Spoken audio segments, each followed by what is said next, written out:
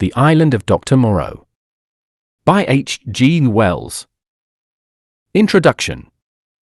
On February 1, 1887, the Lady Vane was lost by collision with a derelict when about the latitude 1 degree south and longitude 107 degrees west. On January 5, 1888, that is 11 months and 4 days after, my uncle, Edward Prendick, a private gentleman who certainly went aboard the Lady Vane at Callao, and who had been considered drowned, was picked up in latitude 5 degrees 3 minutes south and longitude 101 degrees west in a small open boat of which the name was illegible, but which is supposed to have belonged to the missing schooner Ipecacuanha. He gave such a strange account of himself that he was supposed demented. Subsequently he alleged that his mind was a blank from the moment of his escape from the Lady Vane. His case was discussed among psychologists at the time as a curious instance of the lapse of memory consequent upon physical and mental stress. The following narrative was found among his papers by the undersigned, his nephew and heir, but unaccompanied by any definite request for publication. The only island known to exist in the region in which my uncle was picked up is Noble's Isle, a small volcanic islet and uninhabited. It was visited in 1891 by H.G.Wells Scorpion. A party of sailors then landed, but found nothing living thereon except certain curious white moths, some hogs and rabbits, and some rather peculiar rats. So that this narrative is without confirmation in its most essential particular. With that understood, there seems no harm in putting this strange story before the public in accordance, as I believe, with my uncle's intentions. There is at least this much in its behalf: my uncle passed out of human knowledge about latitude 5 degrees south and longitude 105 degrees east, and reappeared in the same part of the ocean after a space of 11 months. In some way he must have lived during the interval.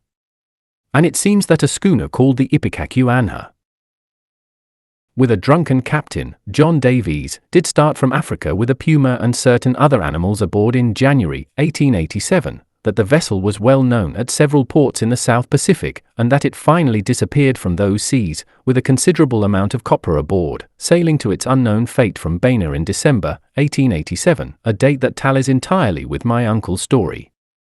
Charles Edward Prendick. The Island of Dr. Moreau.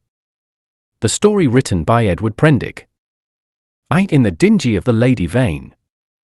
I do not propose to add anything to what has already been written concerning the loss of the Lady Vane. As everyone knows, she collided with a derelict when 10 days out from Callao. The longboat, with 7 of the crew, was picked up 18 days after by H.M. gunboat Myrtle, and the story of their terrible privations has become quite as well known as the far more horrible Medusa case. But I have to add to the published story of the Lady Vane another, possibly as horrible and far stranger. It has hitherto been supposed that the 4 men who were in the dingy perished, but this is incorrect. I have the best of evidence for this assertion: I was one of the 4 men. But in the first place I must state that there never were 4 men in the dingy, the number was 3. Constans, who was seen by the captain to jump into the gig, luckily for us and unluckily for himself, did not reach us. He came down out of the tangle of ropes under the stays of the smashed bowsprit. Some small rope caught his heel as he let go, and he hung for a moment head downward, and then fell and struck a block or spar floating in the water. We pulled towards him, but he never came up. 1 Daily News, March 17, 1887. I say luckily for us he did not reach us, and I might almost say luckily for himself, for we had only a small beaker of water and some sodden ship's biscuits with us, so sudden had been the alarm, so unprepared the ship for any disaster. We thought the people on the launch would be better provisioned, though it seems they were not, and we tried to hail them. They could not have heard us, and the next morning when the drizzle cleared, which was not until past midday, we could see nothing of them. We could not stand up to look about us, because of the pitching of the boat. The 2 other men who had escaped so far with me were a man named Helmar, a passenger like myself, and a seaman whose name I don't know, a short sturdy man, with a stammer. We drifted famishing, and, after our water had come to an end, tormented by an intolerable thirst, for 8 days altogether. After the 2nd day the sea subsided slowly to a glassy calm. It is quite impossible for the ordinary reader to imagine those 8 days. He has not, luckily for himself, anything in his memory to imagine with. After the first day we said little to one another and lay in our places in the boat and stared at the horizon, or watched, with eyes that grew larger and more haggard every day, the misery and weakness gaining upon our companions. The sun became pitiless. The water ended on the 4th day, and we were already thinking strange things and saying them with our eyes, but it was, I think, the 6th before Helmar gave voice to the thing we had all been thinking. I remember our voices were dry and thin, so that we bent towards one another and spared our words. I stood out against it with all my might, was rather for scuttling the boat and perishing together among the sharks that followed us, but when Helmar said that if his proposal was accepted we should have drink, the sailor came round to him. I would not draw lots, however, and in the night the sailor whispered to Helmar again and again, and I sat in the bows with my clasp knife in my hand, though I doubt if I had the stuff in me to fight, and in the morning I agreed to Helmar's proposal, and we handed halfpence to find the odd man. The lot fell upon the sailor, but he was the strongest of us and would not abide by it, and attacked Helmar with his hands. They grappled together and almost stood up. I crawled along the boat to them, intending to help Helmar by grasping the sailor's leg, but the sailor stumbled with the swaying of the boat, and the two fell upon the gunwale and rolled overboard together. They sank like stones. I remember laughing at that, and wondering why I laughed. The laugh caught me suddenly like a thing from without. I lay across one of the thwarts for I know not how long, thinking that if I had the strength I would drink seawater and madden myself to die quickly. And even as I lay there I saw, with no more interest than if it had been a picture, a sail come up towards me over the skyline. My mind must have been wandering, and yet I remember all that happened, quite distinctly. I remember how my head swayed with the seas, and the horizon with the sail above it danced up and down, but I also remember as distinctly that I had a persuasion that I was dead, and that I thought what a jest it was that they should come too late by such a little to catch me in my body. For an endless period, as it seemed to me, I lay with my head on the thwart watching the schooner. She was a little ship, schooner-rigged fore and aft, come up out of the sea.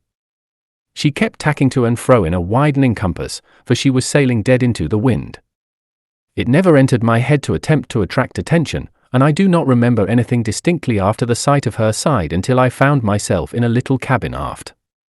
There's a dim half-memory of being lifted up to the gangway, and of a big round countenance covered with freckles and surrounded with red hair staring at me over the bulwarks. I also had a disconnected impression of a dark face, with extraordinary eyes, close to mine, but that I thought was a nightmare, until I met it again. I fancy I recollect some stuff being poured in between my teeth, and that is all. 2. The man who was going nowhere. The cabin in which I found myself was small and rather untidy. A youngish man with flaxen hair, a bristly straw-coloured moustache, and a dropping nether lip, was sitting and holding my wrist. For a minute we stared at each other without speaking. He had watery grey eyes, oddly void of expression. Then just overhead came a sound like an iron bedstead being knocked about, and the low angry growling of some large animal. At the same time the man spoke. He repeated his question, "How do you feel now?" I think I said I felt all right. I could not recollect how I had got there. He must have seen the question in my face, for my voice was inaccessible to me. "You were picked up in a boat, starving." The name on the boat was the Lady Vane, and there were spots of blood on the gunwale. At the same time my eye caught my hand, so thin that it looked like a dirty skin purse full of loose bones, and all the business of the boat came back to me. "Have some of this," said he, and gave me a dose of some scarlet stuff, iced. It tasted like blood, and made me feel stronger. "You were in luck," said he, "to get picked up by a ship with a medical man aboard." He spoke with a slobbering articulation, with the ghost of a lisp. "What ship is this?" I said slowly, hoarse from my long silence. "It's a little trader from Orica and Callao." I never asked where she came from in the beginning, out of the land of born fools, I guess. "I'm a passenger myself, from Orica. The silly ass who owns her, his captain too, named Davies, he's lost his certificate, or something. You know the kind of man, calls the thing the Ipecacuanha, of all silly, infernal names, though when there's much of a sea without any wind, she certainly acts according." Then the noise overhead began again, a snarling growl and the voice of a human being together. Then another voice, telling some heaven-forsaken idiot to desist. You were nearly dead, said my interlocutor. It was a very near thing, indeed. But I've put some stuff into you now. Notice your arms sore? Injections. You've been insensible for nearly 30 hours. I thought slowly. I was distracted now by the yelping of a number of dogs. Am I eligible for solid food? I asked. Thanks to me, he said. Even now the mutton is boiling. Yes, I said with assurance, I could eat some mutton. But, said he with a momentary hesitation, you know I'm dying to hear of how you came to be alone in that boat. Damn that howling. I thought I detected a certain suspicion in his eyes. He suddenly left the cabin, and I heard him in violent controversy with someone, who seemed to me to talk gibberish in response to him. The matter sounded as though it ended in blows, but in that I thought my ears were mistaken.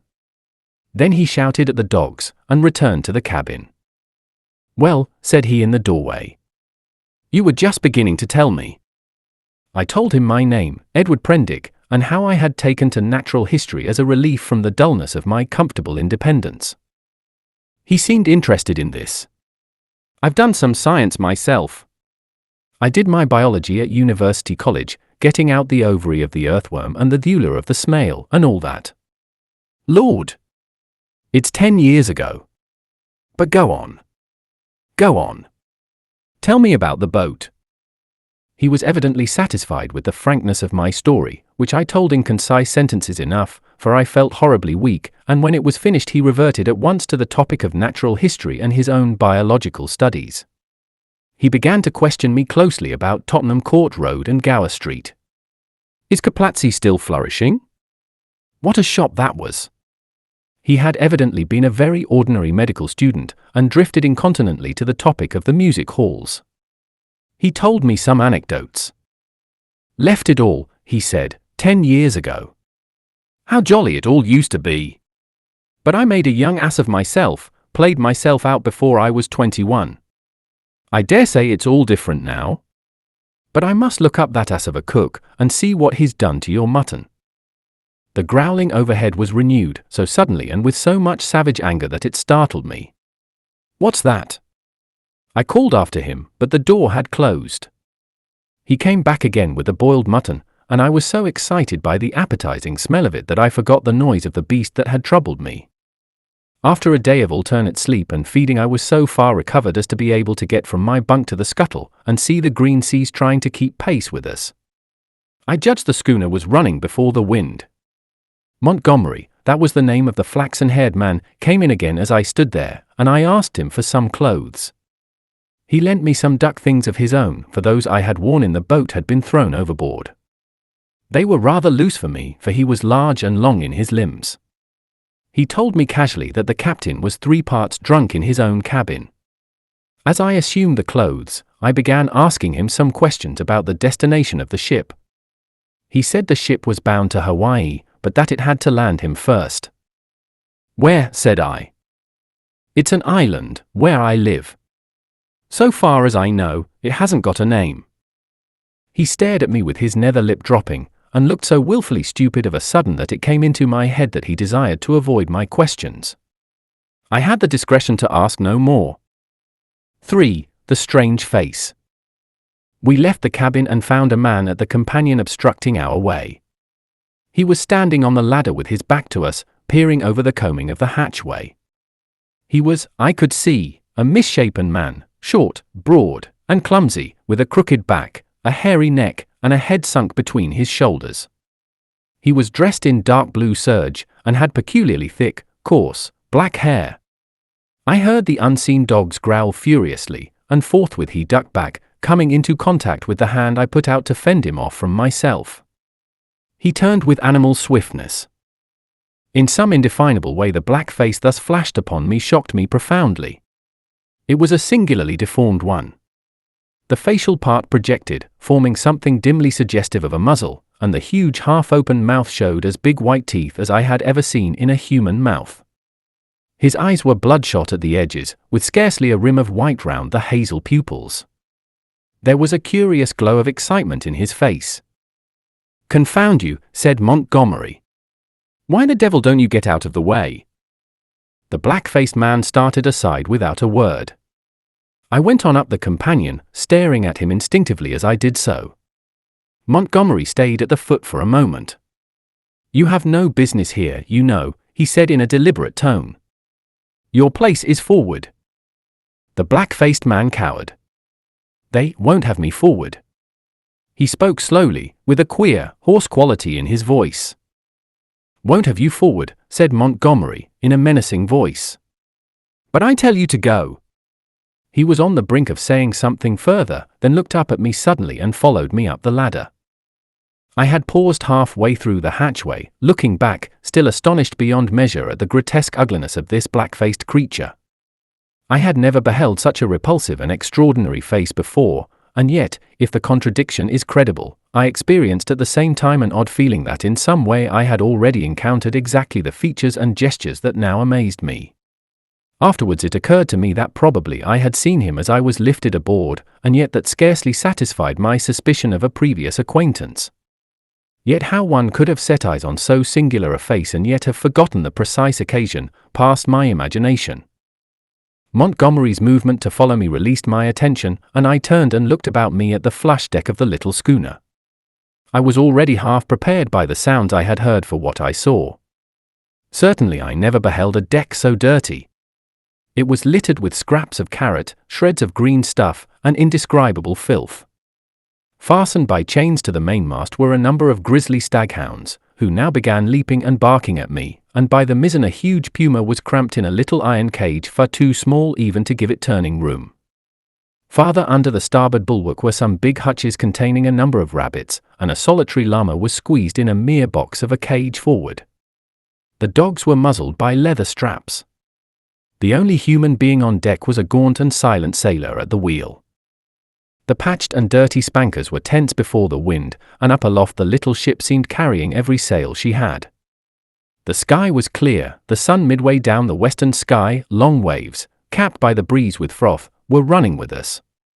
We went past the steersman to the taffrail, and saw the water come foaming under the stern and the bubbles go dancing and vanishing in her wake. I turned and surveyed the unsavory length of the ship. "Is this an ocean menagerie?" said I. "Looks like it," said Montgomery. "What are these beasts for? Merchandise? Curios? Does the captain think he is going to sell them somewhere in the South Seas?" "It looks like it, doesn't it?" said Montgomery, and turned towards the wake again. Suddenly we heard a yelp and a volley of furious blasphemy from the companion hatchway, and the deformed man with the black face came up hurriedly. He was immediately followed by a heavy red-haired man in a white cap. At the sight of the former the staghounds, who had all tired of barking at me by this time, became furiously excited, howling and leaping against their chains. The black hesitated before them, and this gave the red-haired man time to come up with him and deliver a tremendous blow between the shoulder blades. The poor devil went down like a felled ox, and rolled in the dirt among the furiously excited dogs. It was lucky for him that they were muzzled.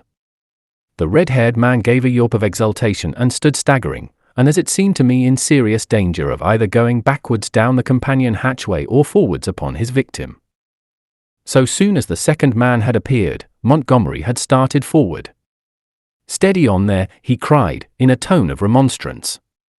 A couple of sailors appeared on the forecastle. The black-faced man, howling in a singular voice, rolled about under the feet of the dogs. No one attempted to help him. The brutes did their best to worry him, butting their muzzles at him. There was a quick dance of their lithe grey-figured bodies over the clumsy, prostrate figure. The sailors forward shouted, as though it was admirable sport. Montgomery gave an angry exclamation, and went striding down the deck, and I followed him.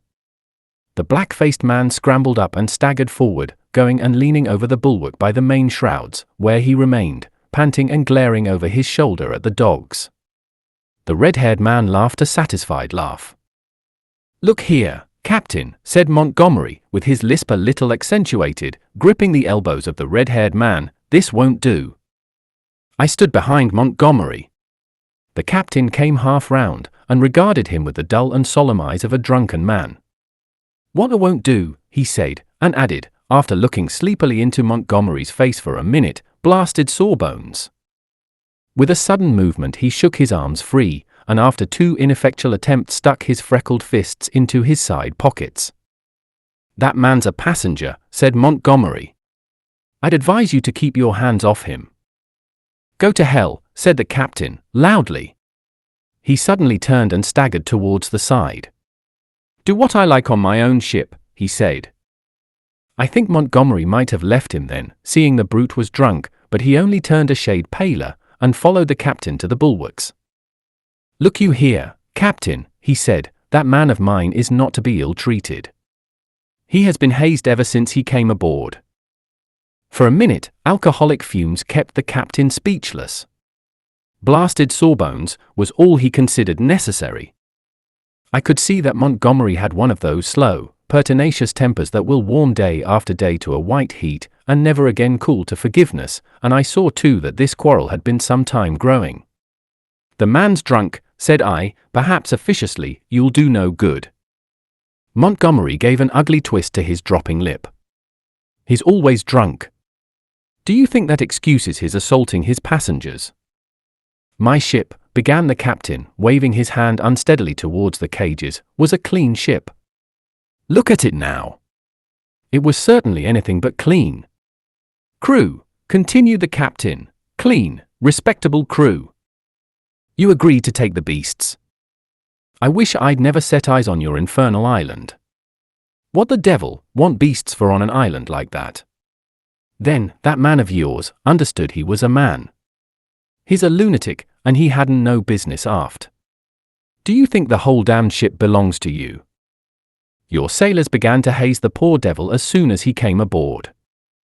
That's just what he is, he's a devil. An ugly devil. My men can't stand him. I can't stand him. None of us can't stand him. Nor you either." Montgomery turned away. "You leave that man alone, anyhow," he said, nodding his head as he spoke. But the captain meant to quarrel now. He raised his voice.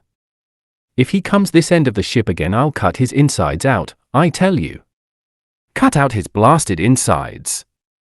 Who are you, to tell me what I'm to do? I tell you I'm captain of this ship, captain and owner. I'm the law here, I tell you, the law and the prophets. I bargained to take a man and his attendant to and from Arica, and bring back some animals. I never bargained to carry a mad devil and a silly sawbones, huh?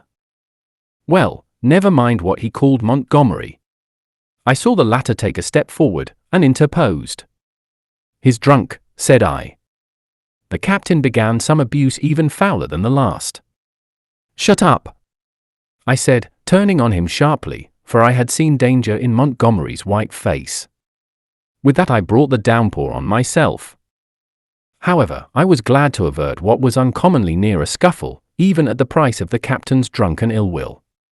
I do not think I have ever heard quite so much vile language come in a continuous stream from any man's lips before, though I have frequented eccentric company enough.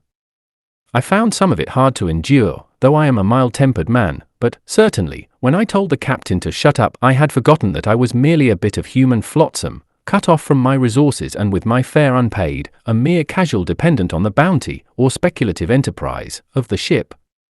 He reminded me of it with considerable vigor, but at any rate I prevented a fight. For, at the schooner's rail. That night land was sighted after sundown, and the schooner hove to. Montgomery intimated that was his destination. It was too far to see any details, it seemed to me then simply a low-lying patch of dim blue in the uncertain blue-grey sea. An almost vertical streak of smoke went up from it into the sky. The captain was not on deck when it was sighted. After he had vented his wrath on me he had staggered below, and I understand he went to sleep on the floor of his own cabin. The mate practically assumed the command. He was the gaunt, taciturn individual we had seen at the wheel. Apparently he was in an evil temper with Montgomery. He took not the slightest notice of either of us. We dined with him in a sulky silence, after a few ineffectual efforts on my part to talk. It struck me too that the men regarded my companion and his animals in a singularly unfriendly manner. I found Montgomery very reticent about his purpose with these creatures, and about his destination, and though I was sensible of a growing curiosity as to both, I did not press him. We remained talking on the quarter-deck until the sky was thick with stars. Except for an occasional sound in the yellow-lit forecastle and a movement of the animals now and then, the night was very still. The puma lay crouched together, watching us with shining eyes, a black heap in the corner of its cage. Montgomery produced some cigars. He talked to me of London in a tone of half-painful reminiscence, asking all kinds of questions about changes that had taken place. He spoke like a man who had loved his life there, and had been suddenly and irrevocably cut off from it. I gossiped as well as I could of this and that. All the time the strangeness of him was shaping itself in my mind, and as I talked I peered at his odd, pallid face in the dim light of the binnacle lantern behind me. Then I looked out at the darkling sea, where in the dimness his little island was hidden. This man, it seemed to me, had come out of immensity merely to save my life. Tomorrow he would drop over the side, and vanish again out of my existence. Even had it been under commonplace circumstances, it would have made me a trifle thoughtful, but in the first place was the singularity of an educated man living on this unknown little island, and coupled with it the extraordinary nature of his luggage. I found myself repeating the captain's question. What did he want with the beasts? Why, too, had he pretended they were not his when I had remarked about them at first? Then, again, in his personal attendant there was a bizarre quality which had impressed me profoundly. These circumstances threw a haze of mystery round the man. They laid hold of my imagination, and hampered my tongue. Towards midnight our talk of London died away, and we stood side by side leaning over the bulwarks and staring dreamily over the silent, starlit sea, each pursuing his own thoughts. It was the atmosphere for sentiment, and I began upon my gratitude. "If I may say it," said I, after a time, "you have saved my life." "Chance," he answered. "Just chance. I prefer to make my thanks to the accessible agent." "Thank no one. You had the need, and I had the knowledge, and I injected and fed you much as I might have collected a specimen. I was bored and wanted something to do. If I'd been jaded that day, or hadn't liked your face, well, it's a curious question where you would have been now." This damped my mood a little. "At any rate," I began. "It's a chance, I tell you," he interrupted, "as everything is in a man's life. Only the arses won't see it. Why am I here now, an outcast from civilization, instead of being a happy man enjoying all the pleasures of London? Simply because 11 years ago, I lost my head for 10 minutes on a foggy night." He stopped. "Yes," said I. "That's all." We relapsed into silence. Presently he laughed. "There's something in this starlight that loosens one's tongue. I'm an ass, and yet somehow I would like to tell you. Whatever you tell me, you may rely upon my keeping to myself, if that's it." He was on the point of beginning, and then shook his head, doubtfully. "Don't," said I, "it is all the same to me. After all, it is better to keep your secret. There's nothing gained but a little relief if I respect your confidence. If I don't, well." He grunted undecidedly. I felt I had him at a disadvantage, had caught him in the mood of indiscretion, and to tell the truth I was not curious to learn what might have driven a young medical student out of London. I have an imagination. I shrugged my shoulders and turned away. Over the taffrail leant a silent black figure, watching the stars. It was Montgomery's strange attendant. It looked over its shoulder quickly with my movement, then looked away again. It may seem a little thing to you, perhaps, but it came like a sudden blow to me. The only light near us was a lantern at the wheel. The creature's face was turned for one brief instant out of the dimness of the stern towards this illumination, and I saw that the eyes that glanced at me shone with a pale green light. I did not know then that a reddish luminosity, at least, is not uncommon in human eyes. The thing came to me as stark inhumanity. That black figure with its eyes of fire struck down through all my adult thoughts and feelings, and for a moment the forgotten horrors of childhood came back to my mind. Then the effect passed as it had come. An uncouth black figure of a man, a figure of no particular import, hung over the taffrail against the starlight, and I found Montgomery was speaking to me. "I'm thinking of turning in, then," said he, "if you've had enough of this." I answered him incongruously. We went below, and he wished me good night at the door of my cabin. That night I had some very unpleasant dreams. The waning moon rose late. Its light struck a ghostly white beam across my cabin, and made an ominous shape on the planking by my bunk. Then the staghounds woke, and began howling and baying, so that I dreamt fitfully, and scarcely slept until the approach of dawn. The man who had nowhere to go. In the early morning, it was the second morning after my recovery, and I believe the fourth after I was picked up, I awoke through an avenue of tumultuous dreams, dreams of guns and howling mobs, and became sensible of a horse shouting above me. I rubbed my eyes and lay listening to the noise, doubtful for a little while of my whereabouts. Then came a sudden pattering of bare feet, the sound of heavy objects being thrown about, a violent creaking and the rattling of chains. I heard the swish of the water as the ship was suddenly brought round, and a foamy yellow-green wave flew across the little round window and left it streaming. I jumped into my clothes and went on deck. As I came up the ladder I saw against the flushed sky, for the sun was just rising, the broad back and red hair of the captain, and over his shoulder the puma spinning from a tackle rigged on to the mizzen spanker boom. The poor brute seemed horribly scared, and crouched in the bottom of its little cage. "Overboard with them," bawled the captain. "Overboard with them. We'll have a clean ship soon of the whole bilin of them." He stood in my way, so that I had perforce to tap his shoulder to come on deck. He came round with a start, and staggered back a few paces to stare at me. It needed no expert eye to tell that the man was still drunk. "Hello," said he, stupidly, and then with a light coming into his eyes, "Why, it's Mr. Prendick," said I. "Prendick be damned," said he. "Shut up, that's your name. Mr. Shut up." It was no good answering the brute, but I certainly did not expect his next move. He held out his hand to the gangway by which Montgomery stood talking to a massive grey-haired man in dirty blue flannels, who had apparently just come aboard. "That way, Mr. Blasted Shut up." "That way," roared the captain. Montgomery and his companion turned as he spoke. "What do you mean?" I said. "That way, Mr. Blasted Shut up, that's what I mean. Overboard, Mr. Shut up, and sharp. We're cleaning the ship out, cleaning the whole blessed ship out, and overboard you go." I stared at him dumbfounded. Then it occurred to me that it was exactly the thing I wanted. The lost prospect of a journey as sole passenger with this quarrelsome sot was not one to mourn over.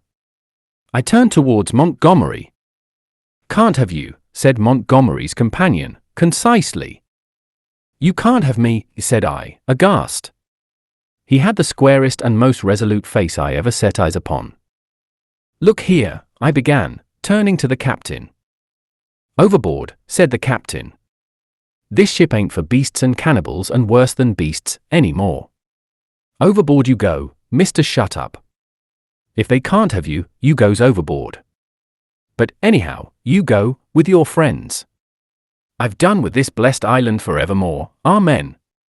I've had enough of it." "But, Montgomery," I appealed.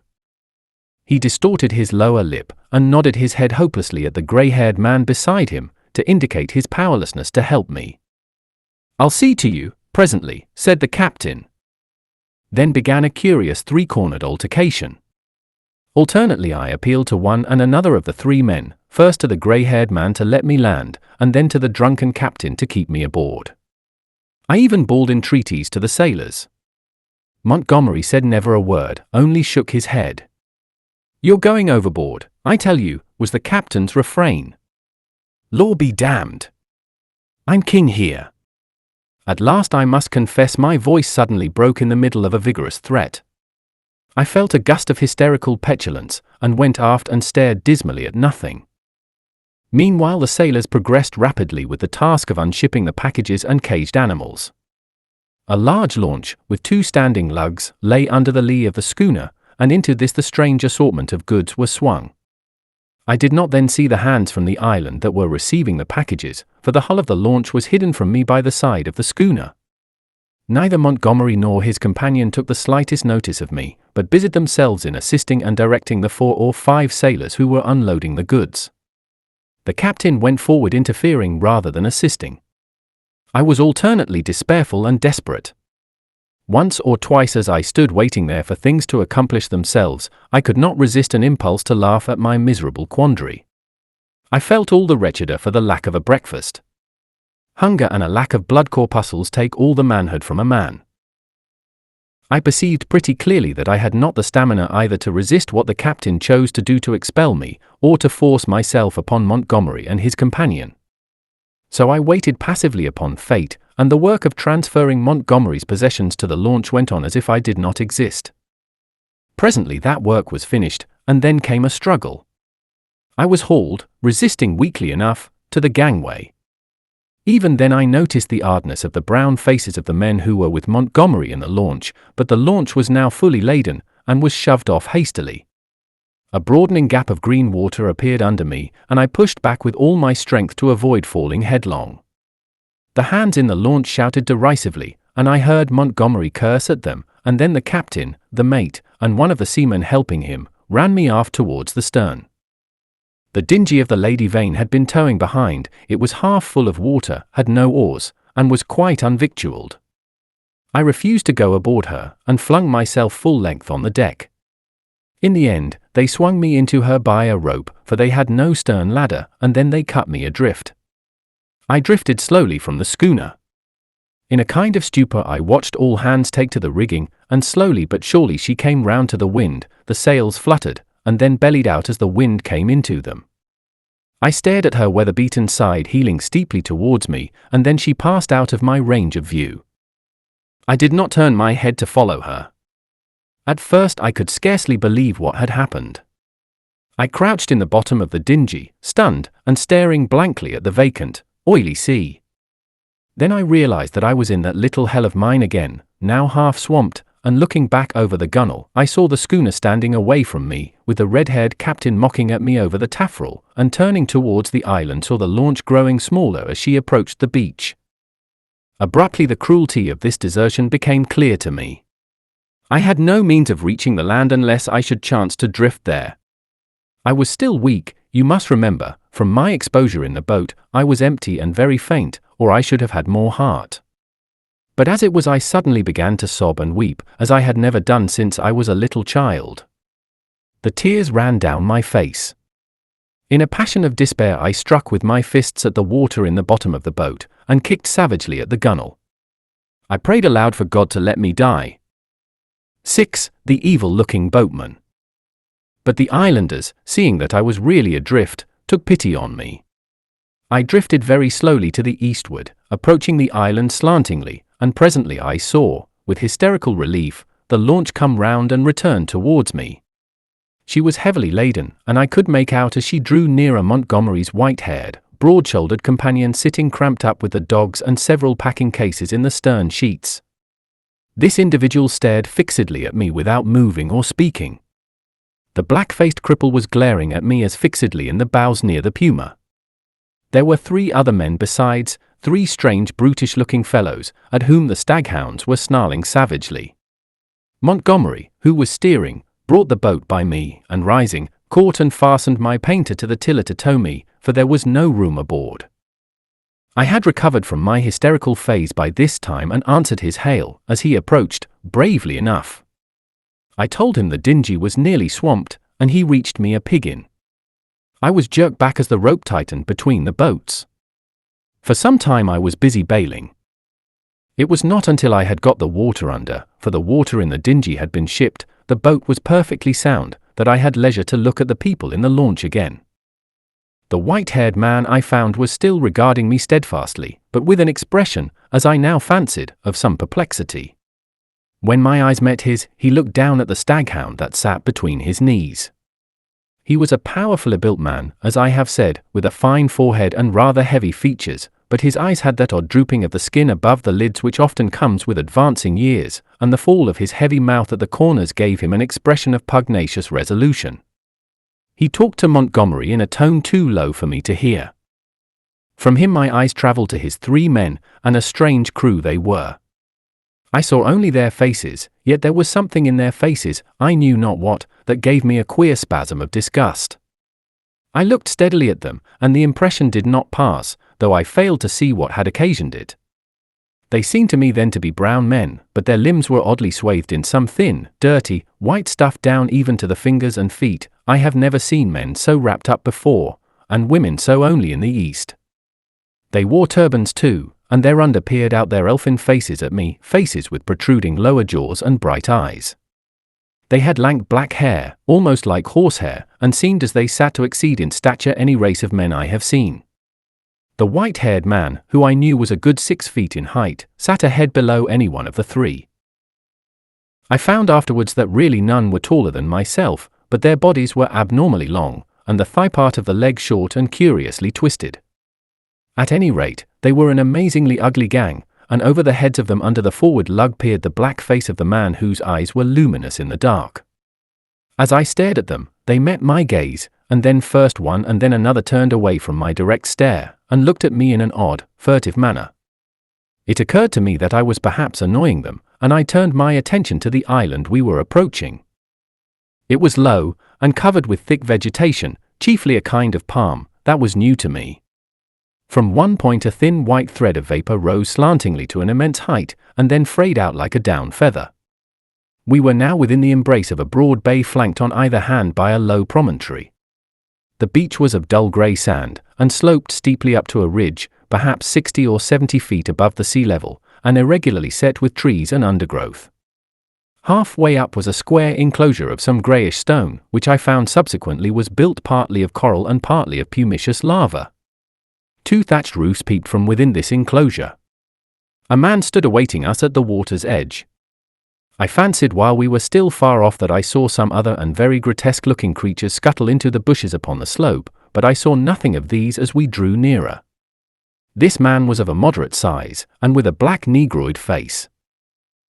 He had a large, almost lipless, mouth, extraordinary lank arms, long thin feet, and bow legs, and stood with his heavy face thrust forward staring at us.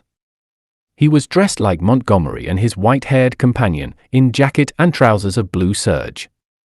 As we came still nearer, this individual began to run to and fro on the beach, making the most grotesque movements. At a word of command from Montgomery, the 4 men in the launch sprang up, and with singularly awkward gestures struck the lugs.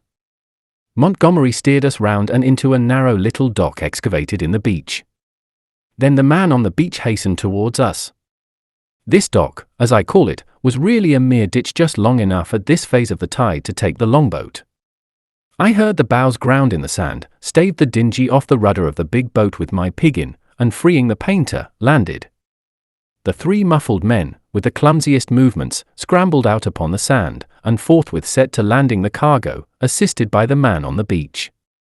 I was struck especially by the curious movements of the legs of the 3 swathed and bandaged boatmen, not stiff they were, but distorted in some odd way, almost as if they were jointed in the wrong place. The dogs were still snarling, and strained at their chains after these men, as the white-haired man landed with them.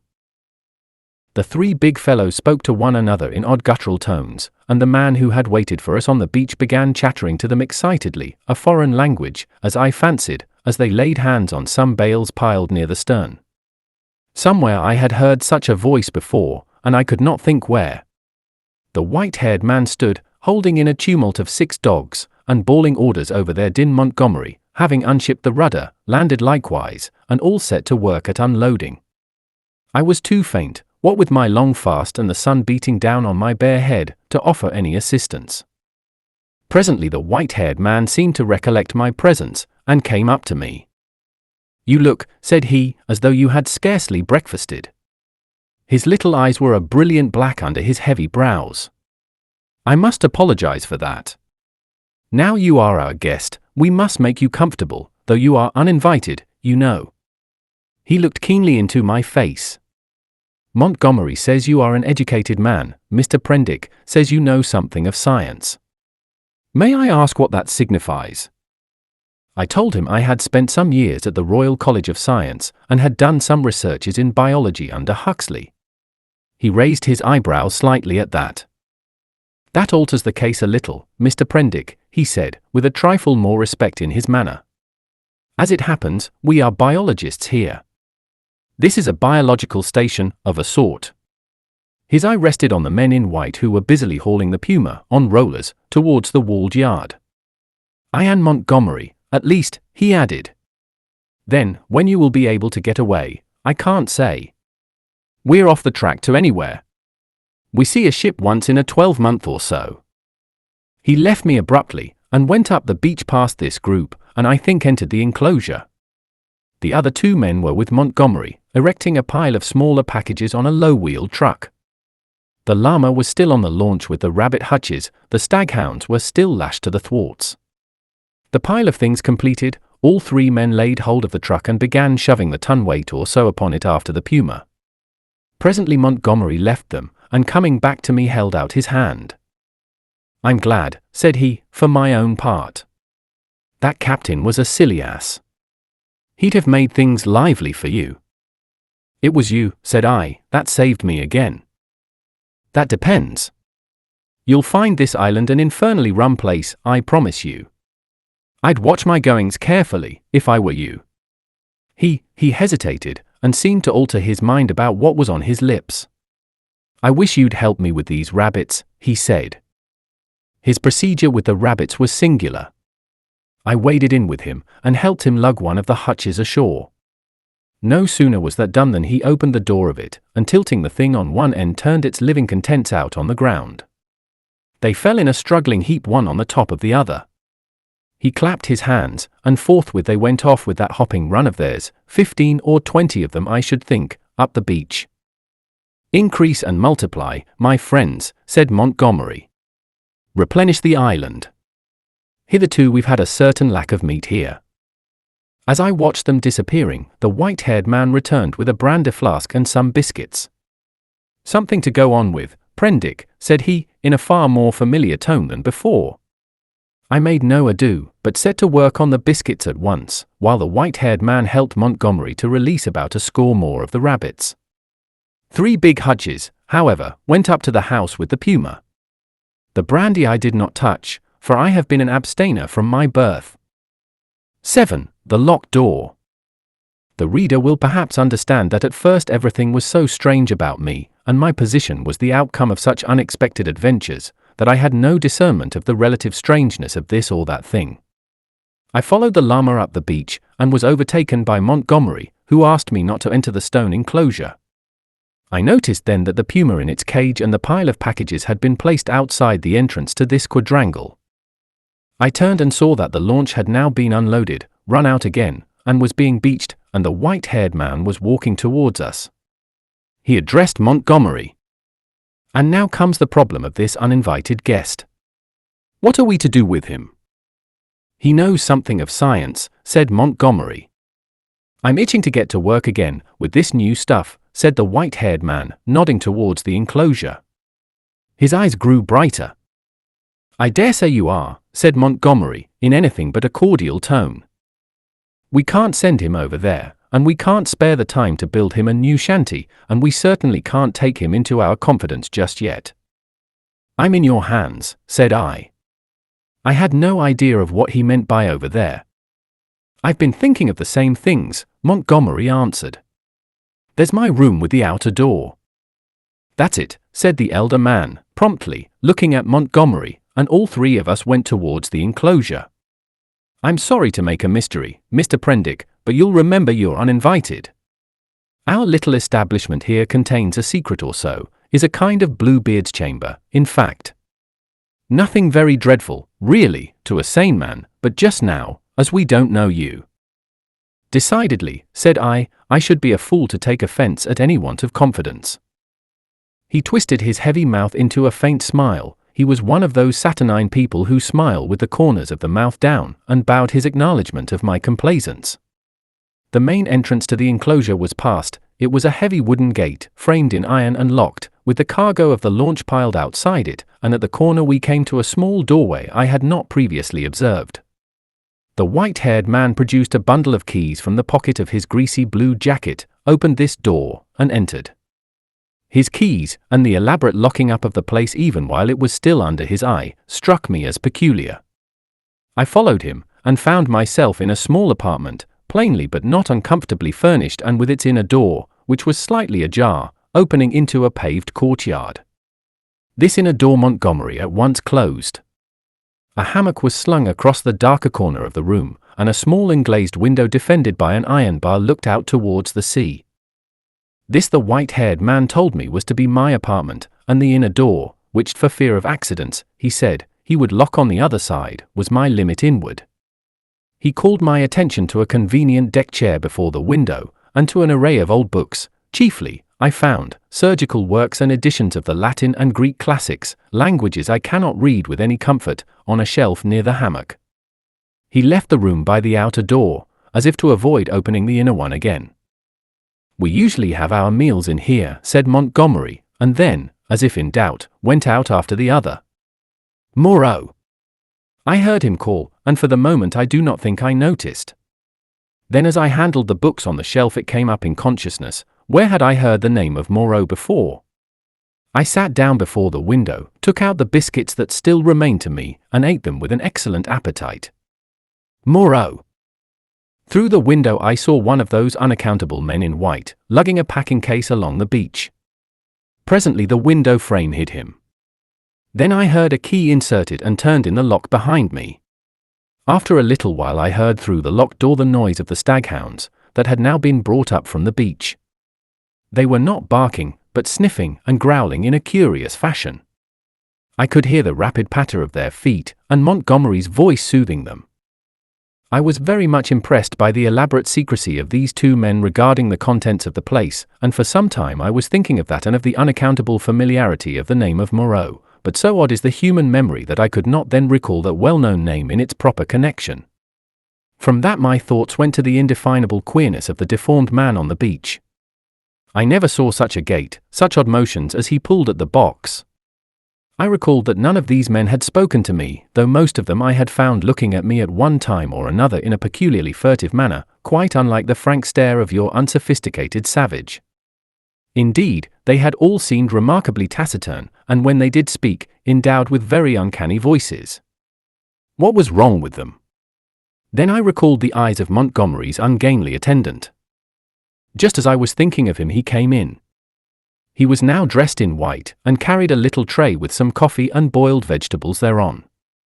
I could hardly repress a shuddering recoil as he came, bending amiably, and placed the tray before me on the table. Then astonishment paralyzed me. Under his stringy black locks I saw his ear. It jumped upon me suddenly close to my face. The man had pointed ears, covered with a fine brown fur. "Your breakfast, sir," he said. I stared at his face without attempting to answer him. He turned and went towards the door, regarding me oddly over his shoulder. I followed him out with my eyes, and as I did so, by some odd trick of unconscious cerebration, there came surging into my head the phrase, "The Moreau Hollows," was it? The Moreau, ah! It sent my memory back 10 years. The Moreau horrors. The phrase drifted loose in my mind for a moment, and then I saw it in red lettering on a little buff-colored pamphlet, to read which made one shiver and creep. Then I remembered distinctly all about it. That long-forgotten pamphlet came back with startling vividness to my mind. I had been a mere lad then, and Moreau was, I suppose, about 50, a prominent and masterful physiologist, well known in scientific circles for his extraordinary imagination and his brutal directness in discussion. Was this the same Moreau? He had published some very astonishing facts in connection with the transfusion of blood, and in addition was known to be doing valuable work on morbid growths. Then suddenly his career was closed. He had to leave England. A journalist obtained access to his laboratory in the capacity of laboratory assistant, with the deliberate intention of making sensational exposures, and by the help of a shocking accident, if it was an accident, his gruesome pamphlet became notorious. On the day of its publication a wretched dog, flayed and otherwise mutilated, escaped from Moreau's house. It was in the silly season, and a prominent editor, a cousin of the temporary laboratory assistant, appealed to the conscience of the nation. It was not the first time that conscience has turned against the methods of research. The doctor was simply howled out of the country. It may be that he deserved to be, but I still think that the tepid support of his fellow investigators and his desertion by the great body of scientific workers was a shameful thing. Yet some of his experiments, by the journalist's account, were wantonly cruel. He might perhaps have purchased his social peace by abandoning his investigations, but he apparently preferred the latter, as most men would who have once fallen under the overmastering spell of research. He was unmarried, and had indeed nothing but his own interest to consider. I felt convinced that this must be the same man. Everything pointed to it. It dawned upon me to what end the puma and the other animals, which had now been brought with other luggage into the enclosure behind the house, were destined, and a curious faint odor, the halitus of something familiar, an odor that had been in the background of my consciousness hitherto, suddenly came forward into the forefront of my thoughts. It was the antiseptic odor of the dissecting room. I heard the puma growling through the wall, and one of the dogs yelped as though it had been struck. Yet surely, and especially to another scientific man, there was nothing so horrible in vivisection as to account for this secrecy, and by some odd leap in my thoughts the pointed ears and luminous eyes of Montgomery's attendant came back again before me with the sharpest definition. I stared before me out at the green sea, frothing under a freshening breeze, and let these and other strange memories of the last few days chase one another through my mind. What could it all mean? A locked enclosure on a lonely island, a notorious vivisector, and these crippled and distorted men. 8. The crying of the puma. Montgomery interrupted my tangle of mystification and suspicion about 1 o'clock, and his grotesque attendant followed him with a tray bearing bread, some herbs and other eatables, a flask of whiskey, a jug of water, and 3 glasses and knives. I glanced askance at this strange creature, and found him watching me with his queer, restless eyes. Montgomery said he would lunch with me, but that Moreau was too preoccupied with some work to come. Moreau, said I know that name. The devil you do, said he. What an ass I was to mention it to you. I might have thought. Anyhow, it will give you an inkling of our mysteries. Whiskey? No, thanks, I'm an abstainer.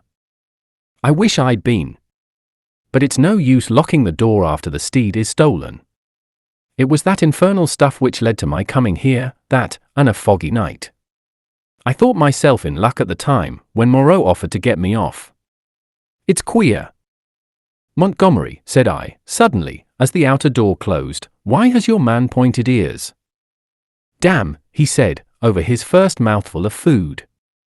He stared at me for a moment, and then repeated, pointed ears. Little points to them, said I, as calmly as possible, with a catch in my breath, and a fine black fur at the edges. He helped himself to whiskey and water with great deliberation. I was under the impression that his hair covered his ears. I saw them as he stooped by me to put that coffee you sent to me on the table. And his eyes shine in the dark. By this time Montgomery had recovered from the surprise of my question. I always thought, he said deliberately, with a certain accentuation of his flavoring of lisp, that there was something the matter with his ears, from the way he covered them. What were they like? I was persuaded from his manner that this ignorance was a pretense. Still, I could hardly tell the man that I thought him a liar. Pointed, I said, rather small and furry, distinctly furry. But the whole man is one of the strangest beings I ever set eyes on. A sharp, hoarse cry of animal pain came from the enclosure behind us. Its depth and volume testified to the puma. I saw Montgomery wince. Yes, he said. Where did you pick up the creature? San Francisco. He's an ugly brute, I admit. Half-witted, you know. Can't remember where he came from. But I'm used to him, you know. We both are. How does he strike you? He's unnatural, I said. There's something about him, don't think me fanciful, but it gives me a nasty little sensation, a tightening of my muscles, when he comes near me. It's a touch of the diabolical, in fact. Montgomery had stopped eating while I told him this. Rum, he said. I can't see it. He resumed his meal. I had no idea of it, he said, and masticated. The crew of the schooner must have felt it the same. Made a dead set at the poor devil. You saw the captain. Suddenly the puma howled again, this time more painfully. Montgomery swore under his breath. I had half a mind to attack him about the men on the beach. Then the poor brute within gave vent to a series of short, sharp cries. Your men on the beach, said I, what race are they? Excellent fellows, aren't they, said he, absent-mindedly, knitting his brows as the animal yelled out sharply. I said no more. There was another outcry worse than the former. He looked at me with his dull grey eyes and then took some more whiskey. He tried to draw me into a discussion about alcohol, professing to have saved my life with it. He seemed anxious to lay stress on the fact that I owed my life to him. I answered him distractedly. Presently our meal came to an end, the misshapen monster with the pointed ears cleared the remains away, and Montgomery left me alone in the room again. All the time he had been in a state of ill-concealed irritation at the noise of the vivisected puma. He had spoken of his odd want of nerve, and left me to the obvious application. I found myself that the cries were singularly irritating, and they grew in depth and intensity as the afternoon wore on. They were painful at first, but their constant resurgence at last altogether upset my balance. I flung aside a crib of Horace I had been reading, and began to clench my fists, to bite my lips, and to pace the room. Presently I got to stopping my ears with my fingers. The emotional appeal of those yells grew upon me steadily, grew at last to such an exquisite expression of suffering that I could stand it in that confined room no longer. I stepped out of the door into the slumberous heat of the late afternoon, and walking past the main entrance, locked again, I noticed, turned the corner of the wall. The crying sounded even louder out of doors. It was as if all the pain in the world had found a voice. Yet had I known such pain was in the next room, and had it been dumb, I believe, I have thought since, I could have stood it well enough. It is when suffering finds a voice and sets our nerves quivering that this pity comes troubling us. But in spite of the brilliant sunlight and the green fans of the trees waving in the soothing sea breeze, the world was a confusion, blurred with drifting black and red phantasms, until I was out of earshot of the house in the checkered wall. 9. The Thing in the Forest. I strode through the undergrowth that clothed the ridge behind the house, scarcely heeding whither I went, passed on through the shadow of a thick cluster of straight-stemmed trees beyond it, and so presently found myself some way on the other side of the ridge, and descending towards a streamlet that ran through a narrow valley. I paused and listened. The distance I had come, or the intervening masses of thicket, deadened any sound that might be coming from the enclosure. The air was still. Then with a rustle a rabbit emerged, and went scampering up the slope before me. I hesitated, and sat down in the edge of the shade. The place was a pleasant one. The rivulet was hidden by the luxuriant vegetation of the bank save at one point, where I caught a triangular patch of its glittering water. On the farther side I saw through a bluish haze a tangle of trees and creepers, and above these again the luminous blue of the sky. Here and there a splash of white or crimson marked the blooming of some trailing epiphyte. I let my eyes wander over this scene for a while, and then began to turn over in my mind again the strange peculiarities of Montgomery's man. But it was too hot to think elaborately, and presently I fell into a tranquil state midway between dozing and waking. From this I was aroused, after I know not how long, by a rustling amidst the greenery on the other side of the stream. For a moment I could see nothing but the waving summits of the ferns and reeds. Then suddenly upon the bank of the stream appeared something, at first I could not distinguish what it was. It bowed its round head to the water, and began to drink. Then I saw it was a man, going on all fours like a beast. He was clothed in bluish cloth, and was of a copper-coloured hue, with black hair. It seemed that grotesque ugliness was an invariable character of these islanders. I could hear the suck of the water at his lips as he drank. I leant forward to see him better, and a piece of lava, detached by my hand, went pattering down the slope. He looked up guiltily, and his eyes met mine. Forthwith he scrambled to his feet, and stood wiping his clumsy hand across his mouth and regarding me. His legs were scarcely half the length of his body. So, staring one another out of countenance, we remained for perhaps the space of a minute. Then, stopping to look back once or twice, he slunk off among the bushes to the right of me, and I heard the swish of the fronds grow faint in the distance and die away.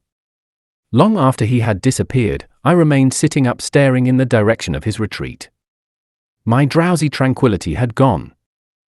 I was startled by a noise behind me, and turning suddenly saw the flapping white tail of a rabbit vanishing up the slope. I jumped to my feet.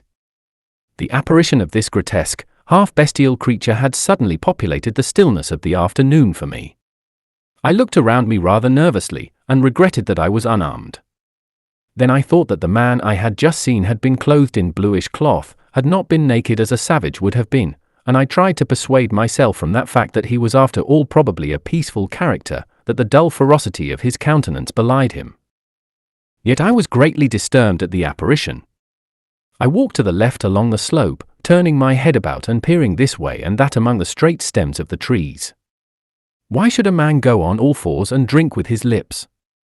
Presently I heard an animal wailing again, and taking it to be the puma, I turned about and walked in a direction diametrically opposite to the sound. This led me down to the stream, across which I stepped and pushed my way up through the undergrowth beyond. I was startled by a great patch of vivid scarlet on the ground, and going up to it found it to be a peculiar fungus, branched and corrugated like a foliaceous lichen, but deliquescing into slime at the touch, and then in the shadow of some luxuriant ferns I came upon an unpleasant thing, the dead body of a rabbit covered with shining flies, but still warm and with the head torn off. I stopped aghast at the sight of the scattered blood. Here at least was one visitor to the island disposed of. There were no traces of other violence about it. It looked as though it had been suddenly snatched up and killed, and as I stared at the little furry body came the difficulty of how the thing had been done.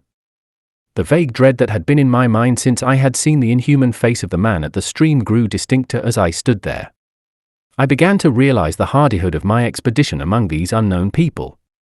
The thicket about me became altered to my imagination. Every shadow became something more than a shadow, became an ambush, every rustle became a threat. Invisible things seemed watching me. I resolved to go back to the enclosure on the beach. I suddenly turned away and thrust myself violently, possibly even frantically, through the bushes, anxious to get a clear space about me again. I stopped just in time to prevent myself emerging upon an open space. It was a kind of glade in the forest, made by a fall. Seedlings were already starting up to struggle for the vacant space, and beyond, the dense growth of stems and twining vines and splashes of fungus and flowers closed in again. Before me, squatting together upon the fungoid ruins of a huge fallen tree and still unaware of my approach, were three grotesque human figures. One was evidently a female, the other two were men. They were naked, save for swathings of scarlet cloth about the middle, and their skins were of a dull pinkish drab color, such as I had seen in no savages before. They had fat, heavy, chinless faces, retreating foreheads, and a scant bristly hair upon their heads. I never saw such bestial-looking creatures. They were talking, or at least one of the men was talking to the other two, and all three had been too closely interested to heed the rustling of my approach. They swayed their heads and shoulders from side to side. The speaker's words came thick and sloppy, and though I could hear them distinctly I could not distinguish what he said. He seemed to me to be reciting some complicated gibberish. Presently his articulation became shriller, and spreading his hands he rose to his feet. At that the others began to gibber in unison, also rising to their feet, spreading their hands and swaying their bodies in rhythm with their chant. I noticed then the abnormal shortness of their legs, and their lank, clumsy feet. All three began slowly to circle round, raising and stamping their feet and waving their arms. A kind of tune crept into their rhythmic recitation, and a refrain, a lula, or balula, it sounded like. Their eyes began to sparkle, and their ugly faces to brighten, with an expression of strange pleasure. Saliva dripped from their lipless mouths. Suddenly, as I watched their grotesque and unaccountable gestures, I perceived clearly for the first time what it was that had offended me, what had given me the two inconsistent and conflicting impressions of utter strangeness and yet of the strangest familiarity. The three creatures engaged in this mysterious rite were human in shape, and yet human beings with the strangest air about them of some familiar animal. Each of these creatures, despite its human form, its rag of clothing, and the rough humanity of its bodily form, had woven into it, into its movements, into the expression of its countenance, into its whole presence, some now irresistible suggestion of a hog, a swinish taint, the unmistakable mark of the beast.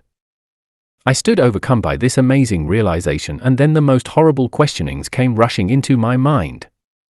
They began leaping in the air, first one and then the other, whooping and grunting. Then one slipped, and for a moment was on all fours, to recover, indeed, forthwith.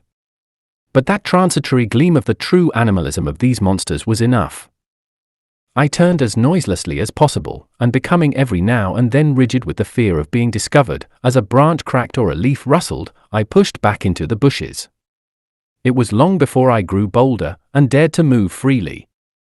My only idea for the moment was to get away from these foul beings, and I scarcely noticed that I had emerged upon a faint pathway amidst the trees. Then suddenly traversing a little glade, I saw with an unpleasant start 2 clumsy legs among the trees, walking with noiseless footsteps parallel with my course, and perhaps 30 yards away from me. The head and upper part of the body were hidden by a tangle of creeper. I stopped abruptly, hoping the creature did not see me. The feet stopped as I did. So nervous was I that I controlled an impulse to headlong flight with the utmost difficulty. Then looking hard, I distinguished through the interlacing network the head and body of the brute I had seen drinking. He moved his head. There was an emerald flash in his eyes as he glanced at me from the shadow of the trees, a half-luminous color that vanished as he turned his head again. He was motionless for a moment, and then with a noiseless tread began running through the green confusion. In another moment he had vanished behind some bushes. I could not see him, but I felt that he had stopped and was watching me again. What on earth was he, man or beast? What did he want with me? I had no weapon, not even a stick. Flight would be madness. At any rate the thing, whatever it was, lacked the courage to attack me. Setting my teeth hard, I walked straight towards him. I was anxious not to show the fear that seemed chilling my backbone. I pushed through a tangle of tall white-flowered bushes, and saw him 20 paces beyond, looking over his shoulder at me and hesitating. I advanced a step or 2, looking steadfastly into his eyes. "Who are you?" said I. He tried to meet my gaze. "No," he said suddenly, and turning went bounding away from me through the undergrowth. Then he turned and stared at me again. His eyes shone brightly out of the dusk under the trees. My heart was in my mouth, but I felt my only chance was bluff, and walked steadily towards him. He turned again, and vanished into the dusk. Once more I thought I caught the glint of his eyes, and that was all. For the first time I realized how the lateness of the hour might affect me. The sun had set some minutes since, the swift dusk of the tropics was already fading out of the eastern sky, and a pioneer moth fluttered silently by my head. Unless I would spend the night among the unknown dangers of the mysterious forest, I must hasten back to the enclosure. The thought of a return to that pain-haunted refuge was extremely disagreeable, but still more so was the idea of being overtaken in the open by darkness and all that darkness might conceal. I gave one more look into the blue shadows that had swallowed up this odd creature, and then retraced my way down the slope towards the stream, going as I judged in the direction from which I had come. I walked eagerly, my mind confused with many things, and presently found myself in a level place among scattered trees. The colorless clearness that comes after the sunset flush was darkling, the blue sky above grew momentarily deeper, and the little stars one by one pierced the attenuated light, the interspaces of the trees, the gaps in the further vegetation, that had been hazy blue in the daylight, grew black and mysterious. I pushed on. The color vanished from the world. The treetops rose against the luminous blue sky in inky silhouette, and all below that outline melted into one formless blackness. Presently the trees grew thinner, and the shrubby undergrowth more abundant. Then there was a desolate space covered with a white sand, and then another expanse of tangled bushes. I did not remember crossing the sand opening before. I began to be tormented by a faint rustling upon my right hand. I thought at first it was fancy, for whenever I stopped there was silence, save for the evening breeze in the treetops. Then when I turned to hurry on again there was an echo to my footsteps. I turned away from the thickets, keeping to the more open ground, and endeavoring by sudden turns now and then to surprise something in the act of creeping upon me. I saw nothing, and nevertheless my sense of another presence grew steadily. I increased my pace, and after some time came to a slight ridge, crossed it, and turned sharply, regarding it steadfastly from the further side. It came out black and clear-cut against the darkling sky, and presently a shapeless lump heaved up momentarily against the skyline and vanished again. I felt assured now that my tawny-faced antagonist was stalking me once more, and coupled with that was another unpleasant realization, that I had lost my way. For a time I hurried on hopelessly perplexed, and pursued by that stealthy approach. Whatever it was, the thing either lacked the courage to attack me, or it was waiting to take me at some disadvantage. I kept studiously to the open. At times I would turn and listen, and presently I had half persuaded myself that my pursuer had abandoned the chase, or was a mere creation of my disordered imagination. Then I heard the sound of the sea. I quickened my footsteps almost into a run, and immediately there was a stumble in my rear. I turned suddenly, and stared at the uncertain trees behind me.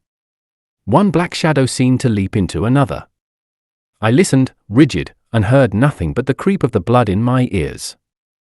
I thought that my nerves were unstrung, and that my imagination was tricking me, and turned resolutely towards the sound of the sea again. In a minute or so the trees grew thinner, and I emerged upon a bare, low headland running out into the somber water. The night was calm and clear, and the reflection of the growing multitude of the stars shivered in the tranquil heaving of the sea. Some way out, the wash upon an irregular band of reef shone with a pallid light of its own. Westward I saw the zodiacal light mingling with the yellow brilliance of the evening star. The coast fell away from me to the east, and westward it was hidden by the shoulder of the cape. Then I recalled the fact that Moreau's beach lay to the west. A twig snapped behind me, and there was a rustle. I turned, and stood facing the dark trees. I could see nothing, or else I could see too much. Every dark form in the dimness had its ominous quality, its peculiar suggestion of alert watchfulness. So I stood for perhaps a minute, and then, with an eye to the trees still, turned westward to cross the headland, and as I moved, one among the lurking shadows moved to follow me. My heart beat quickly. Presently the broad sweep of a bay to the westward became visible, and I halted again. The noiseless shadow halted a dozen yards from me.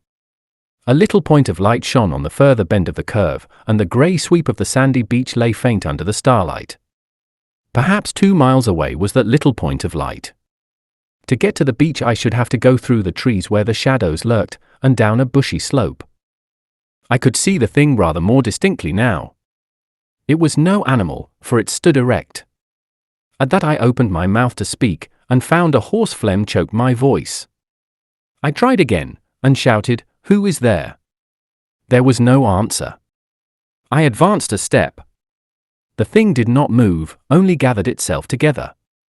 My foot struck a stone. That gave me an idea. Without taking my eyes off the black form before me, I stooped and picked up this lump of rock, but at my motion the thing turned abruptly as a dog might have done, and slunk obliquely into the further darkness. Then I recalled a schoolboy expedient against big dogs, and twisted the rock into my handkerchief, and gave this a turn round my wrist. I heard a movement further off among the shadows, as if the thing was in retreat. Then suddenly my tense excitement gave way, I broke into a profuse perspiration and fell a trembling, with my adversary routed and this weapon in my hand. It was some time before I could summon resolution to go down through the trees and bushes upon the flank of the headland to the beach. At last I did it at a run, and as I emerged from the thicket upon the sand, I heard some other body come crashing after me. At that I completely lost my head with fear, and began running along the sand. Forthwith there came the swift patter of soft feet in pursuit. I gave a wild cry, and redoubled my pace. Some dim, black things about 3 or 4 times the size of rabbits went running or hopping up from the beach towards the bushes as I passed. So long as I live, I shall remember the terror of that chase. I ran near the water's edge, and heard every now and then the splash of the feet that gained upon me. Far away, hopelessly far, was the yellow light. All the night about us was black and still. Splash, splash, came the pursuing feet, nearer and nearer. I felt my breath going, for I was quite out of training, it whooped as I drew it, and I felt a pain like a knife at my side.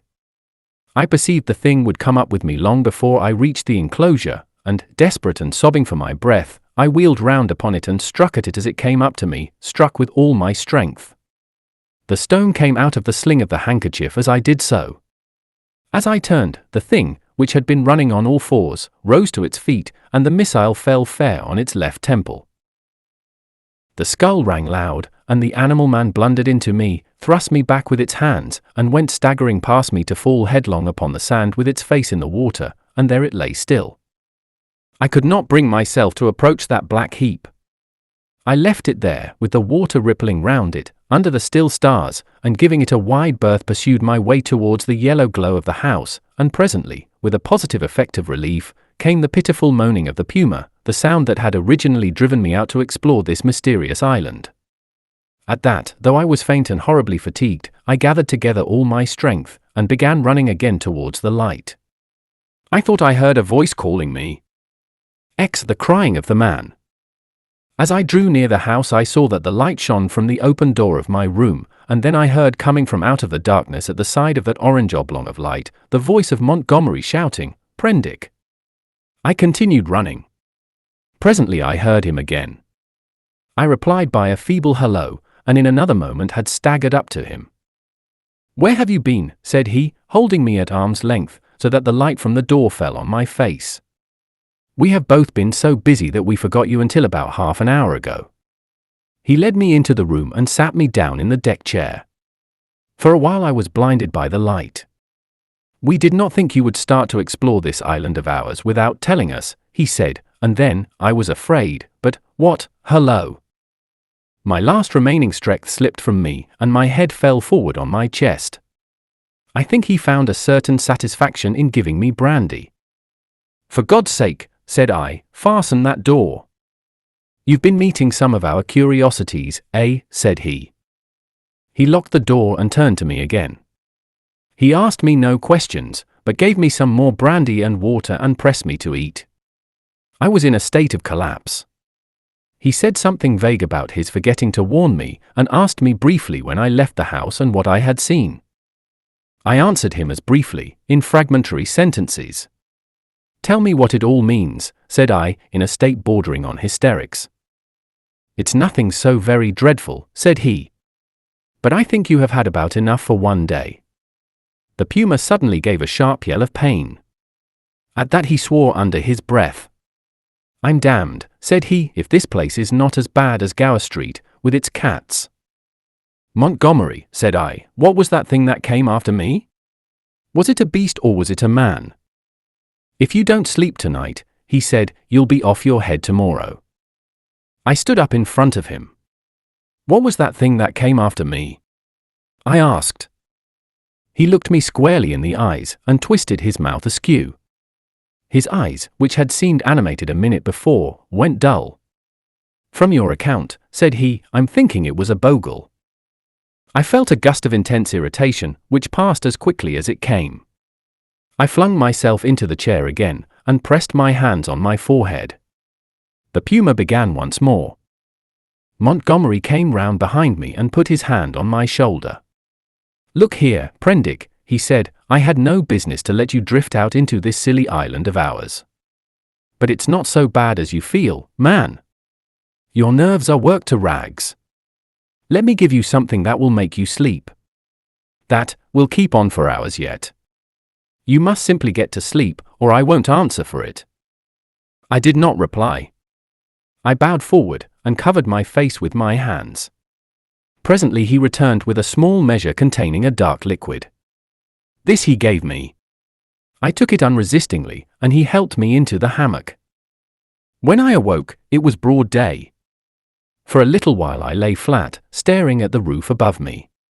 The rafters, I observed, were made out of the timbers of a ship. Then I turned my head, and saw a meal prepared for me on the table. I perceived that I was hungry, and prepared to clamber out of the hammock, which, very politely anticipating my intention, twisted round and deposited me upon all fours on the floor. I got up and sat down before the food. I had a heavy feeling in my head, and only the vaguest memory at first of the things that had happened overnight. The morning breeze blew very pleasantly through the englazed window, and that and the food contributed to the sense of animal comfort which I experienced. Presently the door behind me, the door inward towards the yard of the enclosure, opened. I turned and saw Montgomery's face. "All right," said he. "I'm frightfully busy." And he shut the door. Afterwards I discovered that he forgot to relock it. Then I recalled the expression of his face the previous night, and with that the memory of all I had experienced reconstructed itself before me. Even as that fear came back to me came a cry from within, but this time it was not the cry of a puma. I put down the mouthful that hesitated upon my lips, and listened. Silence, save for the whisper of the morning breeze. I began to think my ears had deceived me. After a long pause I resumed my meal, but with my ears still vigilant. Presently I heard something else, very faint and low. I sat as if frozen in my attitude. Though it was faint and low, it moved me more profoundly than all that I had hitherto heard of the abominations behind the wall. There was no mistake this time in the quality of the dim, broken sounds, no doubt at all of their source. For it was groaning, broken by sobs and gasps of anguish. It was no brute this time, it was a human being in torment. As I realized this I rose, and in 3 steps had crossed the room, seized the handle of the door into the yard, and flung it open before me. "Prendick, man!"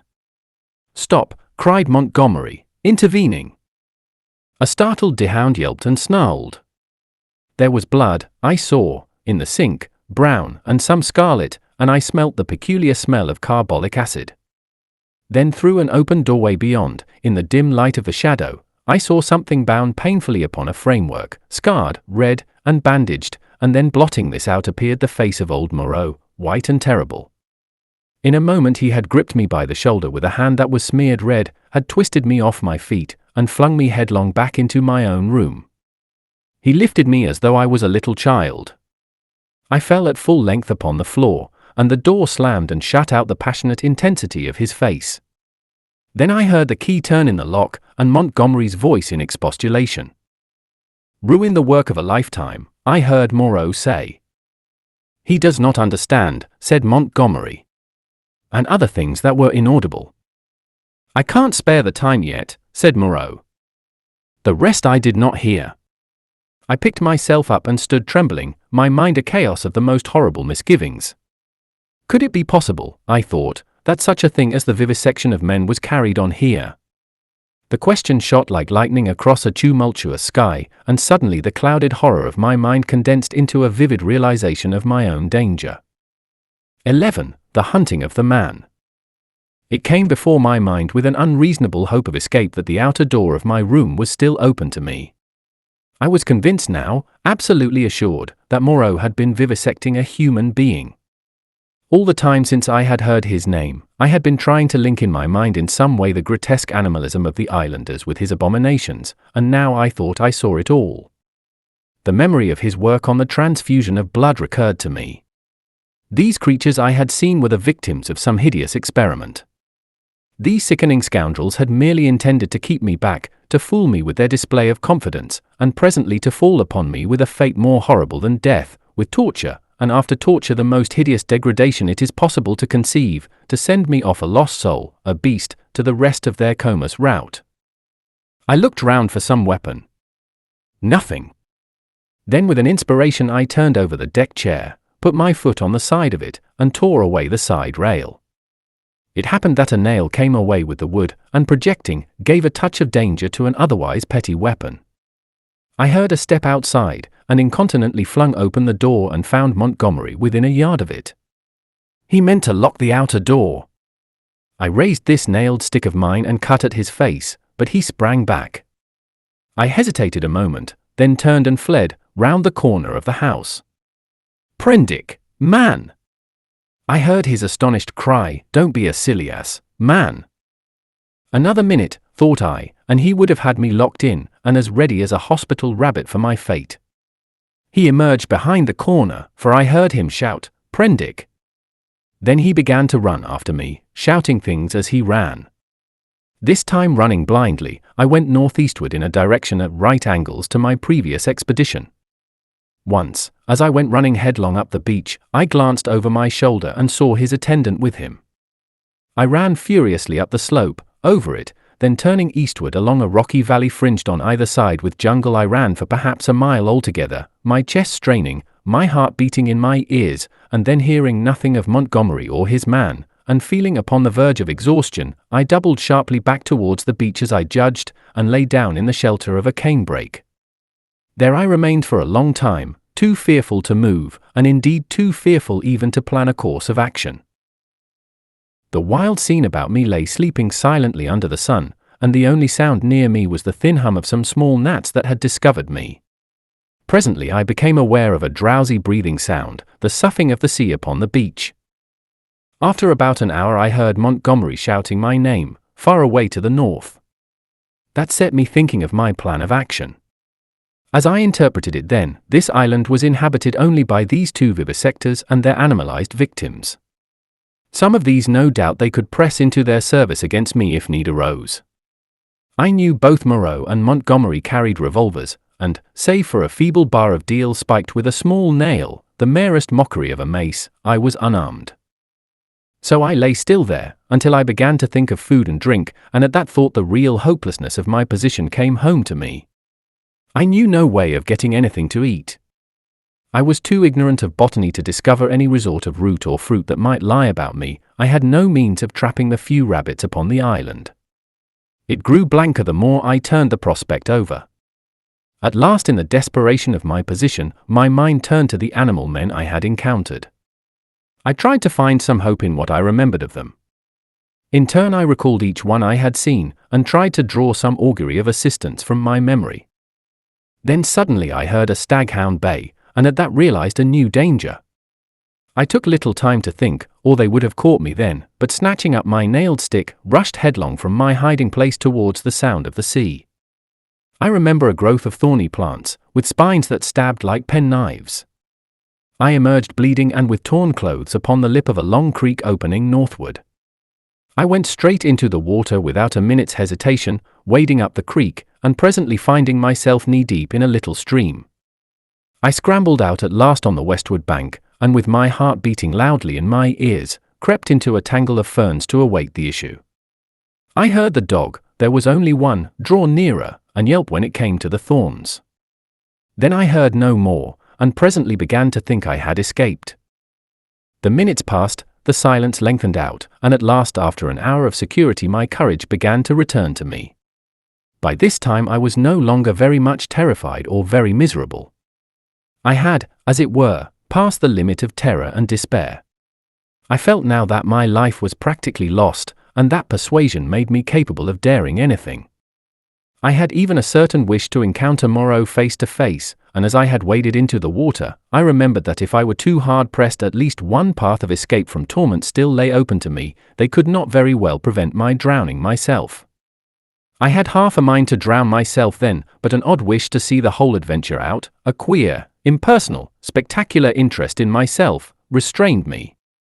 I stretched my limbs, sore and painful from the pricks of the spiny plants, and stared around me at the trees, and, so suddenly that it seemed to jump out of the green tracery about it, my eyes lit upon a black face watching me. I saw that it was the simian creature who had met the launch upon the beach. He was clinging to the oblique stem of a palm tree. I gripped my stick, and stood up facing him. He began chattering. You, was all I could distinguish at first. Suddenly he dropped from the tree, and in another moment was holding the fronds apart and staring curiously at me. I did not feel the same repugnance towards this creature which I had experienced in my encounters with the other beast men. You, he said, in the boat. He was a man, then, at least as much of a man as Montgomery's attendant, for he could talk. Yes, I said, I came in the boat. From the ship. Oh, he said, and his bright, restless eyes traveled over me, to my hands, to the stick I carried, to my feet, to the tattered places in my coat, and the cuts and scratches I had received from the thorns. He seemed puzzled at something. His eyes came back to my hands. He held his own hand out and counted his digits slowly, 1, 2, 3, 4, 5, A. I did not grasp his meaning then. Afterwards I was to find that a great proportion of these beast people had malformed hands, lacking sometimes even 3 digits. But guessing this was in some way a greeting, I did the same thing by way of reply. He grinned with immense satisfaction. Then his swift roving glance went round again, he made a swift movement, and vanished. The fern fronds he had stood between came swishing together. I pushed out of the brake after him, and was astonished to find him swinging cheerfully by one lank arm from. "Hello," said I.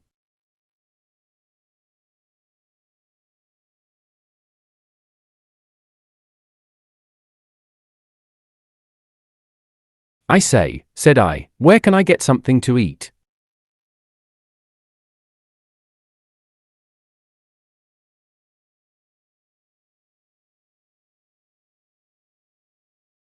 "Eat," he said.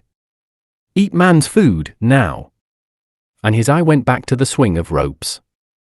"At the huts." "But where are the huts?" "Oh, I'm new, you know." At that he swung round, and set off at a quick walk. All his motions were curiously rapid. "Come along," said he. I went with him to see the adventure out. I guess the huts were some rough shelter where he and some more of these beast people lived. I might perhaps find them friendly, find some handle in their minds to take hold of. I did not know how far they had forgotten their human heritage. My ape-like companion trotted along by my side, with his hands hanging down and his jaw thrust forward. I wondered what memory he might have in him. "How long have you been on this island?" said I. "How long?" he asked, and after having the question repeated, he held up 3 fingers. The creature was little better than an idiot. I tried to make out what he meant by that, and it seems I bored him. After another question or two, he suddenly left my side and went leaping at some fruit that hung from a tree. He pulled down a handful of prickly husks and went on eating the contents. I noted this with satisfaction, for here at least was a hint for feeding. I tried him with some other questions, but his chattering, prompt responses were as often as not quite at cross purposes with my question. Some few were appropriate, others quite parrot-like. I was so intent upon these peculiarities that I scarcely noticed the path we followed. Presently we came to trees, all charred and brown, and so to a bare place covered with a yellow-white incrustation, across which a drifting smoke, pungent in whiffs to nose and eyes, went drifting. On our right, over a shoulder of bare rock, I saw the level blue of the sea. The path coiled down abruptly into a narrow ravine between 2 tumbled and knotty masses of blackish scoriae. Into this we plunged. It was extremely dark, this passage, after the blinding sunlight reflected from the sulphurous ground. Its walls grew steep, and approached each other. Blotches of green and crimson drifted across my eyes. My conductor stopped suddenly. "Home," said he, and I stood in a floor of a chasm that was at first absolutely dark to me. I heard some strange noises, and thrust the knuckles of my left hand into my eyes. I became aware of a disagreeable odor, like that of a monkey's cage ill-cleaned. Beyond, the rock opened again upon a gradual slope of sunlit greenery, and on either hand the light smote down through narrow ways into the central gloom. 12. The Sayers of the Law. Then something cold touched my hand. I started violently, and saw close to me a dim pinkish thing, looking more like a flayed child than anything else in the world. The creature had exactly the mild but repulsive features of a sloth, the same low forehead and slow gestures. As the first shock of the change of light passed, I saw about me more distinctly. The little sloth-like creature was standing and staring at me. My conductor had vanished. The place was a narrow passage between high walls of lava, a crack in the knotted rock, and on either side interwoven heaps of sea mat, palm fans, and reeds leaning against the rock formed rough and impenetrably dark dens. The winding way up the ravine between these was scarcely 3 yards wide, and was disfigured by lumps of decaying fruit pulp and other refuse, which accounted for the disagreeable stench of the place. The little pink sloth creature was still blinking at me when my ape-man reappeared at the aperture of the nearest of these dens, and beckoned me in. As he did so, a slouching monster wriggled out of one of the places, further up this strange street, and stood up in featureless silhouette against the bright green beyond, staring at me. I hesitated, having half a mind to bolt the way I had come, and then, determined to go through with the adventure, I gripped my nailed stick about the middle and crawled into the little evil-smelling lean-to after my conductor. It was a semicircular space, shaped like the half of a beehive, and against the rocky wall that formed the inner side of it was a pile of variegated fruits, cocoa-nuts among others. Some rough vessels of lava and wood stood about the floor, and one on a rough stool. There was no fire. In the darkest corner of the hut sat a shapeless mass of darkness that grunted "hey" as I came in, and my ape-man stood in the dim light of the doorway and held out a split cocoa-nut to me as I crawled into the other corner and squatted down. I took it, and began gnawing it, as serenely as possible, in spite of a certain trepidation and the nearly intolerable closeness of the den. The little pink sloth creature stood in the aperture of the hut, and something else with a drab face and bright eyes came staring over its shoulder. "Hey," came out of the lump of mystery opposite. "It is a man." "It is a man," gabbled my conductor. A man, a 5-man, like me." "Shut up," said the voice from the dark, and grunted. I gnawed my coconut amid an impressive stillness.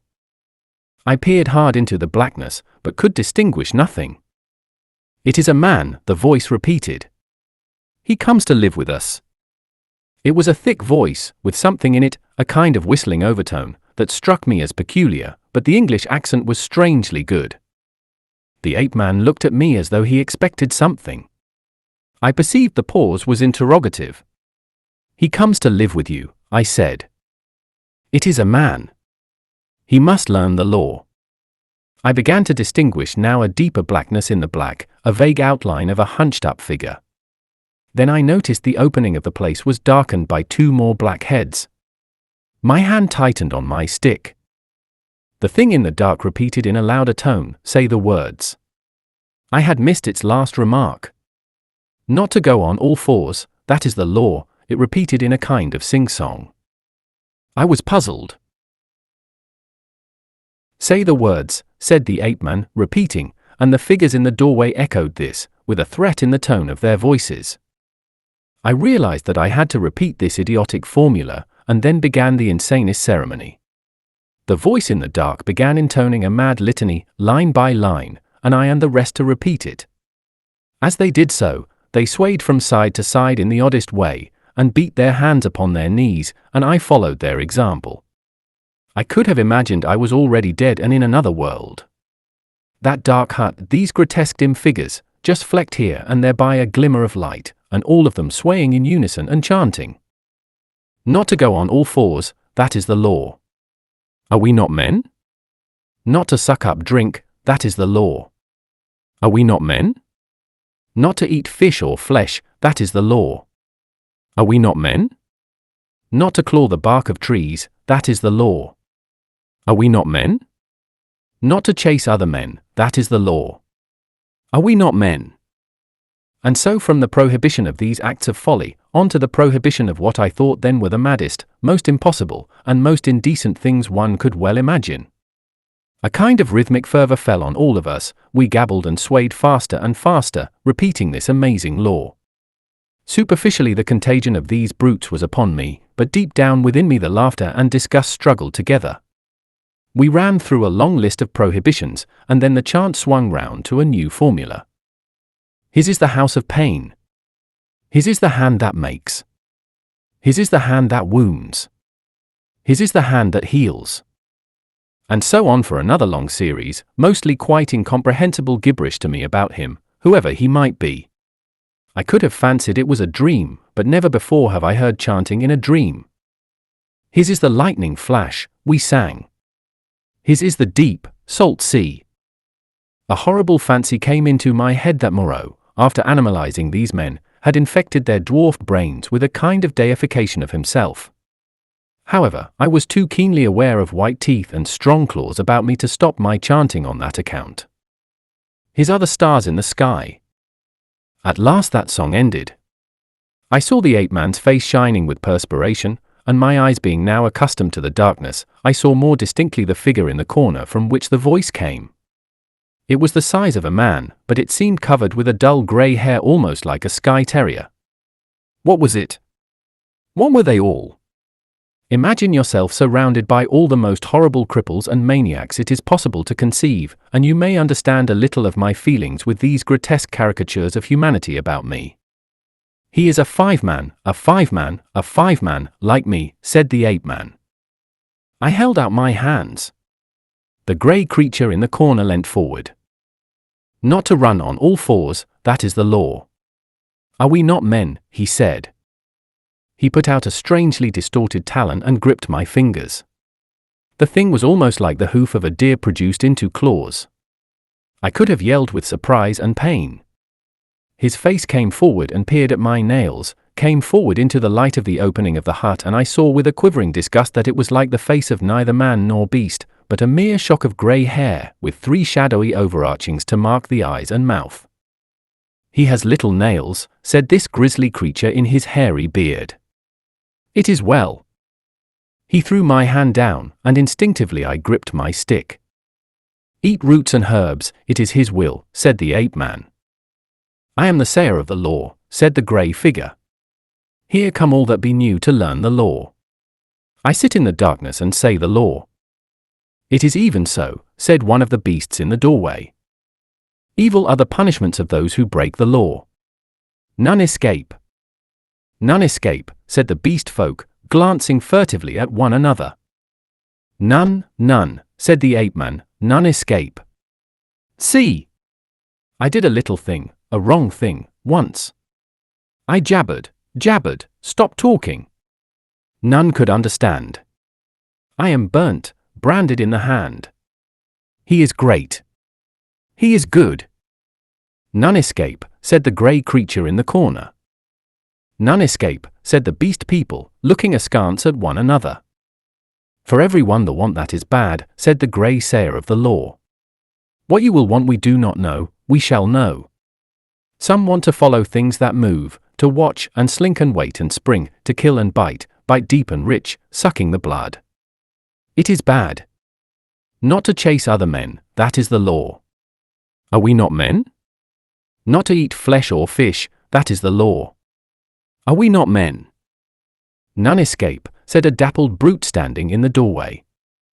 "For every one the want is bad," said the grey sayer of the law. "Some want to go tearing with teeth and hands into the roots of things, snuffing into the earth. It is bad.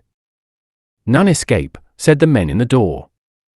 "Some go clawing trees, some go scratching at the graves of the dead, some go fighting with foreheads or feet or claws, some bite suddenly, none giving occasion, some love uncleanness.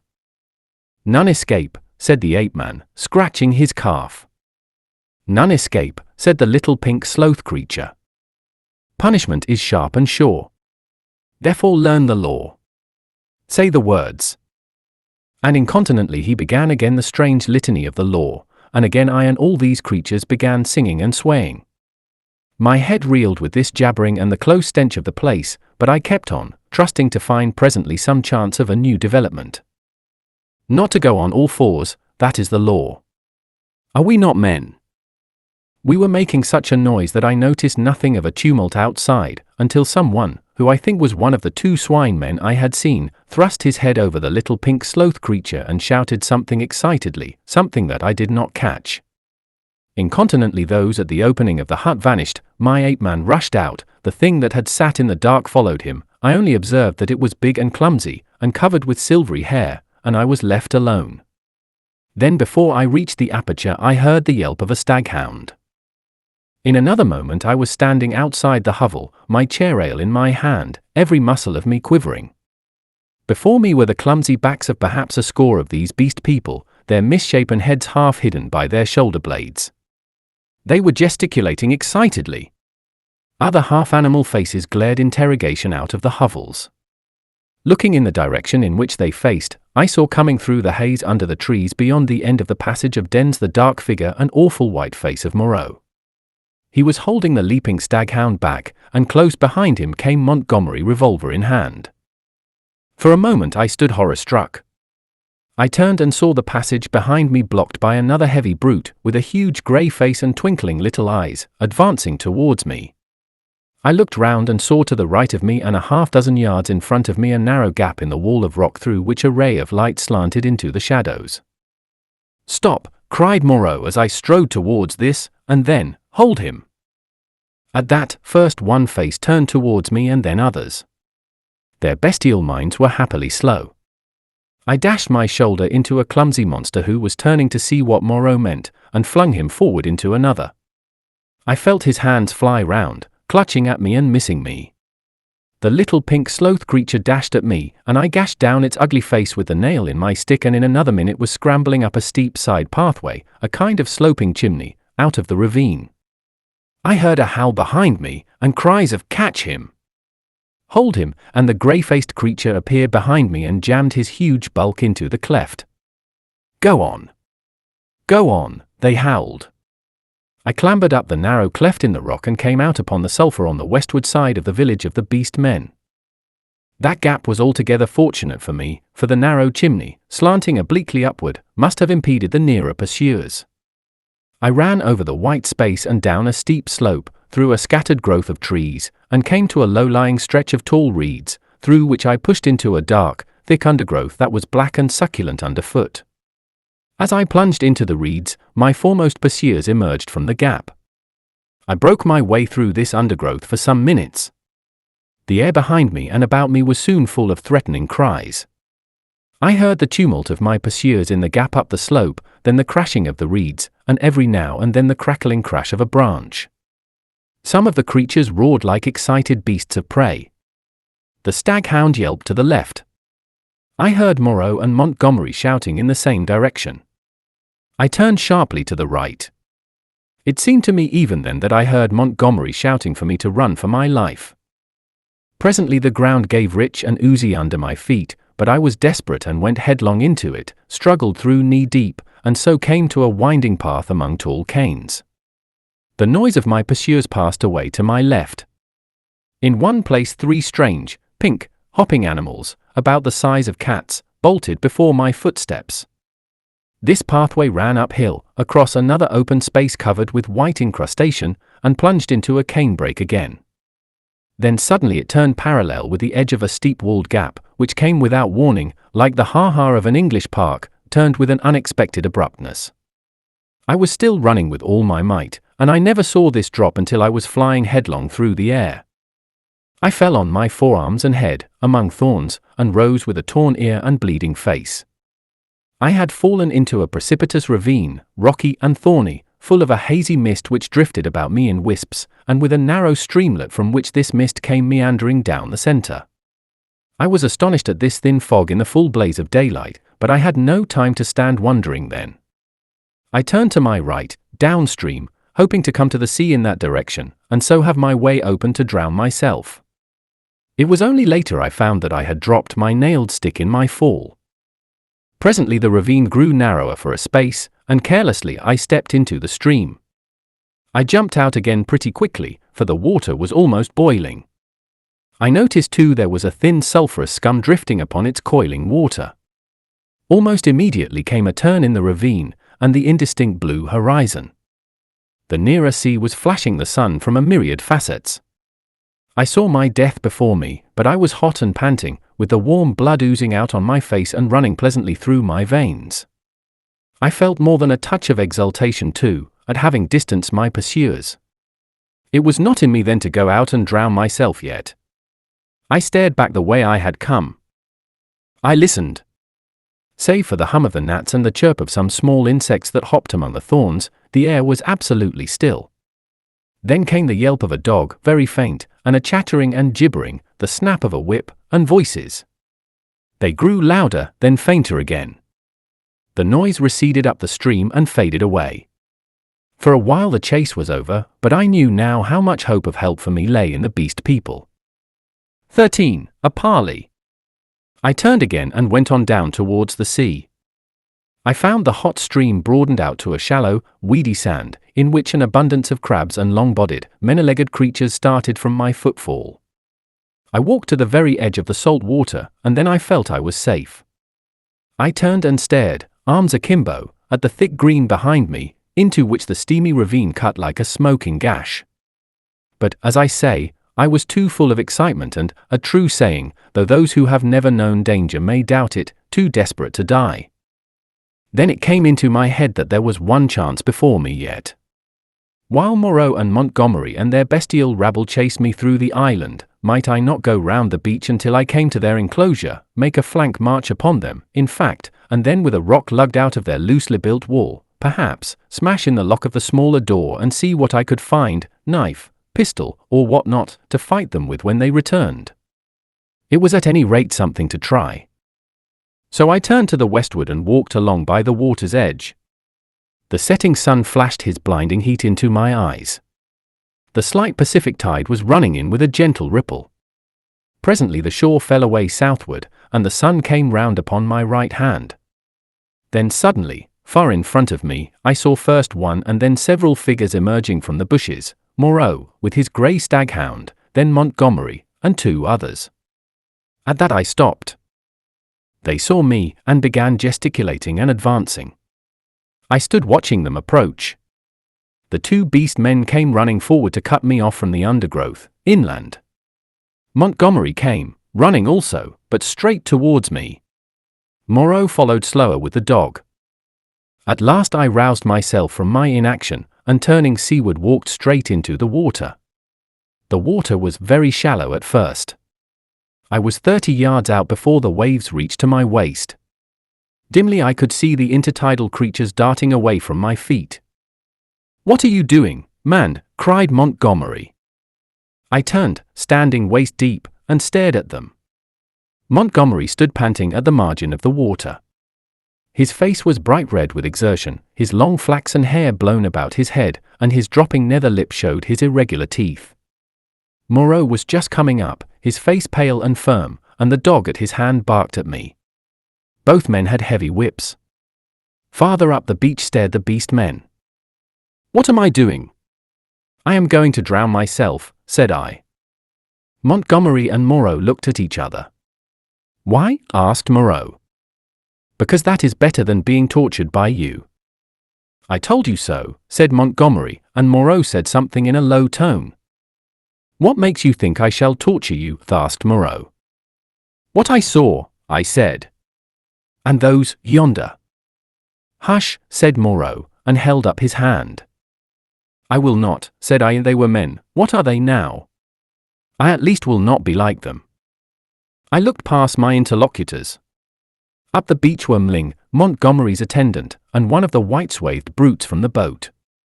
Farther up, in the shadow of the trees, I saw my little ape-man, and behind him some other dim figures. "Who are these creatures?" said I, pointing to them and raising my voice more and more that it might reach them. They were men like yourselves, whom you have infected with some bestial taint, men whom you have enslaved, and whom you still fear. "You who listen," I cried, pointing now to Moreau and shouting past him to the beast men, "you who listen. Do you not see these men still fear you, go in dread of you?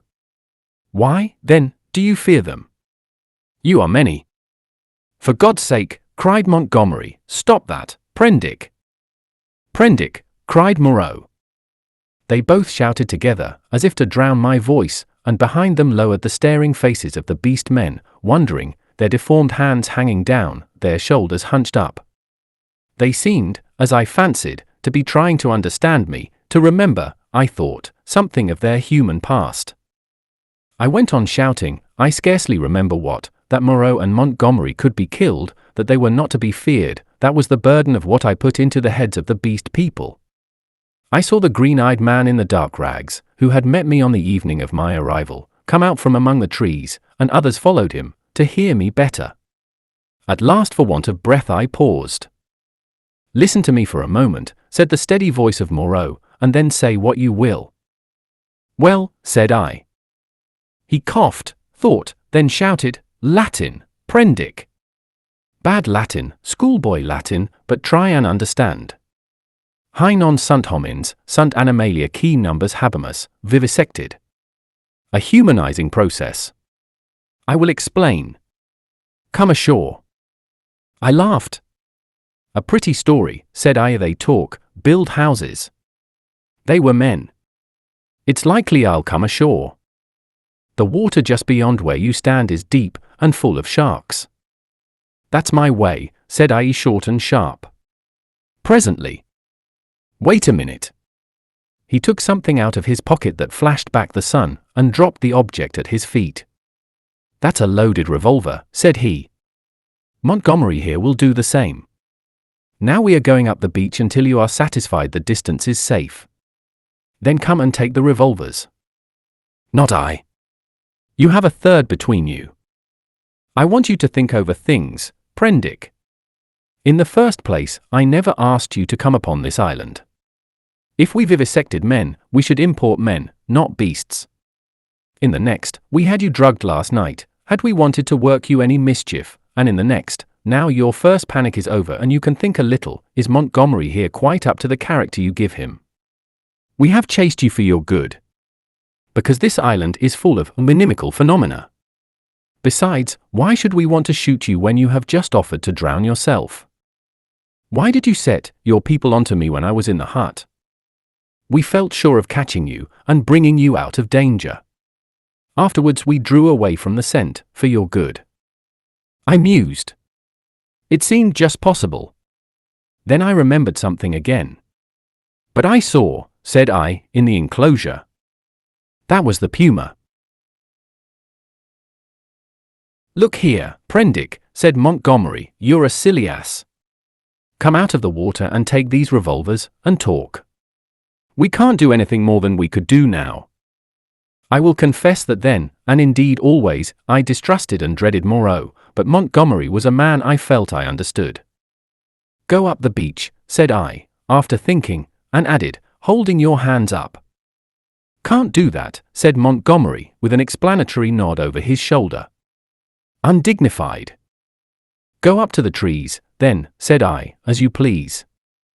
It's a damned silly ceremony, said Montgomery. Both turned and faced the 6 or 7 grotesque creatures, who stood there in the sunlight, solid, casting shadows, moving, and yet so incredibly unreal.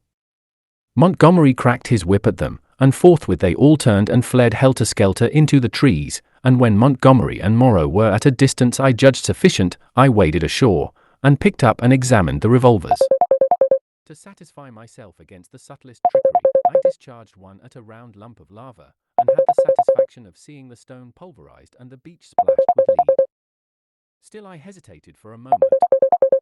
I'll take the risk, said I, at last, and with a revolver in each hand I walked up the beach towards them. That's better, said Moreau, without affectation. As it is, you have wasted the best part of my day with your confounded imagination.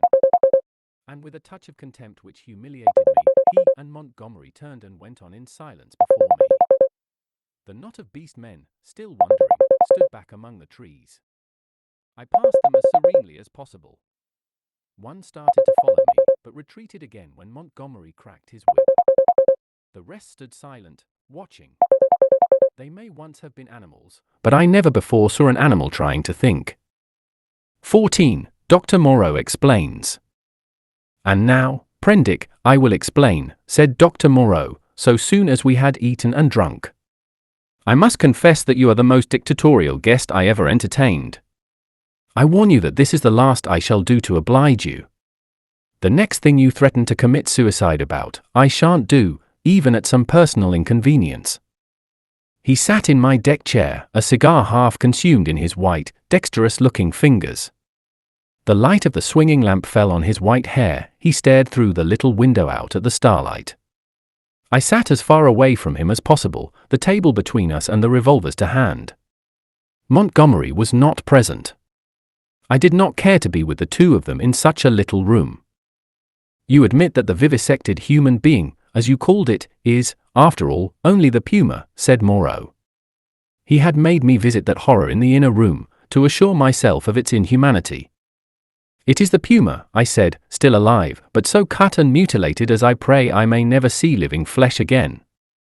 Of all vile. Never mind that, said Moreau, at least, spare me those youthful horrors. Montgomery used to be just the same. You admit that it is the puma.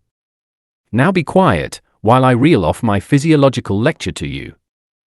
And forthwith, beginning in the tone of a man supremely bored, but presently warming a little, he explained his work to me. He was very simple and convincing. Now and then there was a touch of sarcasm in his voice. Presently I found myself hot with shame at our mutual positions. The creatures I had seen were not men, had never been men. They were animals, humanized animals, triumphs of vivisection. You forget all that a skilled vivisector can do with living things, said Moreau. For my own part, I'm puzzled why the things I have done here have not been done before. Small efforts, of course, have been made, amputation, tongue-cutting, excisions. Of course you know a squint may be induced or cured by surgery.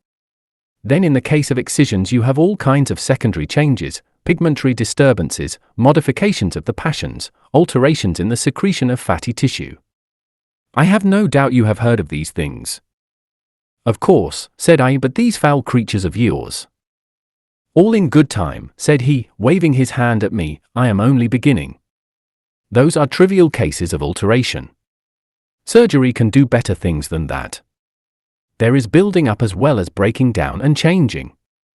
You have heard, perhaps, of a common surgical operation resorted to in cases where the nose has been destroyed, a flap of skin is cut from the forehead, turned down on the nose, and heals in the new position. This is a kind of grafting in a new position of part of an animal upon itself. Grafting of freshly obtained material from another animal is also possible, the case of teeth, for example. The grafting of skin and bone is done to facilitate healing. The surgeon places in the middle of the wound pieces of skin snipped from another animal, or fragments of bone from a victim freshly killed.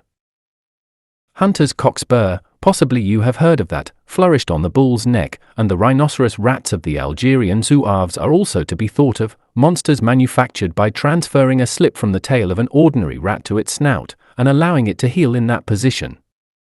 Monsters manufactured, said I, then you mean to tell me? Yes. These creatures you have seen are animals carven and wrought into new shapes.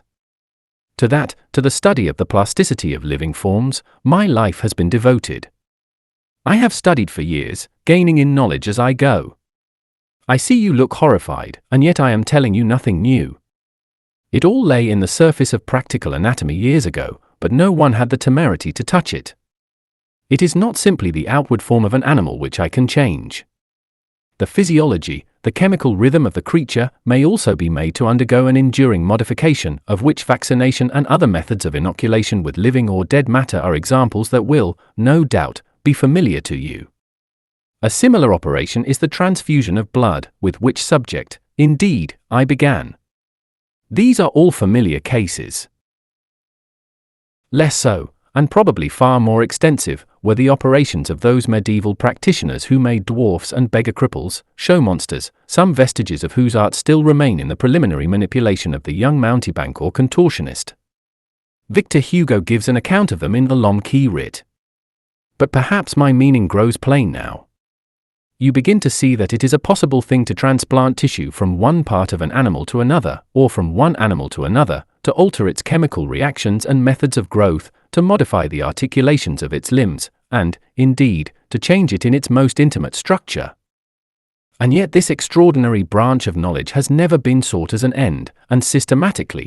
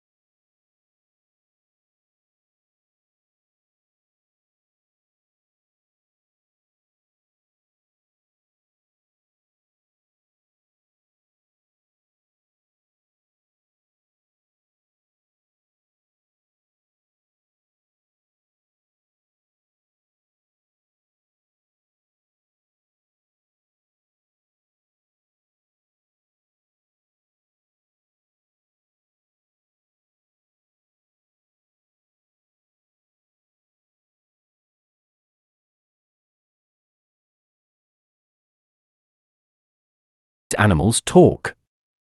He said that was so, and proceeded to point out that the possibility of vivisection does not stop at a mere physical metamorphosis. A pig may be educated. The mental structure is even less determinate than the bodily. In our growing science of hypnotism, we find the promise of a possibility of superseding old inherent instincts by new suggestions, grafting upon or replacing the inherited fixed ideas. Very much indeed of what we call moral education, he said, is such an artificial modification and perversion of instinct. Pugnacity is trained into courageous self-sacrifice, and suppressed sexuality into religious emotion. And the great difference between man and monkey is in the larynx, he continued, in the incapacity to frame delicately different sound symbols by which thought could be sustained. In this I failed to agree with him, but with a certain incivility he declined to notice my objection. He repeated that the thing was so, and continued his account of his work. I asked him why he had taken the human form as a model. There seemed to me then, and there still seems to me now, a strange wickedness for that choice. He confessed that he had chosen that form by chance.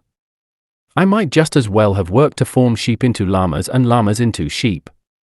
I suppose there is something in the human form that appeals to the artistic turn of mind more powerfully than any animal shape can. But I've not confined myself to man-making. Once or twice, he was silent, for a minute perhaps. These years! How they have slipped by! And here I have wasted a day saving your life, and am now wasting an hour explaining myself. But, said I still do not understand. Where is your justification for inflicting all this pain? The only thing that could excuse vivisection to me would be some application. Precisely, said he. But, you see, I am differently constituted. We are on different platforms. You are a materialist. I am not a materialist, I began hotly. In my view. For it is just this question of pain that parts us. So long as visible or audible pain turns you sick, so long as your own pains drive you, so long as pain underlies your propositions about sin, so long, I tell you, you are an animal, thinking a little less obscurely what an animal feels. This pain. I gave an impatient shrug at such sophistry. Oh, but it is such a little thing. A mind truly open to what science has to teach must see that it is a little thing. It may be that save in this little planet, this speck of cosmic dust, invisible long before the nearest star could be attained, it may be, I say, that nowhere else does this thing called pain occur. But the laws we feel our way towards, why, even on this earth, even among living things, what pain is there? As he spoke he drew a little penknife from his pocket, opened the smaller blade, and moved his chair so that I could see his thigh. Then, choosing the place deliberately, he drove the blade into his leg and withdrew it. No doubt, he said, you have seen that before. It does not hurt a pinprick. But what does it show? The capacity for pain is not needed in the muscle, and it is not placed there, is but little needed in the skin, and only here and there over the thigh is a spot capable of feeling pain. Pain is simply our intrinsic medical advisor to warn us and stimulate us. Not all living flesh is painful, nor is all nerve, not even all sensory nerve. There's no taint of pain, real pain, in the sensations of the optic nerve. If you wound the optic nerve, you merely see flashes of light, just as disease of the auditory nerve merely means a humming in our ears. Plants do not feel pain, nor the lower animals. It's possible that such animals as the starfish and crayfish do not feel pain at all. Then with men, the more intelligent they become, the more intelligently they will see after their own welfare, and the less they will need the goad to keep them out of danger. I never yet heard of a useless thing that was not ground out of existence by evolution sooner or later. Did you? And pain gets needless. Then I am a religious man, Prendick, as every sane man must be. It may be, I fancy, that I have seen more of the ways of this world's maker than you, for I have sought his laws, in my way, all my life, while you, I understand, have been collecting butterflies. And I tell you, pleasure and pain have nothing to do with heaven or hell. Pleasure and pain, bah! What is your theologian's ecstasy but Mahomet's huri in the dark?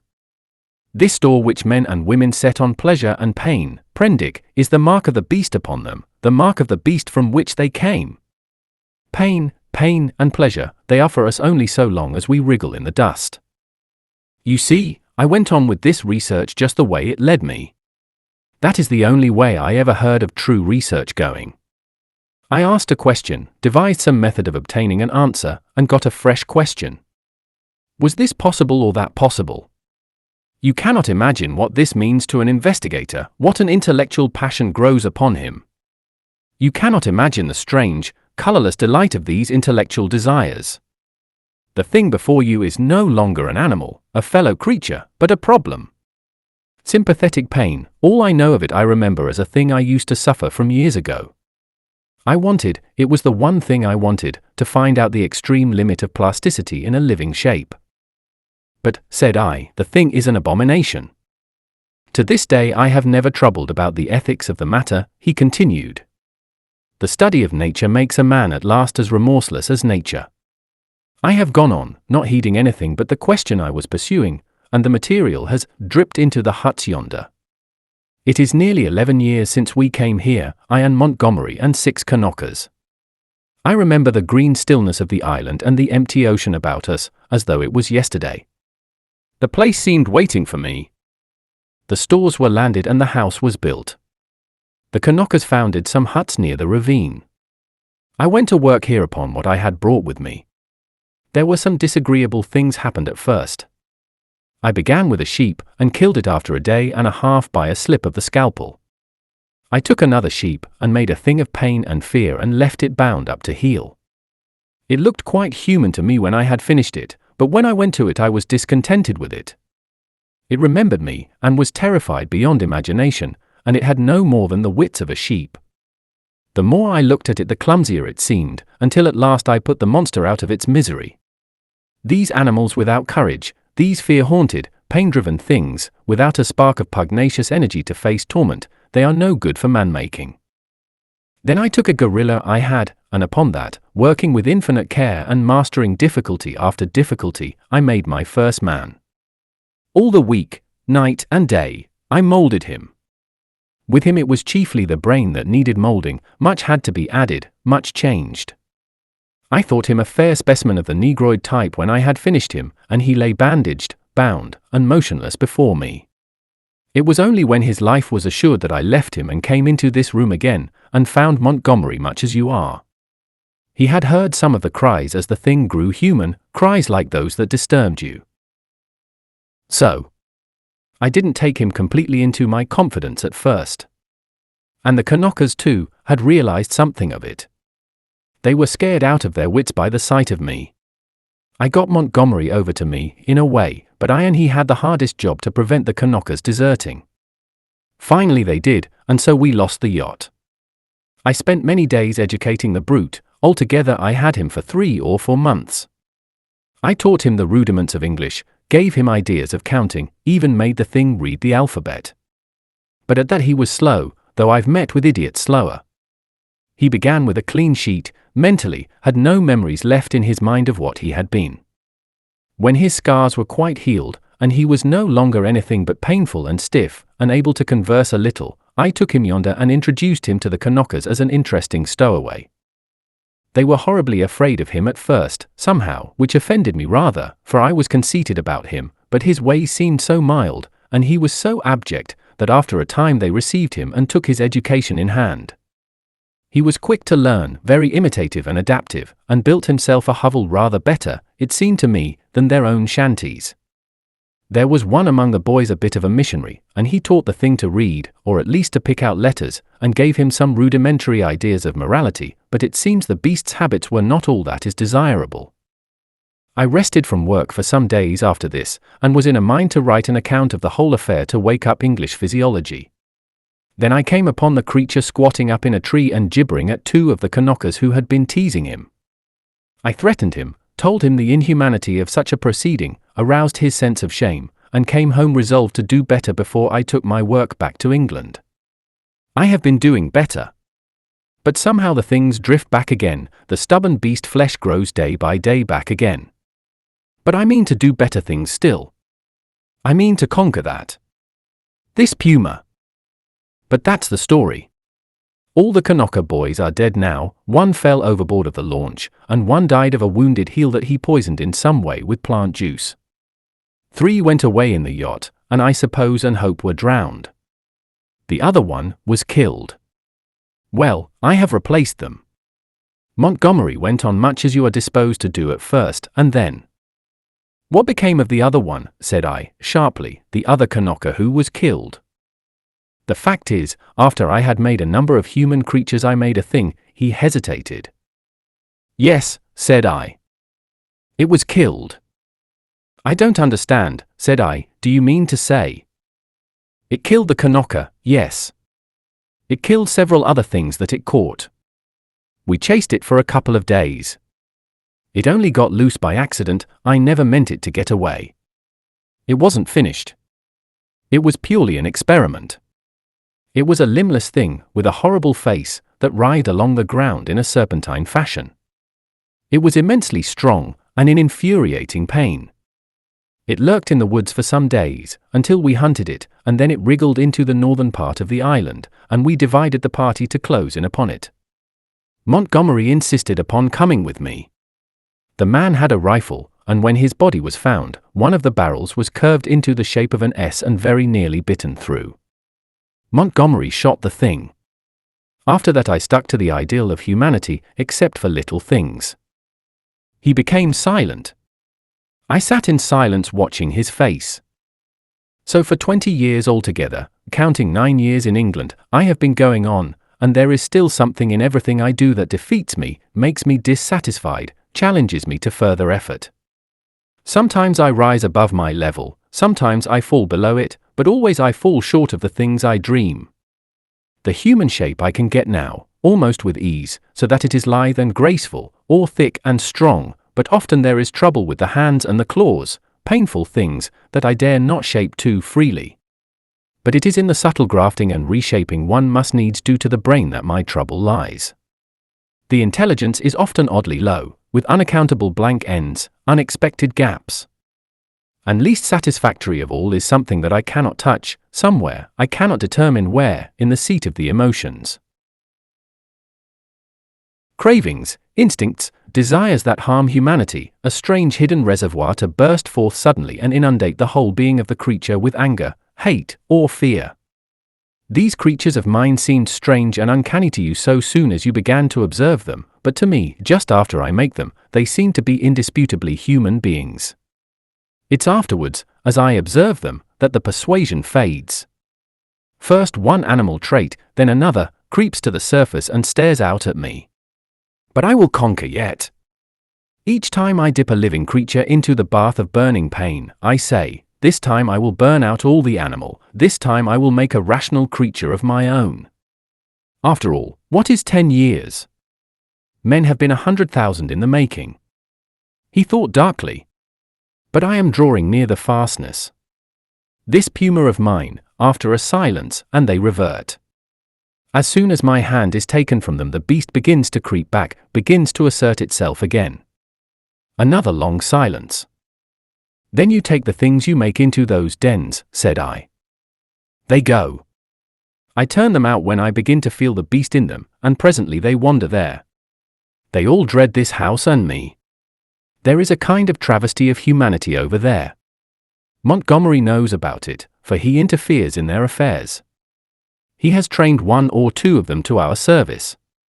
He's ashamed of it, but I believe he half likes some of those beasts. It's his business, not mine. They only sicken me with a sense of failure. I take no interest in them. I fancy they follow in the lines the Kanaka missionary marked out and have a kind of mockery of a rational life. Poor beasts. There's something they call the law. Sing hymns about wool vine. They build themselves their dens, gather fruit, and pull herbs, marry even. But I can see through it all, see into their very souls, and see they're nothing but the souls of beasts, beasts that perish, anger and the lusts to live and gratify themselves. Yet they're odd, complex, like everything else alive. There is a kind of upward striving in them, part vanity, part waste sexual emotion, part waste curiosity. It only mocks me. I have some hope of this puma. I have worked hard at her head and brain. "And now," said he, standing up after a long gap of silence, during which we had each pursued our own thoughts, "what do you think? Are you in fear of me still?" I looked at him, and saw but a white-faced, white-haired man, with calm eyes. Save for his serenity, the touch almost of beauty that resulted from his set tranquility and his magnificent build, he might have passed muster among 100 other comfortable old gentlemen. Then I shivered. By way of answer to his second question, I handed him a revolver with either hand. "Keep them," he said, and snatched at a yawn.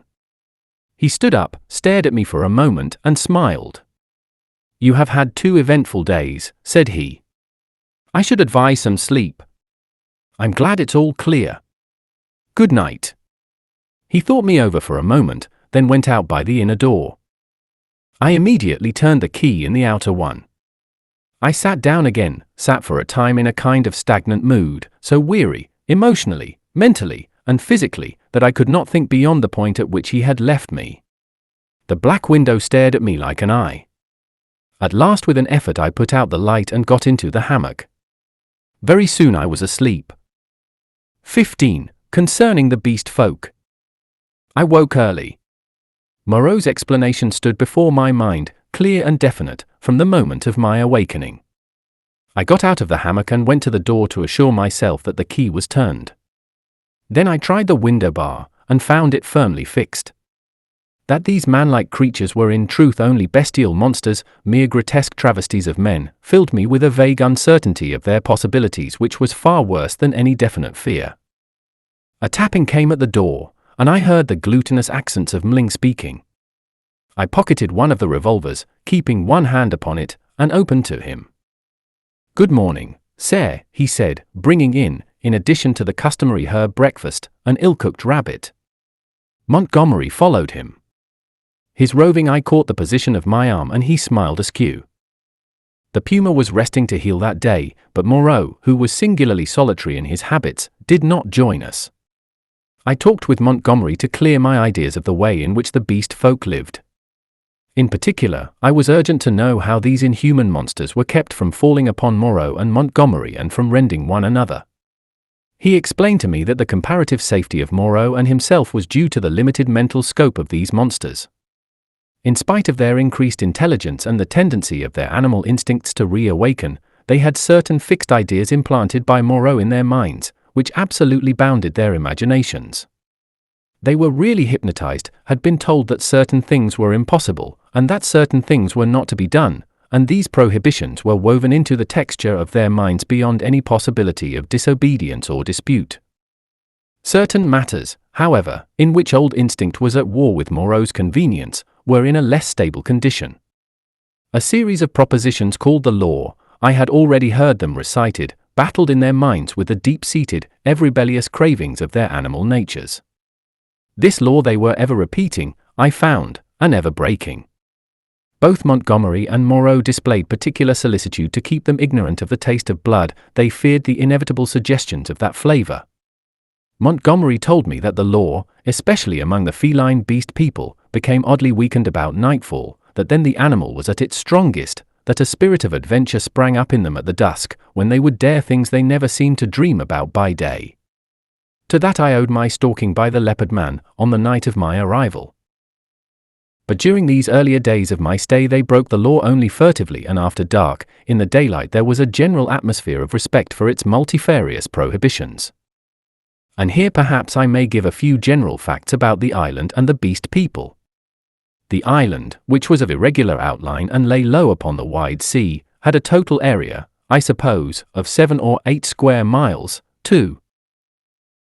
It was volcanic in origin, and was now fringed on 3 sides by coral reefs. Some fumaroles to the northward, and a hot spring, were the only vestiges of the forces that had long since originated it.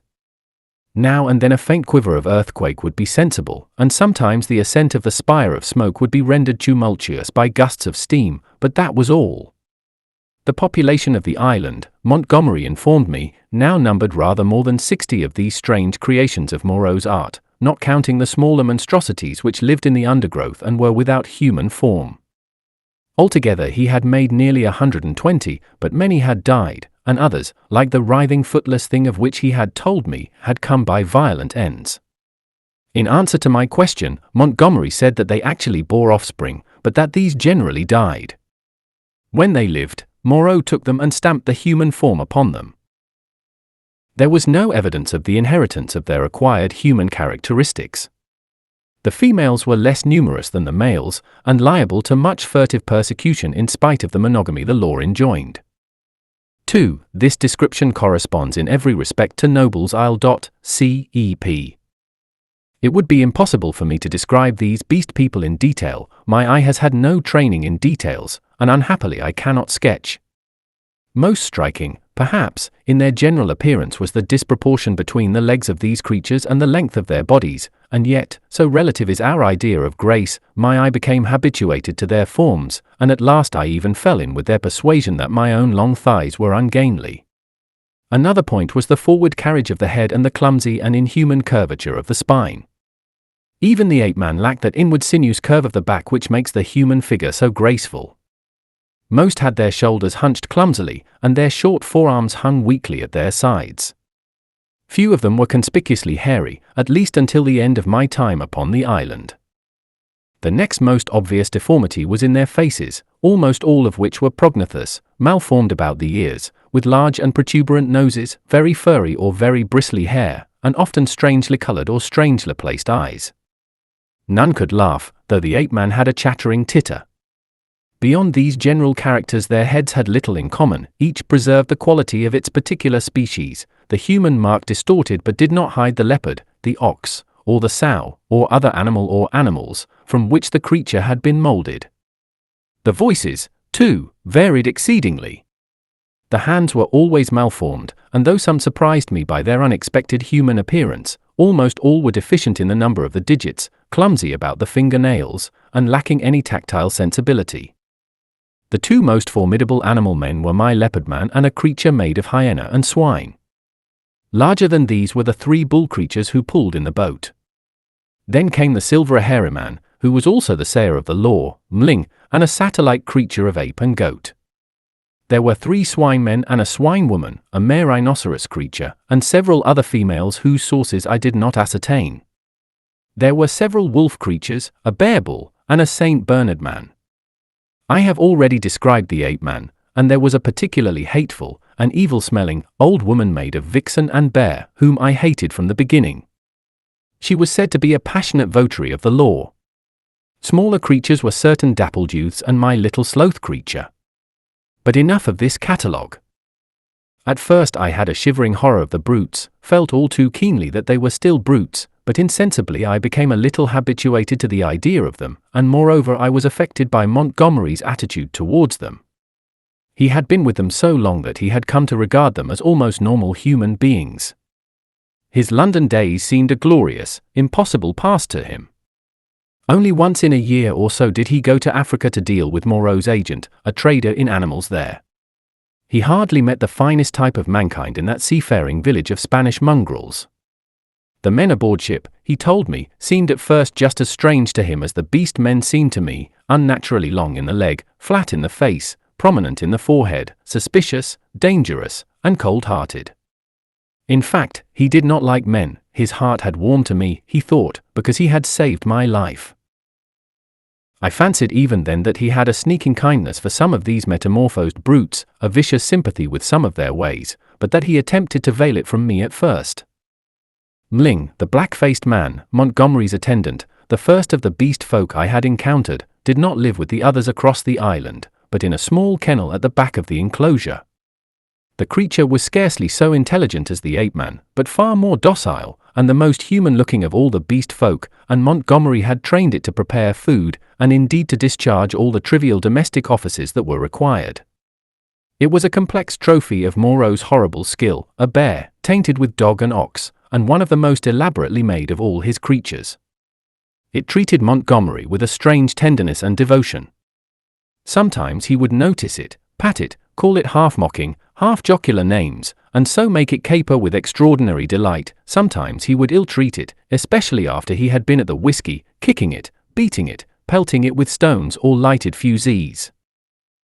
but whether he treated it well or ill, it loved nothing so much as to be near him.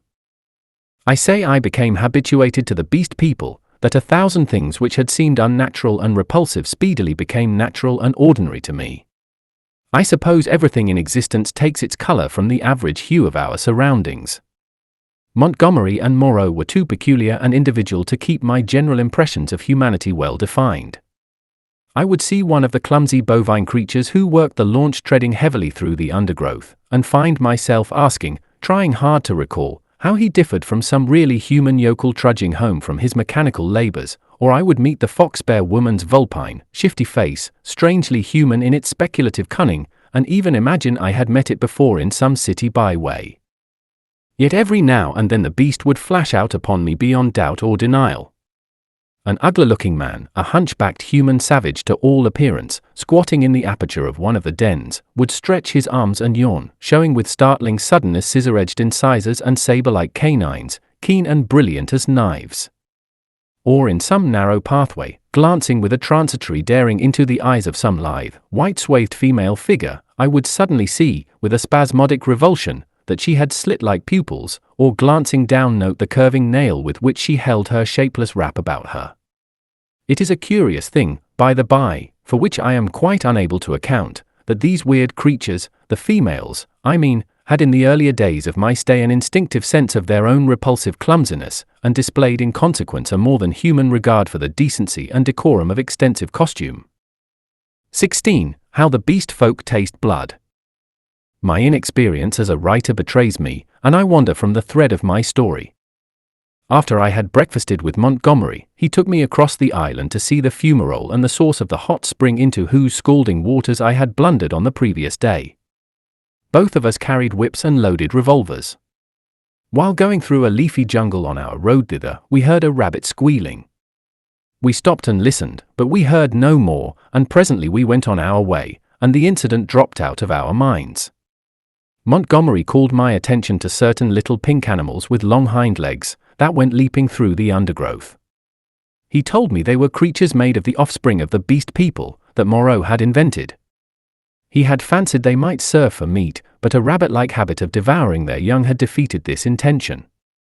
I had already encountered some of these creatures, once during my moonlight flight from the leopard man, and once during my pursuit by Moreau on the previous day.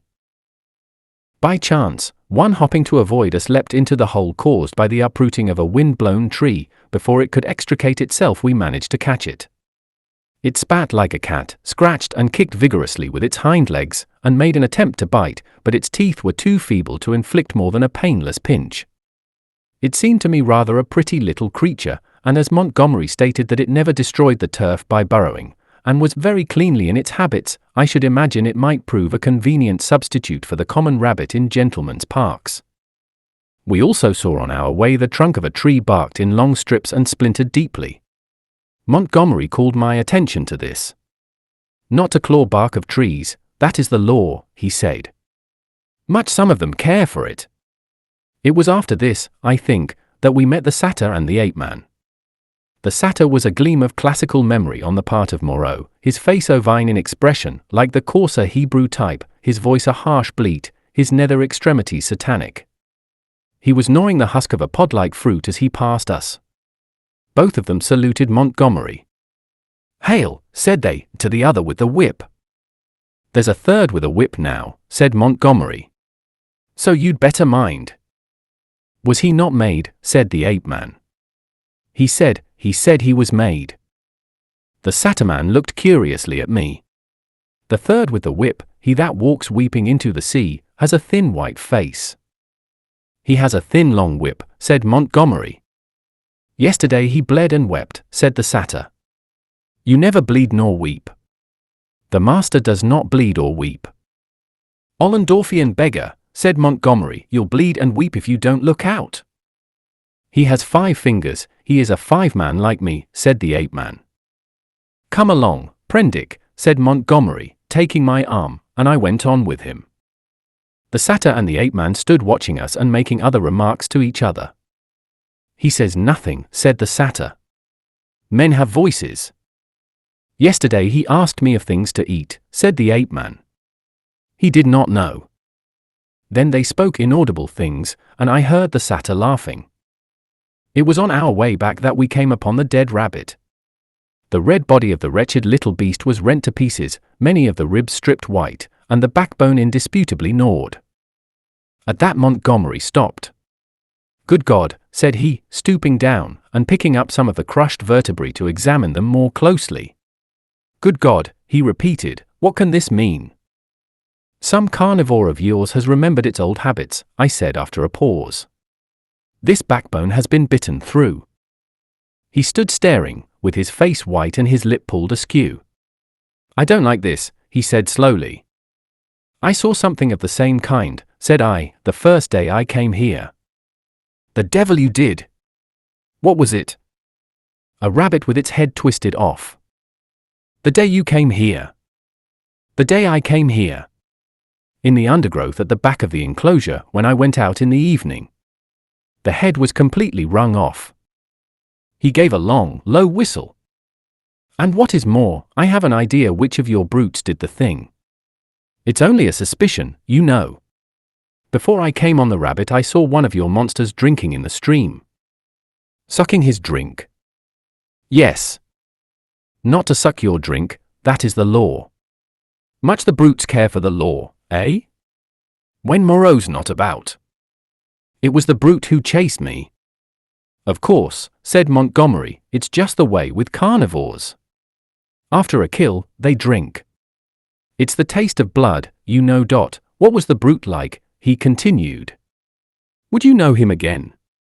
He glanced about us, standing astride over the mess of dead rabbit, his eyes roving among the shadows and screens of greenery, the lurking places and ambuscades of the forest that bounded us in.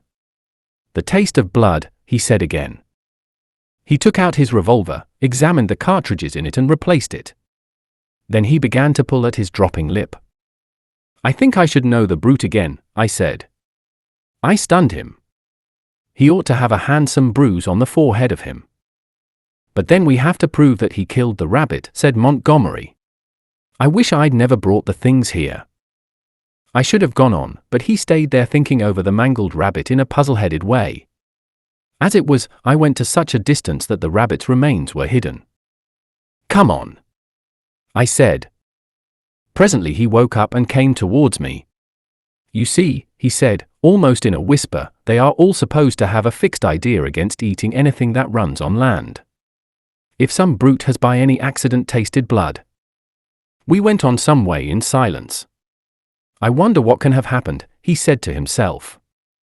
Then, after a pause again, "I did a foolish thing the other day. That servant of mine, I showed him how to skin and cook a rabbit.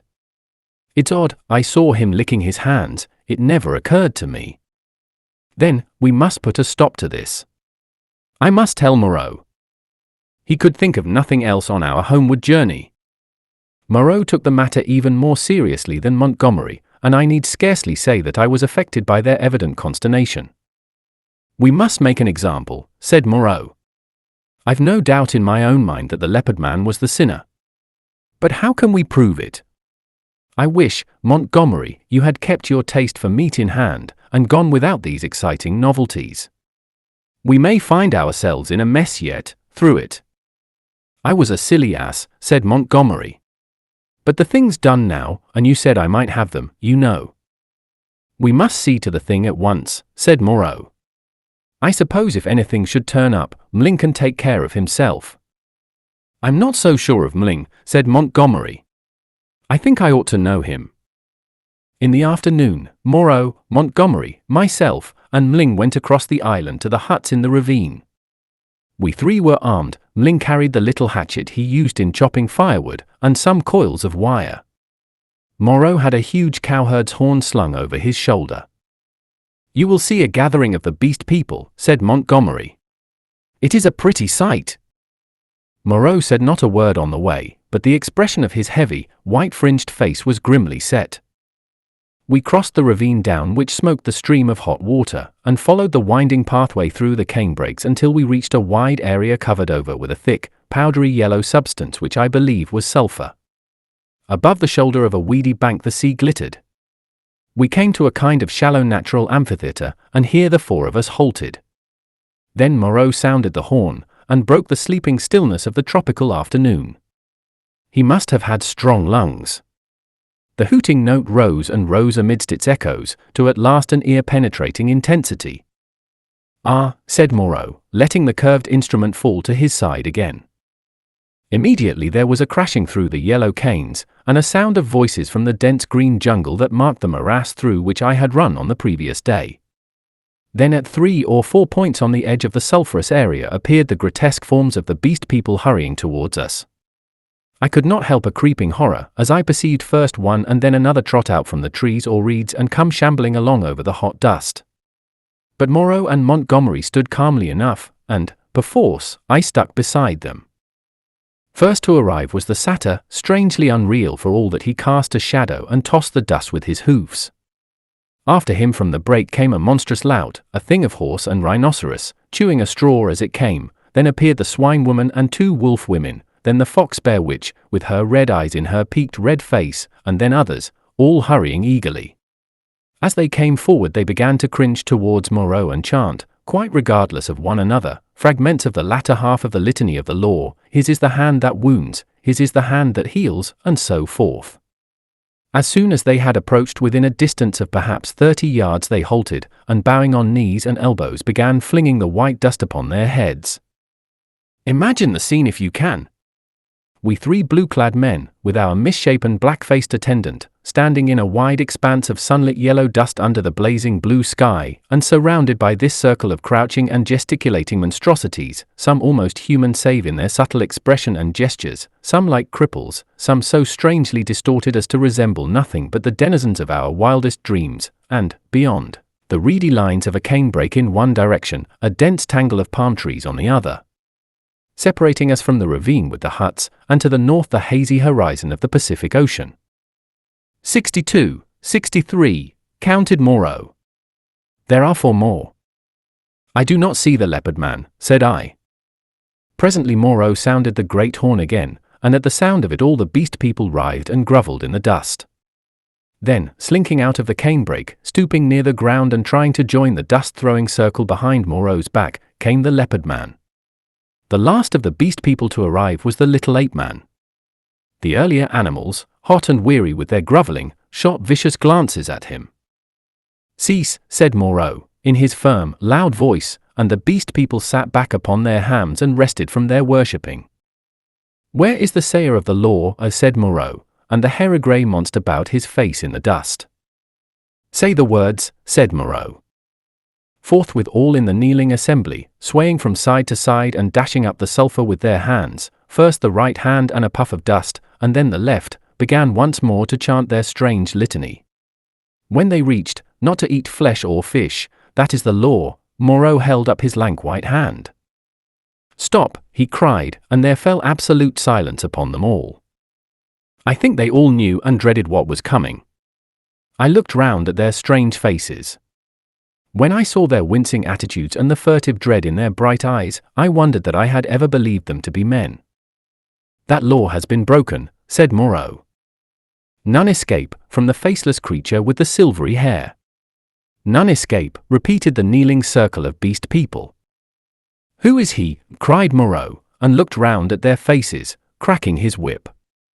I fancied the hyena swine looked dejected, so too did the leopard man. Moreau stopped, facing this creature, who cringed towards him with the memory and dread of infinite torment. "Who is he?" repeated Moreau, in a voice of thunder. "Evil is he who breaks the law," chanted the sayer of the law. Moreau looked into the eyes of the leopard man, and seemed to be dragging the very soul out of the creature. "Who breaks the law?" said Moreau, taking his eyes off his victim, and turning towards us. It seemed to me there was a touch of exultation in his voice. "Goes back to the house of pain," they all clamored. "Goes back to the house of pain, O master." "Back to the house of pain, back to the house of pain," gabbled the ape-man, as though the idea was sweet to him. "Do you hear?" said Moreau, turning back to the criminal. "My friend, hullo!" For the leopard man, released from Moreau's eye, had risen straight from his knees, and now, with eyes aflame and his huge feline tusks flashing out from under his curling lips, leapt towards his tormentor. I am convinced that only the madness of unendurable fear could have prompted this attack. The whole circle of 80 monsters seemed to rise about us. I drew my revolver. The two figures collided. I saw Moreau reeling back from the leopard man's blow. There was a furious yelling and howling all about us. Everyone was moving rapidly. For a moment I thought it was a general revolt. The furious face of the leopard man flashed by mine, with Mling close in pursuit. I saw the yellow eyes of the hyena swine blazing with excitement, his attitude as if he were half resolved to attack me. The satyr, too, glared at me over the hyena swine's hunched shoulders. I heard the crack of Moreau's pistol and saw the pink flash dart across the tumult. The whole crowd seemed to swing round in the direction of the glint of fire, and I too was swung round by the magnetism of the movement. In another second I was running, one of a tumultuous shouting crowd, in pursuit of the escaping leopard man. That is all I can tell definitely. I saw the leopard man strike Moreau, and then everything spun about me until I was running headlong. Mling was ahead, close in pursuit of the fugitive. Behind, their tongues already lolling out, ran the wolf women in great leaping strides. The swine folk followed, squealing with excitement, and the two bullmen in their swathings of white. Then came Moreau in a cluster of the beast people, his wide-brimmed straw hat blown off, his revolver in hand, and his lank white hair streaming out. The hyena swine ran beside me, keeping pace with me and glancing furtively at me out of his feline eyes, and the others came pattering and shouting behind us. The leopard man went bursting his way through the long canes, which sprang back as he passed, and rattled in Mling's face. We others in the rear found a trampled path for us when we reached the break. The chase lay through the break for perhaps a quarter of a mile, and then plunged into a dense thicket, which retarded our movements exceedingly, though we went through it in a crowd together, fronds flicking into our faces, ropey creepers catching us under the chin or gripping our ankles, thorny plants hooking into and tearing cloth and flesh together. He has gone on all fours through this, panted Moreau, now just ahead of me. None escape, said the wolf bear, laughing into my face with the exultation of hunting. We burst out again among rocks, and saw the quarry ahead running lightly on all fours and snarling at us over his shoulder. At that the wolf folk howled with delight. The thing was still clothed, and at a distance its face still seemed human, but the carriage of its forelimbs was feline, and the furtive droop of its shoulder was distinctly that of a hunted animal. It leapt over some thorny yellow flowering bushes, and was hidden. Mling was halfway across the space. Most of us now had lost the first speed of the chase, and had fallen into a longer and steadier stride. I saw as we traversed the open that the pursuit was now spreading from a column into a line. The hyena swine still ran close to me, watching me as it ran, every now and then puckering its muzzle with a snarling laugh. At the edge of the rocks the leopard man, realizing that he was making for the projecting cape upon which he had stalked me on the night of my arrival, had doubled in the undergrowth, but Montgomery had seen the maneuver, and turned him again. So, panting, tumbling against rocks, torn by brambles, impeded by ferns and reeds, I helped to pursue the leopard man who had broken the law, and the hyena swine ran, laughing savagely, by my side. I staggered on, my head reeling and my heart beating against my ribs, tired almost to death, and yet not daring to lose sight of the chase lest I should be left alone with this horrible companion. I staggered on in spite of infinite fatigue and the dense heat of the tropical afternoon. At last the fury of the hunt slackened. We had pinned the wretched brute into a corner of the island.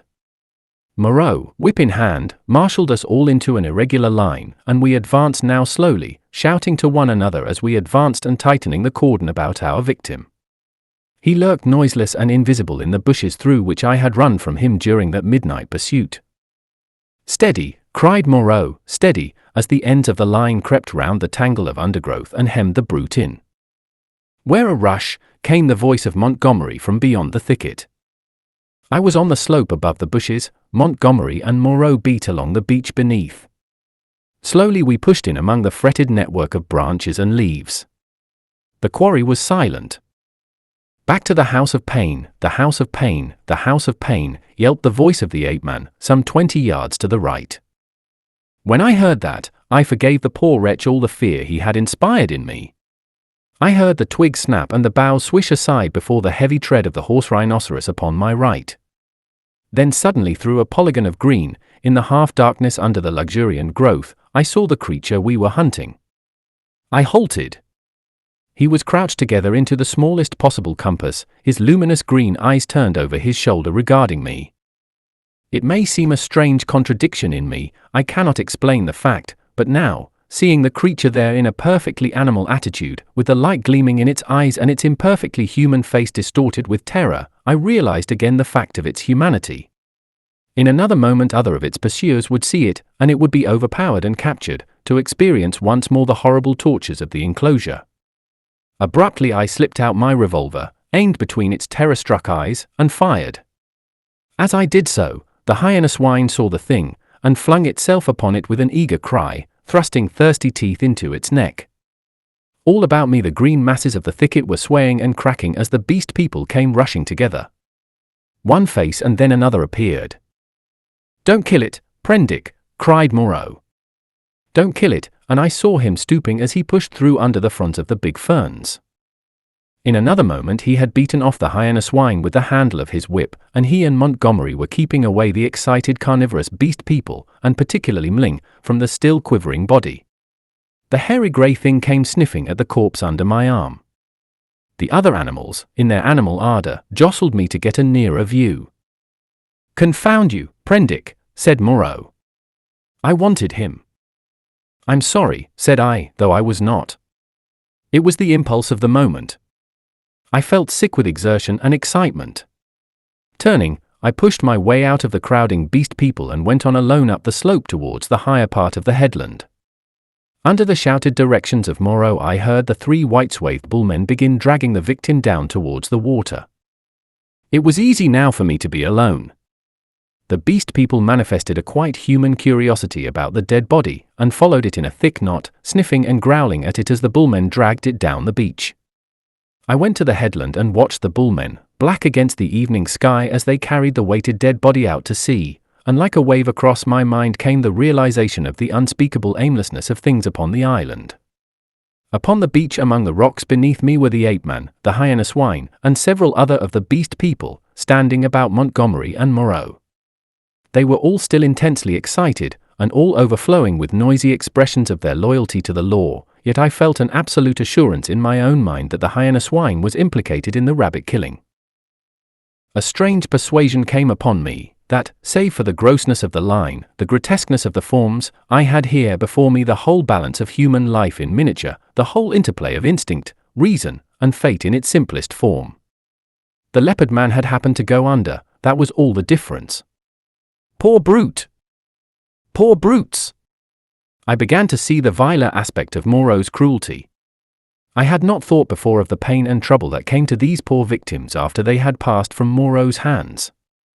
I had shivered only at the days of actual torment in the enclosure. But now that seemed to me the lesser part. Before, they had been beasts, their instincts fitly adapted to their surroundings, and happy as living things may be.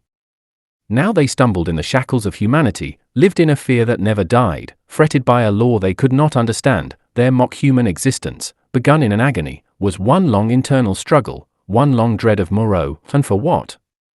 It was the wantonness of it that stirred me. Had Moreau had any intelligible object, I could have sympathized at least a little with him. I am not so squeamish about pain as that. I could have forgiven him a little even, had his motive been only hate. But he was so irresponsible, so utterly careless. His curiosity, his mad, aimless investigations, drove him on, and the things were thrown out to live a year or so, to struggle and blunder and suffer, and at last to die painfully. They were wretched in themselves, the old animal hate moved them to trouble one another, the law held them back from a brief hot struggle and a decisive end to their natural animosities. In those days my fear of the beast people went the way of my personal fear for Moreau. I fell indeed into a morbid state, deep and enduring, and alien to fear, which has left permanent scars upon my mind. I must confess that I lost faith in the sanity of the world when I saw it suffering the painful disorder of this island. A blind fate, a vast pitiless mechanism, seemed to cut and shape the fabric of existence, and I, Moreau, by his passion for research, Montgomery, by his passion for drink, the beast people with their instincts and mental restrictions, were torn and crushed, ruthlessly, inevitably, amid the infinite complexity of its incessant wheels. But this condition did not come all at once. I think indeed that I anticipate a little in speaking of it now. 17. A catastrophe. Scarcely 6 weeks passed before I had lost every feeling but dislike and abhorrence for this infamous experiment of Moreau's. My one idea was to get away from these horrible caricatures of my Maker's image, back to the sweet and wholesome intercourse of men. My fellow creatures, from whom I was thus separated, began to assume idyllic virtue and beauty in my memory. My first friendship with Montgomery did not increase. His long separation from humanity, his secret vice of drunkenness, his evident sympathy with the beast people, tainted him to me. Several times I let him go alone among them. I avoided intercourse with them in every possible way. I spent an increasing proportion of my time upon the beach, looking for some liberating sail that never appeared, until one day there fell upon us an appalling disaster, which put an altogether different aspect upon my strange surroundings. It was about 7 or 8 weeks after my landing, rather more, I think, though I had not troubled to keep account of the time, when this catastrophe occurred. It happened in the early morning, I should think about 6. I had risen and breakfasted early, having been aroused by the noise of 3 beast men carrying wood into the enclosure. After breakfast I went to the open gateway of the enclosure, and stood there smoking a cigarette and enjoying the freshness of the early morning. Moreau presently came round the corner of the enclosure and greeted me. He passed by me, and I heard him behind me unlock and enter his laboratory. So indurate was I at that time to the abomination of the place, that I heard without a touch of emotion the puma victim begin another day of torture. It met its persecutor with a shriek, almost exactly like that of an angry virago. Then suddenly something happened, I do not know what, to this day. I heard a short, sharp cry behind me, a fall, and turning saw an awful face rushing upon me, not human, not animal, but hellish, brown, seamed with red branching scars, red drops starting out upon it, and the lidless eyes ablaze. I threw up my arm to defend myself from the blow that flung me headlong with a broken forearm, and the great monster, swathed in lint and with red-stained bandages fluttering about it, leapt over me and passed. I rolled over and over down the beach, tried to sit up, and collapsed upon my broken arm. Then Moreau appeared, his massive white face all the more terrible for the blood that trickled from his forehead. He carried a revolver in one hand. He scarcely glanced at me, but rushed off at once in pursuit of the puma. I tried the other arm and sat up. The muffled figure in front ran in great striding leaps along the beach, and Moreau followed her. She turned her head and saw him, then doubling abruptly made for the bushes. She gained upon him at every stride. I saw her plunge into them, and Moreau, running slantingly to intercept her, fired and missed as she disappeared. Then he too vanished in the green confusion. I stared after them, and then the pain in my arm flamed up, and with a groan I staggered to my feet. Montgomery appeared in the doorway, dressed, and with his revolver in his hand. "Great God, Prendick," he said, not noticing that I was hurt, "that brute's loose. Tore the fetter out of the wall. Have you seen them?" Then sharply, seeing I gripped my arm, "What's the matter?" "I was standing in the doorway," said I. He came forward and took my arm. "Blood on the sleeve," said he, and rolled back the flannel. He pocketed his weapon, felt my arm about painfully, and led me inside. "Your arm is broken," he said, and then, "Tell me exactly how it happened, what happened?" I told him what I had seen, told him in broken sentences, with gasps of pain between them, and very dexterously and swiftly he bound my arm meanwhile. He slung it from my shoulder, stood back and looked at me. "You'll do," he said. "And now?" He thought. Then he went out and locked the gates of the enclosure. He was absent some time. I was chiefly concerned about my arm. The incident seemed merely one more of many horrible things. I sat down in the deck chair, and I must admit swore heartily at the island. The first dull feeling of injury in my arm had already given way to a burning pain when Montgomery reappeared. His face was rather pale, and he showed more of his lower gums than ever. "I can neither see nor hear anything of him," he said. "I've been thinking he may want my help." He stared at me with his expressionless eyes. "That was a strong brute," he said. "It simply wrenched its fetter out of the wall." He went to the window, then to the door, and there turned to me. "I shall go after him," he said. "There's another revolver I can leave with you. To tell you the truth, I feel anxious somehow." He obtained the weapon and put it ready to my hand on the table, then went out, leaving a restless contagion in the air. I did not sit long after he left, but took the revolver in hand and went to the doorway. The morning was as still as death. Not a whisper of wind was stirring, the sea was like polished glass, the sky empty, the beach desolate. In my half-excited, half-feverish state, this stillness of things oppressed me. I tried to whistle, and the tune died away. I swore again, the second time that morning. Then I went to the corner of the enclosure and stared inland at the green bush that had swallowed up Moreau and Montgomery. When would they return, and how? Then far away up the beach a little grey beast man appeared, ran down to the water's edge and began splashing about. I strolled back to the doorway, then to the corner again, and so began pacing to and fro like a sentinel upon duty. Once I was arrested by the distant voice of Montgomery bawling, "Cooee, a Moreau!" My arm became less painful, but very hot. I got feverish and thirsty.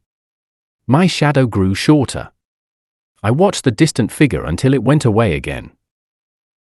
Would Moreau and Montgomery never return? 3 seabirds began fighting for some stranded treasure. Then from far away behind the enclosure I heard a pistol shot. A long silence, and then came another. Then a yelling cry nearer, and another dismal gap of silence. My unfortunate imagination set to work to torment me. Then suddenly a shot close by. I went to the corner, startled, and saw Montgomery, his face scarlet, his hair disordered, and the knee of his trousers torn. His face expressed profound consternation. Behind him slouched the beast man, Mling, and round Mling's jaws were some queer dark stains. "Has he come?" said Montgomery. "Moreau," said I. "No." "My God!" The man was panting, almost sobbing. "Go back in," he said, taking my arm. "They're mad. They're all rushing about mad. What can have happened? I don't know. I'll tell you when my breath comes. Where's some brandy?" Montgomery limped before me into the room and sat down in the deck chair. Mling flung himself down just outside the doorway and began panting like a dog. I got Montgomery some brandy and water. He sat staring in front of him at nothing, recovering his breath. After some minutes he began to tell me what had happened. He had followed their track for some way.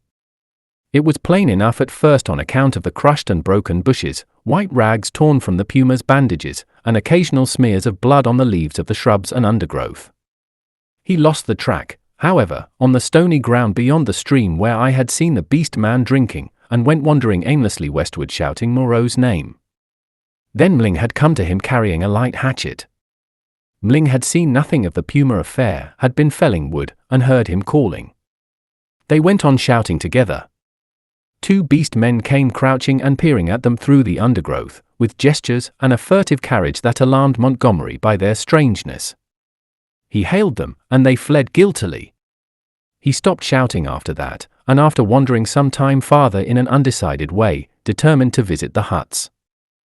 He found the ravine deserted. Growing more alarmed every minute, he began to retrace his steps. Then it was he encountered the 2 swine men I had seen dancing on the night of my arrival. Blood-stained they were about the mouth, and intensely excited. They came crashing through the ferns, and stopped with fierce faces when they saw him. He cracked his whip in some trepidation, and forthwith they rushed at him. Never before had a beast man dared to do that. One he shot through the head, Mling flung himself upon the other, and the 2 rolled grappling.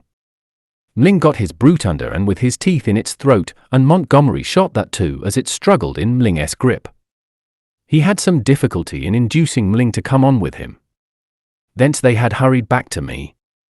On the way, Mling had suddenly rushed into a thicket and driven out an undersized ocelot man, also blood-stained, and lame through a wound in the foot. This brute had run a little way and then turned savagely at bay, and Montgomery, with a certain wantonness, I thought, had shot him. "What does it all mean?" said I. He shook his head, and turned once more to the brandy. 18. The finding of Moreau. When I saw Montgomery swallow a third dose of brandy, I took it upon myself to interfere. He was already more than half fuddled. I told him that some serious thing must have happened to Moreau by this time, or he would have returned before this, and that it behoved us to ascertain what that catastrophe was. Montgomery raised some feeble objections, and at last agreed. We had some food, and then all three of us started. It is possibly due to the tension of my mind at the time, but even now that start into the hot stillness of the tropical afternoon is a singularly vivid impression. Mling went first, his shoulder hunched, his strange black head moving with quick starts as he peered first on this side of the way and then on that. He was unarmed, his axe he had dropped when he encountered the swine man. Teeth were his weapons when it came to fighting. Montgomery followed with stumbling footsteps, his hands in his pockets, his face downcast. He was in a state of muddled sullenness with me on account of the brandy. My left arm was in a sling. It was lucky it was my left, and I carried my revolver in my right. Soon we traced a narrow path through the wild luxuriance of the island, going northwestward, and presently Mling stopped, and became rigid with watchfulness. Montgomery almost staggered into him, and then stopped too. Then, listening intently, we heard coming through the trees the sound of voices and footsteps approaching us. "He is dead," said a deep, vibrating voice. "He is not dead, he is not dead," jabbered another. We saw, said several voices. "Hullo," suddenly shouted Montgomery, "hullo, there." "Confound you," said I, and gripped my pistol. There was a silence, then a crashing among the interlacing vegetation, first here, then there, and then half a dozen faces appeared, strange faces, lit by a strange light. Mling made a growling noise in his throat. I recognized the ape-man. I had indeed already identified his voice, and two of the white-swathed brown-featured creatures I had seen in Montgomery's boat. With these were the two dappled brutes and that grey, horribly crooked creature who said the law, with grey hair streaming down its cheeks, heavy grey eyebrows, and grey locks pouring off from a central parting upon its sloping forehead, a heavy, faceless thing, with strange red eyes, looking at us curiously from amidst the green. For a space no one spoke.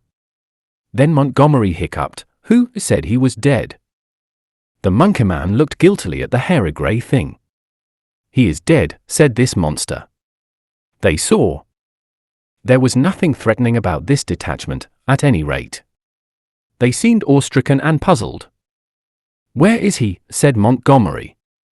"Beyond," and the grey creature pointed. "Is there a law now?" asked the monkey man. "Is it still to be this and that? Is he dead indeed?" "Is there a law?" repeated the man in white. "Is there a law, thou other with the whip?" "He is dead," said the hairy grey thing. And they all stood watching us. "Prendick," said Montgomery, turning his dull eyes to me. "He's dead, evidently." I had been standing behind him during this colloquy. I began to see how things lay with them. I suddenly stepped in front of Montgomery and lifted up my voice. "Children of the law," I said, "he is not dead." Mling turned his sharp eyes on me. "He has changed his shape, he has changed his body," I went on. "For a time you will not see him. He is there," I pointed upward, "where he can watch you. You cannot see him, but he can see you. Fear the law." I looked at them squarely. They flinched. "He is great, he is good," said the ape-man, peering fearfully upward among the dense trees. "And the other thing?" I demanded. "The thing that bled, and ran screaming and sobbing, that is dead too," said the grey thing, still regarding me. "That's well," grunted Montgomery. "The other with the whip," began the grey thing. "Well," said I. "Said he was dead." But Montgomery was still sober enough to understand my motive in denying Moreau's death. "He is not dead," he said slowly, "not dead at all. No more dead than I am. Some," said I, "have broken the law, they will die. Some have died. Show us now where his old body lies, the body he cast away because he had no more need of it." "It is this way, man who walked in the sea," said the grey thing. And with these 6 creatures guiding us, we went through the tumult of ferns and creepers and tree stems towards the northwest. Then came a yelling, a crashing among the branches, and a little pink homunculus rushed by us shrieking. Immediately after appeared a monster in headlong pursuit, blood-bedabbled, who was amongst us almost before he could stop his career. The grey thing leapt aside. Mling, with a snarl, flew at it, and was struck aside. Montgomery fired and missed, bowed his head, threw up his arm, and turned to run. I fired, and the thing still came on, fired again, point blank, into its ugly face.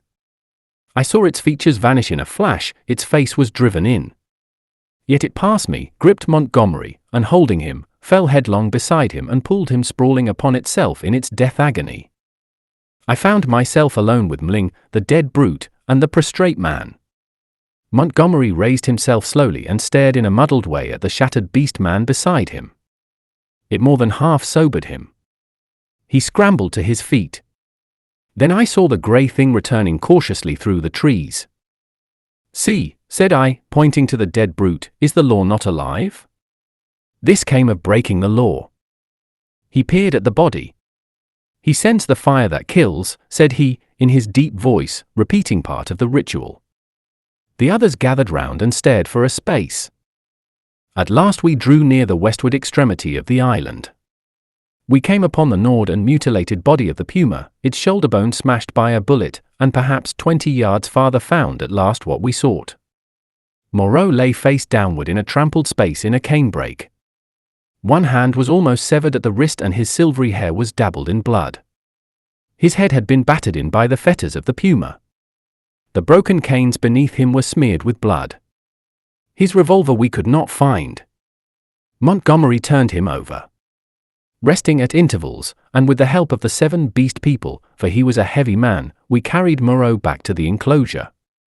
The night was darkling. Twice we heard unseen creatures howling and shrieking past our little band, and once the little pink sloth creature appeared and stared at us, and vanished again. But we were not attacked again. At the gates of the enclosure our company of beast people left us, Mling going with the rest. We locked ourselves in, and then took Moreau's mangled body into the yard and laid it upon a pile of brushwood. Then we went into the laboratory and put an end to all we found living there. 19. Montgomery's Bank Holiday. When this was accomplished, and we had washed and eaten, Montgomery and I went into my little room and seriously discussed our position for the first time. It was then near midnight. He was almost sober, but greatly disturbed in his mind. He had been strangely under the influence of Moreau's personality. I do not think it had ever occurred to him that Moreau could die. This disaster was the sudden collapse of the habits that had become part of his nature in the 10 or more monotonous years he had spent on the island. He talked vaguely, answered my questions crookedly, wandered into general questions. "This silly ass of a world," he said, "what a muddle it all is. I haven't had any life. I wonder when it's going to begin. 16 years being bullied by nurses and schoolmasters at their own sweet will, 5 in London grinding hard at medicine, bad food, shabby lodgings, shabby clothes, shabby vice, a blunder, I didn't know any better, and hustled off to this beastly island. 10 years here. What's it all for, Prendick? Are we bubbles blown by a baby?" It was hard to deal with such ravings. "The thing we have to think of now," said I, "is how to get away from this island." "What's the good of getting away? I'm an outcast. Where am I to join on?" "It's all very well for you, Prendick. Poor old Moreau. We can't leave him here to have his bones picked. As it is, and besides, what will become of the decent part of the beast folk?"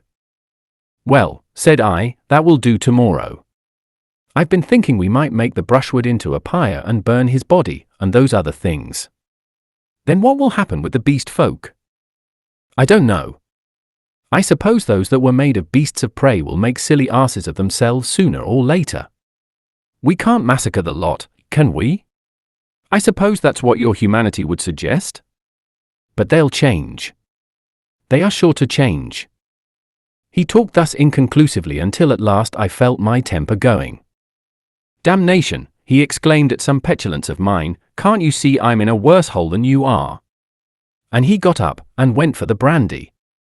"Drink," he said, returning, "you logic-chopping, chalky-faced saint of an atheist, drink."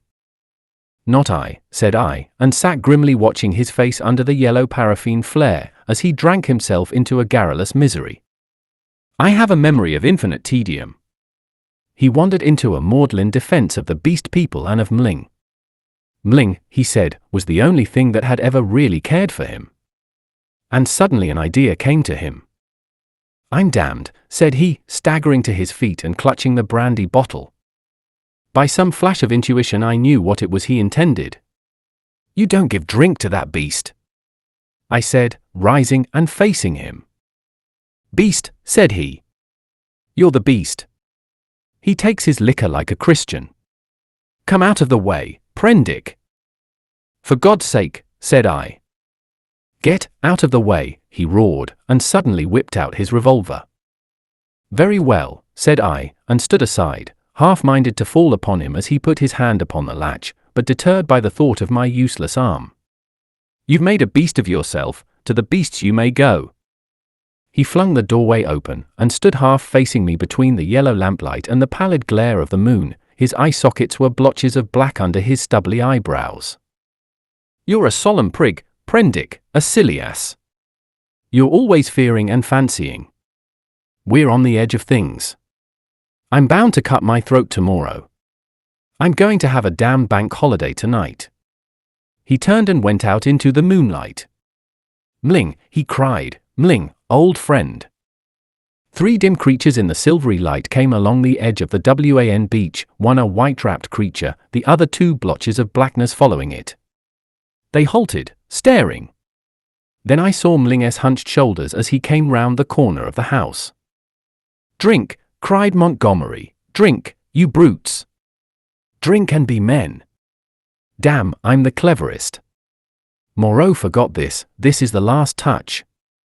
Drink, I tell you." And waving the bottle in his hand he started off at a kind of quick trot to the westward, Mling ranging himself between him and the three dim creatures who followed. I went to the doorway. They were already indistinct in the mist of the moonlight before Montgomery halted. I saw him administer a dose of the raw brandy to Mling, and saw the 5 figures melt into one vague patch. "Sing!" I heard Montgomery shout, "Sing all together, confound old Prendick." "That's right, now again, confound old Prendick." The black group broke up into 5 separate figures, and wound slowly away from me along the band of shining beach. Each went howling at his own sweet will, yelping insults at me, or giving whatever other vent this new inspiration of brandy demanded. Presently I heard Montgomery's voice shouting, "Right turn," and they passed with their shouts and howls into the blackness of the landward trees. Slowly, very slowly, they receded into silence. The peaceful splendor of the night healed again. The moon was now past the meridian and traveling down the west. It was at its full, and very bright, riding through the empty blue sky. The shadow of the wall lay, a yard wide and of inky blackness, at my feet. The eastward sea was a featureless grey, dark and mysterious, and between the sea and the shadow the grey sands, of volcanic glass and crystals, flashed and shone like a beach of diamonds. Behind me the paraffin lamp flared hot and ruddy. Then I shut the door, locked it, and went into the enclosure where Moreau lay beside his latest victims, the staghounds and the llama and some other wretched brutes, with his massive face calm even after his terrible death, and with the hard eyes open, staring at the dead white moon above. I sat down upon the edge of the sink, and with my eyes upon the ghastly pile of silvery light and ominous shadows began to turn over my plans. In the morning I would gather some provisions in the dingy, and after setting fire to the pyre before me, push out into the desolation of the high sea once more. I felt that for Montgomery there was no help, that he was, in truth, half akin to these beast folk, unfitted for human kindred. I do not know how long I sat there scheming. It must have been an hour or so. Then my planning was interrupted by the return of Montgomery to my neighborhood. I heard a yelling from many throats, a tumult of exultant cries passing down towards the beach, whooping and howling, and excited shrieks that seemed to come to a stop near the water's edge. The riot rose and fell, I heard heavy blows and the splintering smash of wood, but it did not trouble me then. A discordant chanting began. My thoughts went back to my means of escape. I got up, brought the lamp, and went into a shed to look at some kegs I had seen there. Then I became interested in the contents of some biscuit tins, and opened one. I saw something out of the tail of my eye, a red figure, and turned sharply. Behind me lay the yard, vividly black and white in the moonlight, and the pile of wooden faggots on which Moreau and his mutilated victims lay, one over another. They seemed to be gripping one another in one last revengeful grapple. His wounds gaped, black as night, and the blood that had dripped lay in black patches upon the sand. Then I saw, without understanding, the cause of my phantom, a ruddy glow that came and danced and went upon the wall opposite. I misinterpreted this, fancied it was a reflection of my flickering lamp, and turned again to the stores in the shed. I went on rummaging among them, as well as a one-armed man could, finding this convenient thing and that, and putting them aside for tomorrow's launch. My movements were slow, and the time passed quickly. Insensibly the daylight crept upon me. The chanting died down, giving place to a clamor, then it began again, and suddenly broke into a tumult. I heard cries of, "More! More!" a sound like quarreling, and a sudden wild shriek. The quality of the sounds changed so greatly that it arrested my attention. I went out into the yard and listened. Then cutting like a knife across the confusion came the crack of a revolver. I rushed at once through my room to the little doorway. As I did so I heard some of the packing cases behind me go sliding down and smash together with a clatter of glass on the floor of the shed. But I did not heed these. I flung the door open and looked out. Up the beach by the boathouse a bonfire was burning, raining up sparks into the indistinctness of the dawn. Around this struggled a mass of black figures. I heard Montgomery call my name. I began to run at once towards this fire, revolver in hand. I saw the pink tongue of Montgomery's pistol lick out once, close to the ground. He was down. I shouted with all my strength and fired into the air. I heard someone cry, "The master!" The knotted black struggle broke into scattering units, the fire leapt and sank down. The crowd of beast people fled in sudden panic before me, up the beach. In my excitement I fired at their retreating backs as they disappeared among the bushes. Then I turned to the black heaps upon the ground. Montgomery lay on his back, with the hairy grey beast-man sprawling across his body. The brute was dead, but still gripping Montgomery's throat with its curving claws. Nearby lay Mling on his face and quite still, his neck bitten open and the upper part of the smashed brandy bottle in his hand. Two other figures lay near the fire, the one motionless, the other groaning fitfully, every now and then raising its head slowly, then dropping it again. I caught hold of the grey man and pulled him off Montgomery's body. His claws drew down the torn coat reluctantly as I dragged him away. Montgomery was dark in the face and scarcely breathing. I splashed seawater on his face and pillowed his head on my rolled-up coat. Mling was dead. The wounded creature by the fire, it was a wolf brute with a bearded grey face, lay, I found, with the forepart of its body upon the still glowing timber. The wretched thing was injured so dreadfully that in mercy I blew its brains out at once. The other brute was one of the bullmen swathed in white.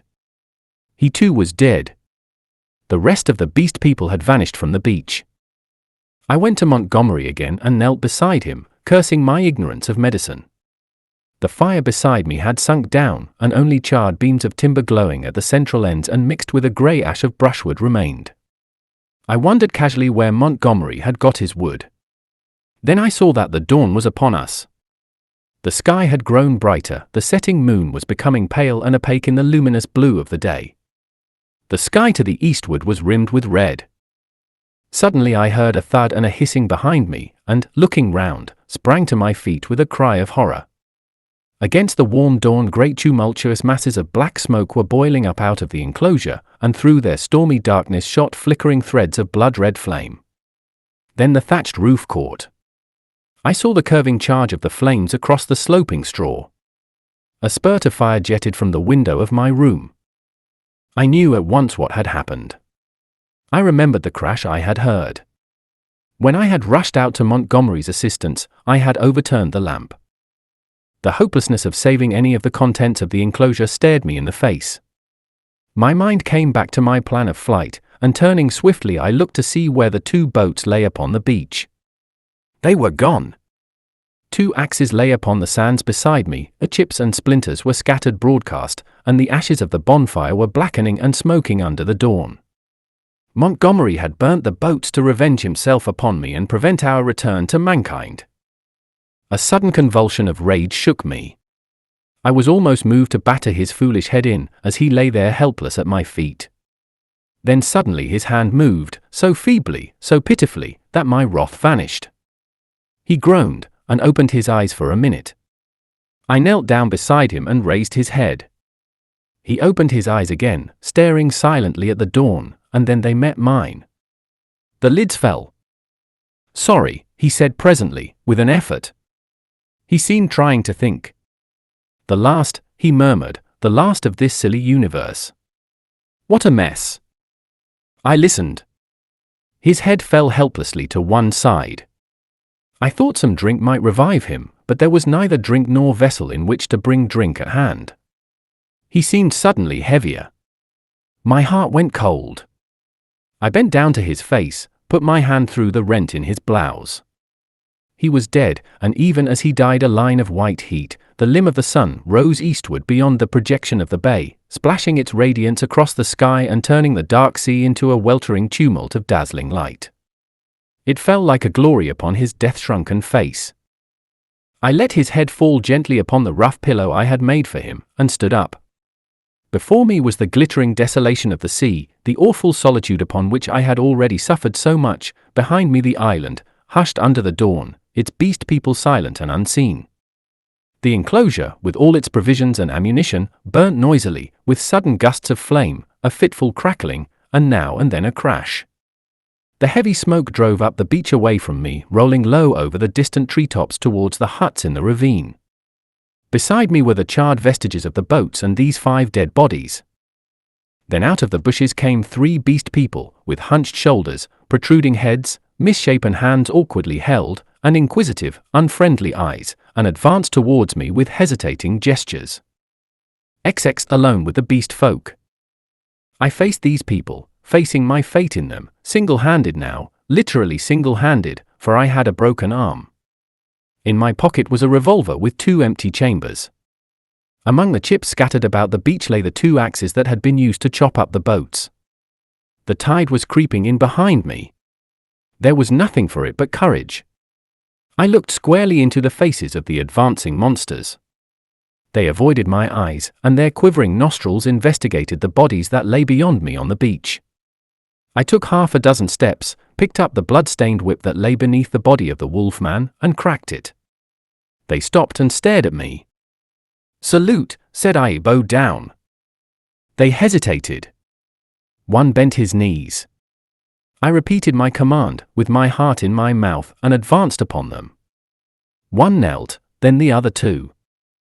I turned and walked towards the dead bodies, keeping my face towards the 3 kneeling beast men, very much as an actor passing up the stage faces the audience. "They broke the law," said I, putting my foot on the sayer of the law. "They have been slain, even the sayer of the law, even the other with the whip. Great is the law. Come and see." "None escape," said one of them, advancing and peering. "None escape," said I, "therefore hear and do as I command." They stood up, looking questioningly at one another. "Stand there," said I.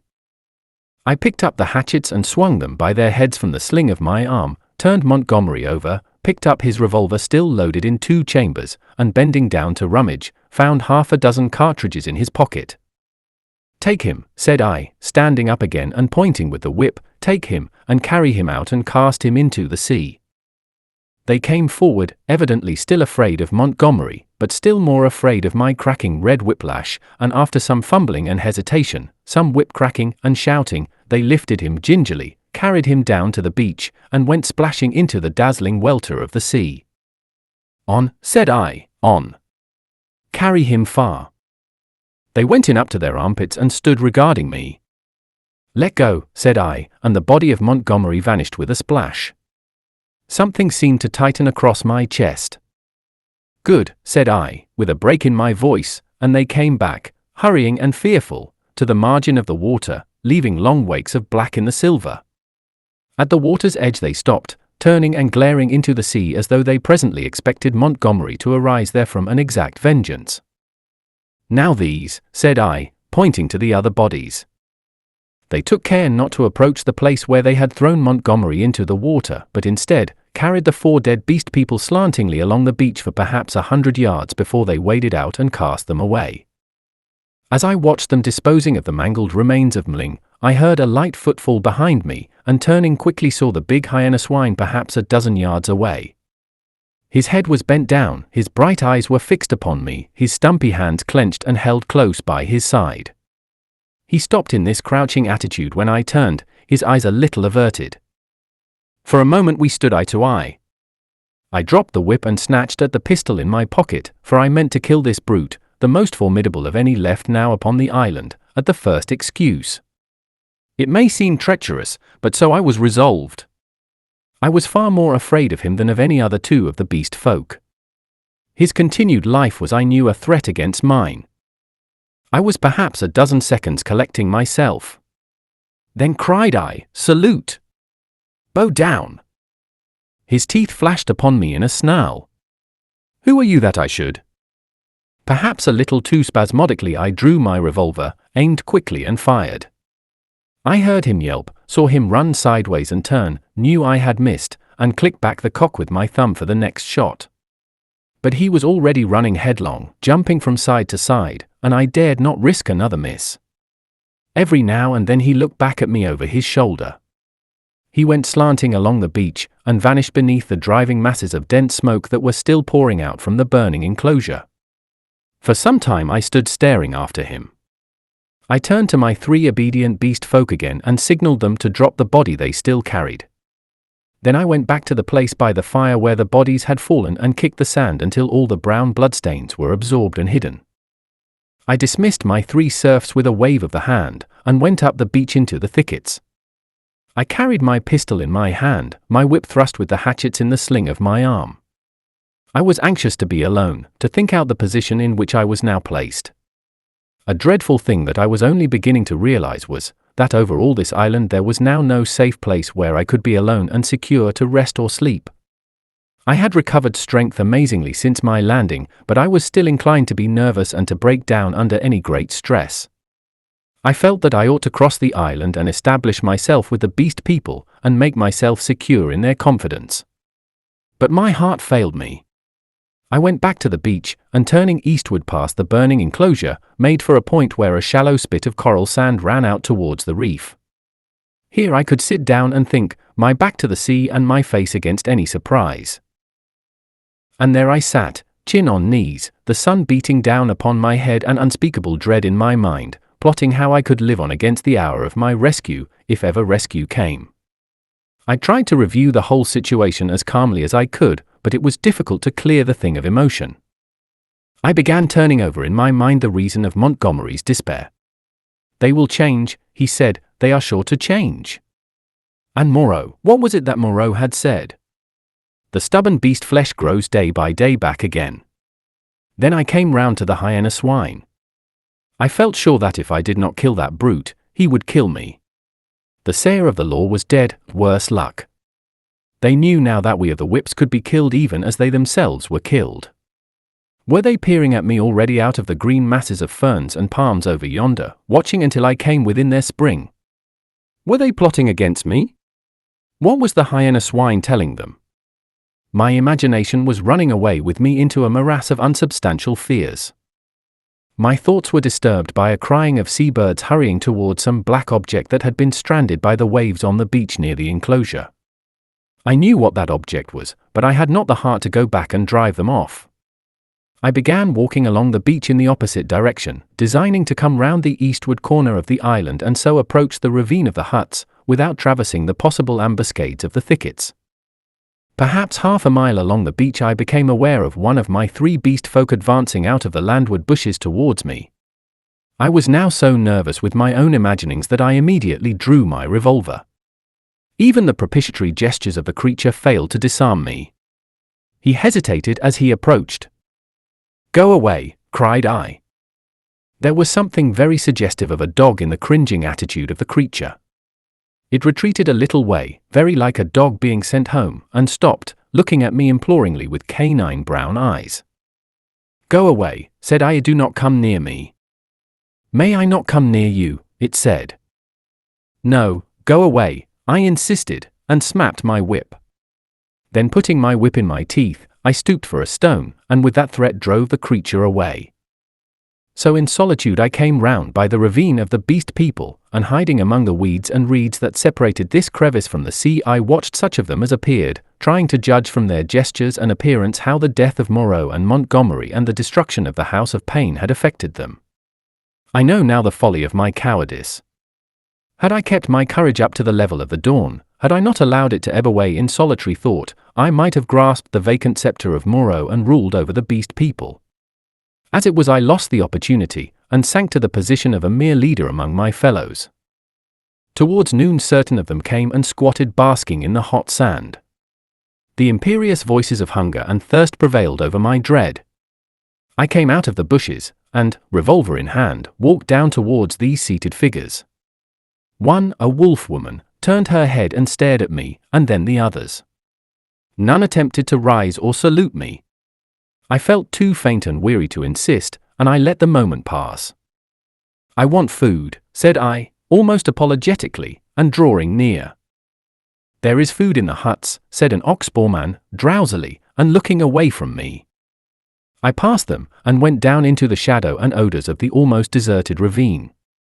In an empty hut I feasted on some specked and half-decayed fruit, and then after I had propped some branches and sticks about the opening, and placed myself with my face towards it and my hand upon my revolver, the exhaustion of the last 30 hours claimed its own, and I fell into a light slumber, hoping that the flimsy barricade I had erected would cause sufficient noise in its removal to save me from surprise. XXIE the reversion of the beast folk. In this way I became one among the beast people in the island of Dr. Moreau.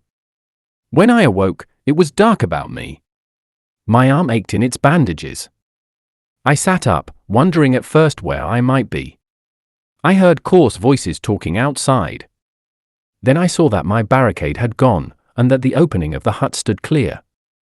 My revolver was still in my hand.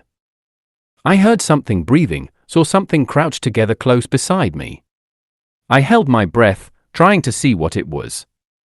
It began to move slowly, interminably.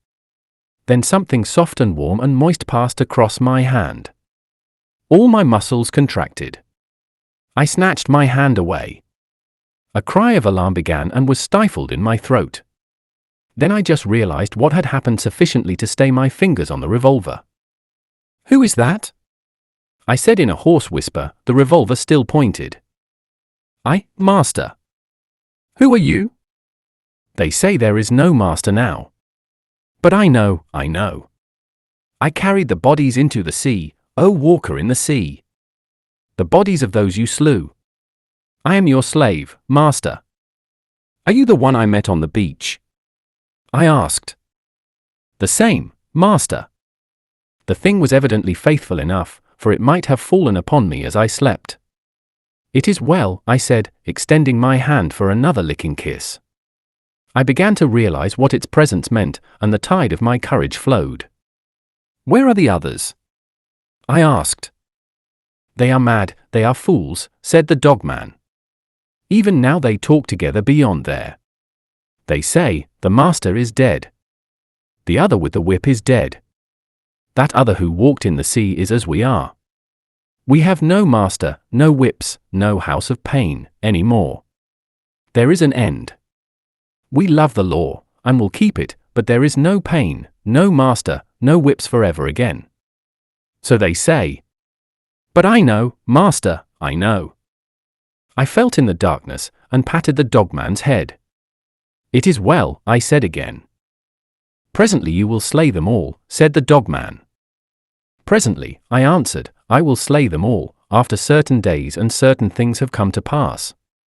Every one of them save those you spare, every one of them shall be slain. What the master wishes to kill, the master kills," said the dogman with a certain satisfaction in his voice.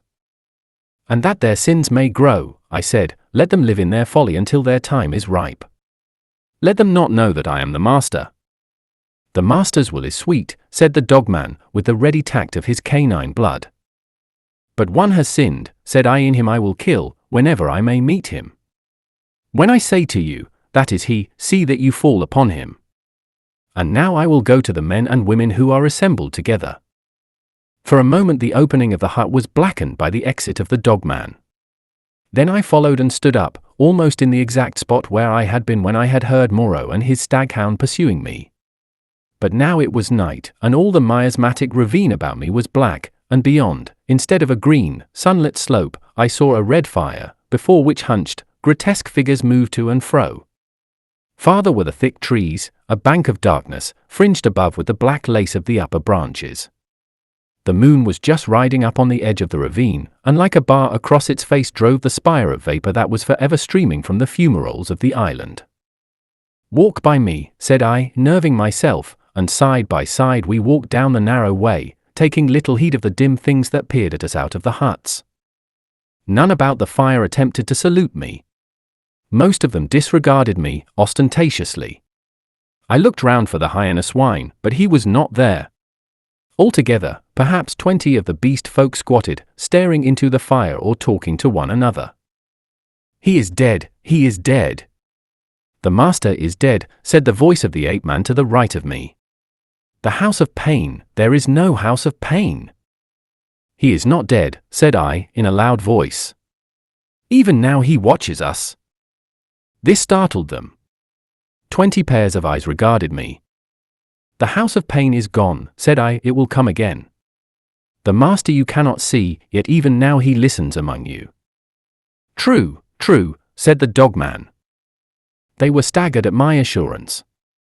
An animal may be ferocious and cunning enough, but it takes a real man to tell a lie.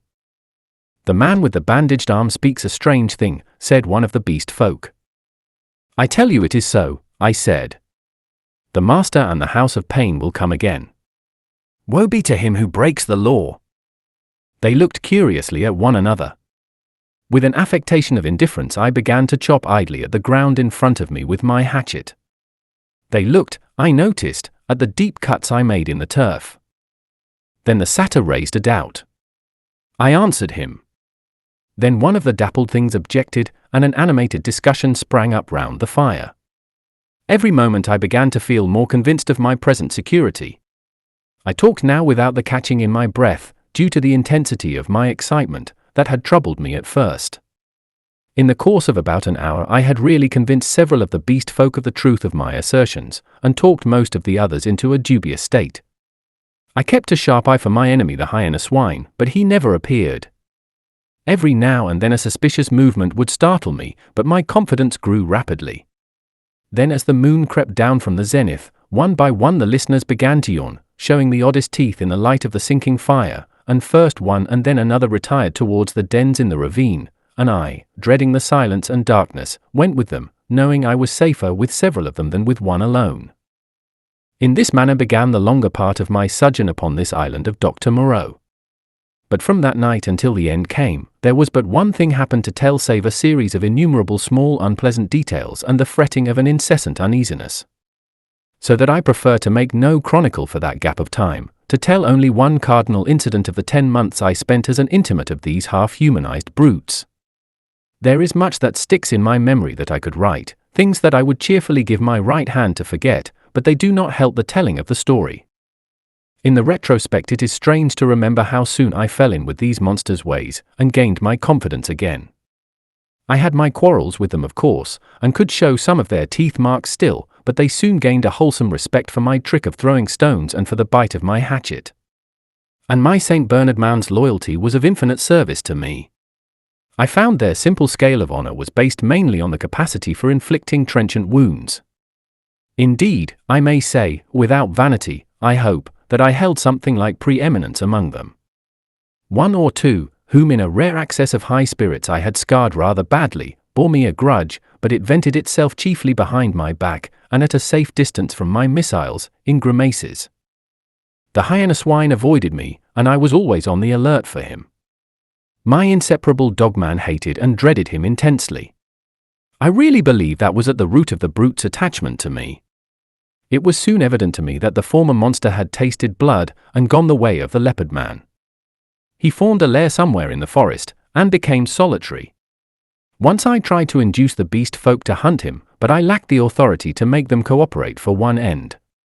Again and again I tried to approach his den and come upon him unaware, but always he was too acute for me, and saw or winded me and got away. He too made every forest pathway dangerous to me and my ally with his lurking ambuscades. The dogman scarcely dared to leave my side. In the first month or so the beast folk, compared with their latter condition, were human enough, and for one or two besides my canine friend I even conceived a friendly tolerance.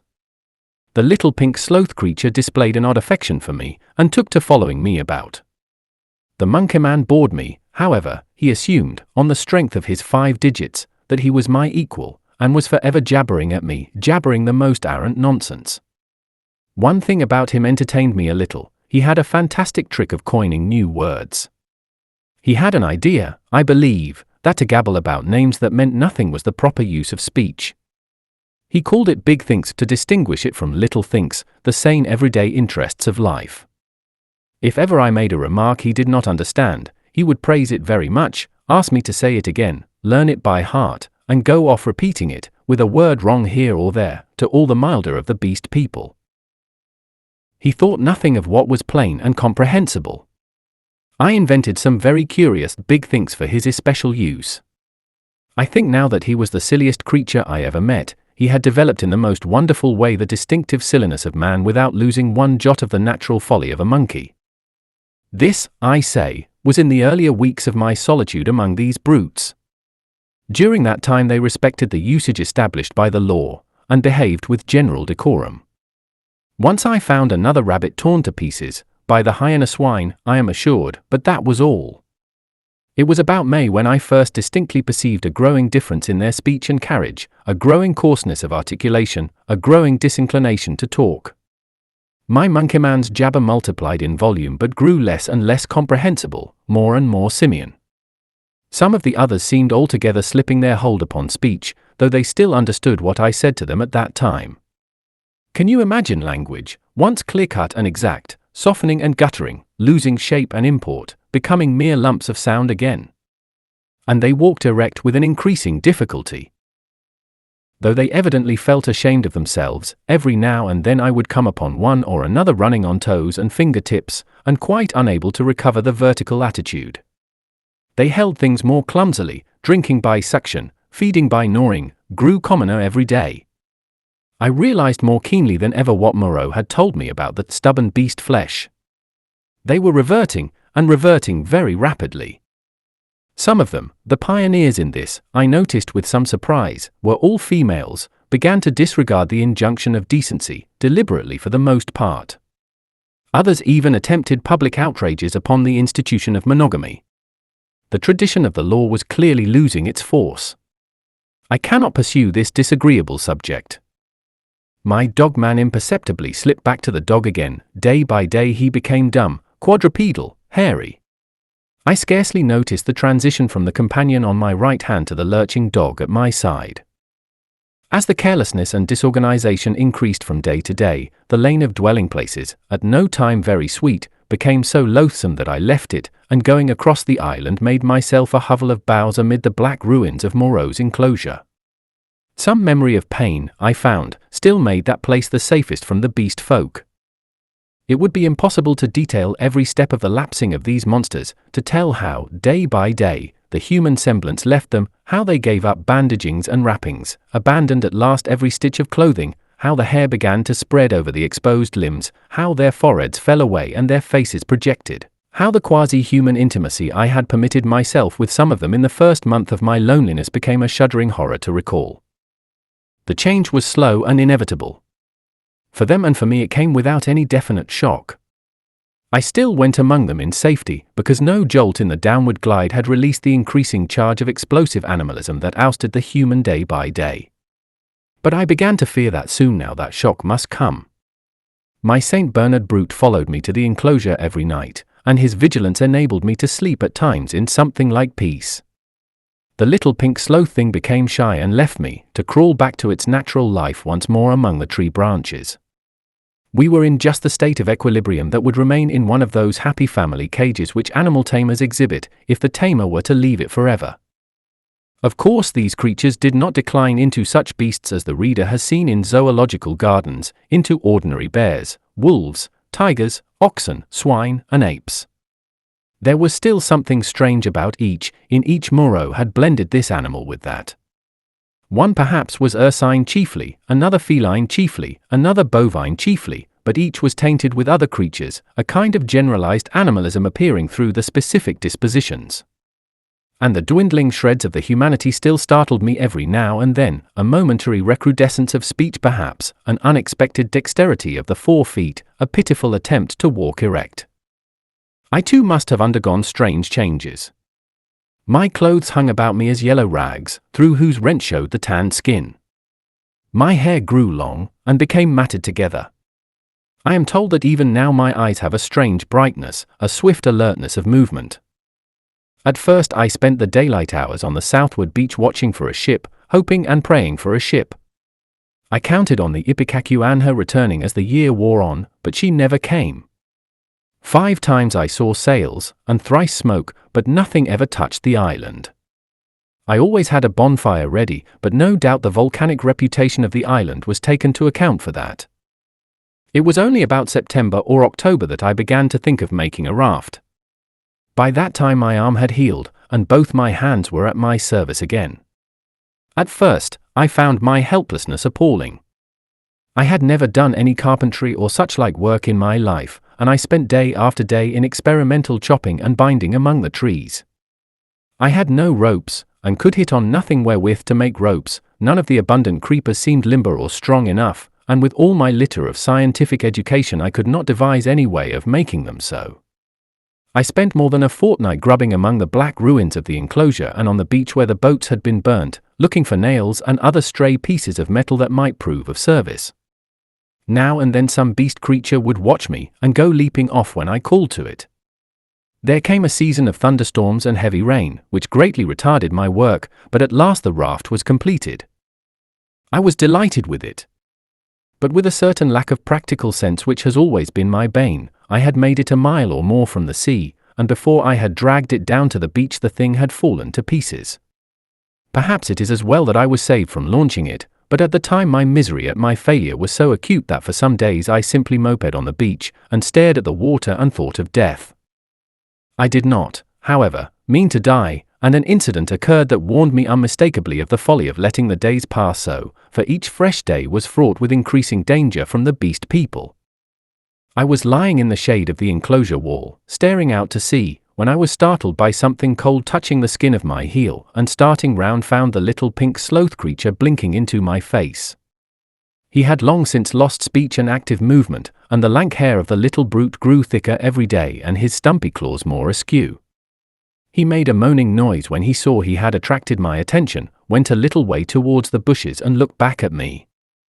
At first I did not understand, but presently it occurred to me that he wished me to follow him, and this I did at last, slowly, for the day was hot.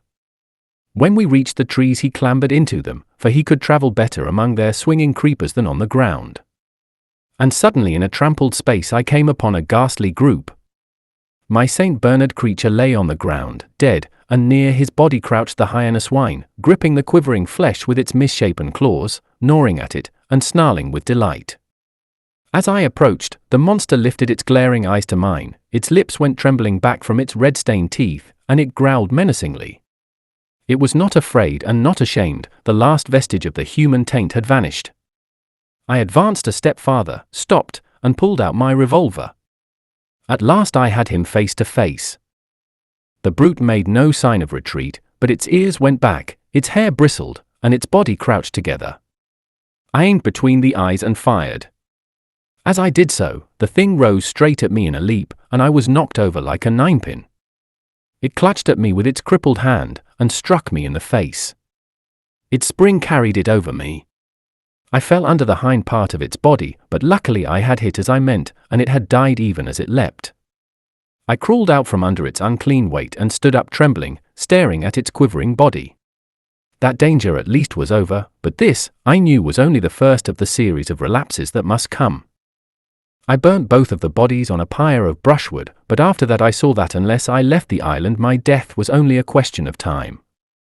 The beast people by that time had, with one or two exceptions, left the ravine and made themselves lairs according to their taste among the thickets of the island.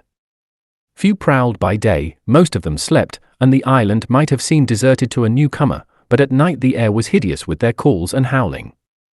I had half a mind to make a massacre of them, to build traps, or fight them with my knife. Had I possessed sufficient cartridges, I should not have hesitated to begin the killing. There could now be scarcely a score left of the dangerous carnivores, the braver of these were already dead. After the death of this poor dog of mine, my last friend, I too adopted to some extent the practice of slumbering in the daytime in order to be on my guard at night. I rebuilt my den in the walls of the enclosure, with such a narrow opening that anything attempting to enter must necessarily make a considerable noise. The creatures had lost the art of fire too, and recovered their fear of it. I turned once more, almost passionately now, to hammering together stakes and branches to form a raft for my escape. I found 1,000 difficulties. I am an extremely unhandy man, my schooling was over before the days of Sloyd, but most of the requirements of a raft I met at last in some clumsy, circuitous way or other, and this time I took care of the strength. The only insurmountable obstacle was that I had no vessel to contain the water I should need if I floated forth upon these untravelled seas. I would have even tried pottery, but the island contained no clay. I used to go moping about the island trying with all my might to solve this one last difficulty. Sometimes I would give way to wild outbursts of rage, and hack and splinter some unlucky tree in my intolerable vexation. But I could think of nothing. And then came a day, a wonderful day, which I spent in ecstasy. I saw a sail to the southwest, a small sail like that of a little schooner, and forthwith I lit a great pile of brushwood, and stood by it in the heat of it, and the heat of the midday sun, watching. All day I watched that sail, eating or drinking nothing, so that my head reeled, and the beasts came and glared at me, and seemed to wonder, and went away. It was still distant when night came and swallowed it up, and all night I toiled to keep my blaze bright and high, and the eyes of the beasts shone out of the darkness, marvelling. In the dawn the sail was nearer, and I saw it was the dirty lug sail of a small boat. But it sailed strangely. My eyes were weary with watching, and I peered and could not believe them. 2 men were in the boat, sitting low down, one by the bows, the other at the rudder. The head was not kept to the wind, it yawed and fell away. As the day grew brighter, I began waving the last rag of my jacket to them, but they did not notice me, and sat still, facing each other. I went to the lowest point of the low headland, and gesticulated and shouted. There was no response, and the boat kept on her aimless course, making slowly, very slowly, for the bay. Suddenly a great white bird flew up out of the boat, and neither of the men stirred nor noticed it. It circled round, and then came sweeping overhead with its strong wings outspread. Then I stopped shouting, and sat down on the headland and rested my chin on my hands and stared. Slowly, slowly, the boat drove past towards the west. I would have swum out to it, but something, a cold, vague fear, kept me back. In the afternoon the tide stranded the boat, and left it 100 yards or so to the westward of the ruins of the enclosure. The men in it were dead, had been dead so long that they fell to pieces when I tilted the boat on its side and dragged them out. One had a shock of red hair, like the captain of the Ipecacuanha, and a dirty white cap lay in the bottom of the boat. As I stood beside the boat, 3 of the beasts came slinking out of the bushes and sniffing towards me. One of my spasms of disgust came upon me. I thrust the little boat down the beach and clambered on board her. 2 of the brutes were wolf beasts, and came forward with quivering nostrils and glittering eyes. The third was the horrible nondescript of bear and bull. When I saw them approaching those wretched remains, heard them snarling at one another and caught the gleam of their teeth, a frantic horror succeeded my repulsion. I turned my back upon them, struck the lug and began paddling out to sea. I could not bring myself to look behind me. I lay, however, between the reef and the island that night, and the next morning went round to the stream and filled the empty keg aboard with water. Then, with such patience as I could command, I collected a quantity of fruit, and waylaid and killed 2 rabbits with my last 3 cartridges. While I was doing this I left the boat moored to an inward projection of the reef, for fear of the beast people. XXI the man alone. In the evening I started, and drove out to sea before a gentle wind from the southwest, slowly, steadily, and the island grew smaller and smaller, and the lank spire of smoke dwindled to a finer and finer line against the hot sunset. The ocean rose up around me, hiding that low, dark patch from my eyes. The daylight, the trailing glory of the sun, went streaming out of the sky, was drawn aside like some luminous curtain, and at last I looked into the blue gulf of immensity which the sunshine hides, and saw the floating hosts of the stars. The sea was silent, the sky was silent. I was alone with the night and silence. So I drifted for 3 days, eating and drinking sparingly, and meditating upon all that had happened to me, not desiring very greatly then to see men again. One unclean rag was about me, my hair a black tangle, no doubt my discoverers thought me a madman. It is strange, but I felt no desire to return to mankind. I was only glad to be quit of the foulness of the beast people. And on the 3rd day I was picked up by a brig from a pier to San Francisco. Neither the captain nor the mate would believe my story, judging that solitude and danger had made me mad, and fearing their opinion might be that of others, I refrained from telling my adventure further, and professed to recall nothing that had happened to me between the loss of the Lady Vane and the time when I was picked up again, the space of a year. I had to act with the utmost circumspection to save myself from the suspicion of insanity. My memory of the law, of the 2 dead sailors, of the ambuscades of the darkness, of the body in the canebrake, haunted me, and, unnatural as it seems, with my return to mankind came, instead of that confidence and sympathy I had expected, a strange enhancement of the uncertainty and dread I had experienced during my stay upon the island. No one would believe me, I was almost as queer to men as I had been to the beast people. I may have caught something of the natural wildness of my companions. They say that terror is a disease, and anyhow I can witness that for several years now a restless fear has dwelt in my mind, such a restless fear as a half-tamed lion cub may feel. My trouble took the strangest form. I could not persuade myself that the men and women I met were not also another beast people, animals half wrought into the outward image of human souls, and that they would presently begin to revert, to show first this bestial mark and then that. But I have confided my case to a strangely able man, a man who had known Moreau, and seemed half to credit my story, a mental specialist, and he has helped me mightily, though I do not expect that the terror of that island will ever altogether leave me. At most times it lies far in the back of my mind, a mere distant cloud, a memory, and a faint distrust, but there are times when the little cloud spreads until it obscures the whole sky. Then I look about me at my fellow men, and I go in fear.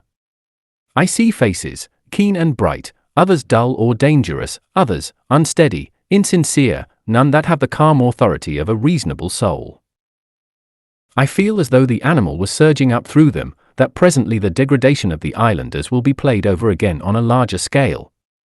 I know this is an illusion, that these seeming men and women about me are indeed men and women forever, perfectly reasonable creatures, full of human desires and tender solicitude, emancipated from instinct and the slaves of no fantastic law, beings altogether different from the beast folk. Yet I shrink from them, from their curious glances, their inquiries and assistance, and long to be away from them and alone. For that reason I live near the broad free downland, and can escape thither when this shadow is over my soul, and very sweet is the empty downland then, under the windswept sky. When I lived in London the horror was well nigh insupportable. I could not get away from men, their voices came through windows, locked doors were flimsy safeguards. I would go out into the streets to fight with my delusion, and prowling women would mew after me, furtive, craving men glance jealously at me, weary, pale workers go coughing by me with tired eyes and eager paces, like wounded deer dripping blood, old people, bent and dull, pass murmuring to themselves, and, all unheeding, a ragged tale of gibing children. Then I would turn aside into some chapel, and even there, such was my disturbance, it seemed that the preacher gibbered big thinks, even as the ape-man had done, or into some library, and there the intent faces over the books seemed but patient creatures waiting for prey. Particularly nauseous were the blank, expressionless faces of people in trains and omnibuses. They seemed no more my fellow creatures than dead bodies would be, so that I did not dare to travel unless I was assured of being alone. And even it seemed that I too was not a reasonable creature, but only an animal tormented with some strange disorder in its brain which sent it to wander alone, like a sheep stricken with gid. This is a mood, however, that comes to me now, I thank God, more rarely. I have withdrawn myself from the confusion of cities and multitudes, and spend my days surrounded by wise books, bright windows in this life of ours, lit by the shining souls of men. I see few strangers, and have but a small household. My days I devote to reading and to experiments in chemistry, and I spend many of the clear nights in the study of astronomy. There is, though I do not know how there is or why there is, a sense of infinite peace and protection in the glittering hosts of heaven. There it must be, I think, in the vast and eternal laws of matter, and not in the daily cares and sins and troubles of men, that whatever is more than animal within us must find its solace and its hope. I hope, or I could not live. And so, in hope and solitude, my story ends.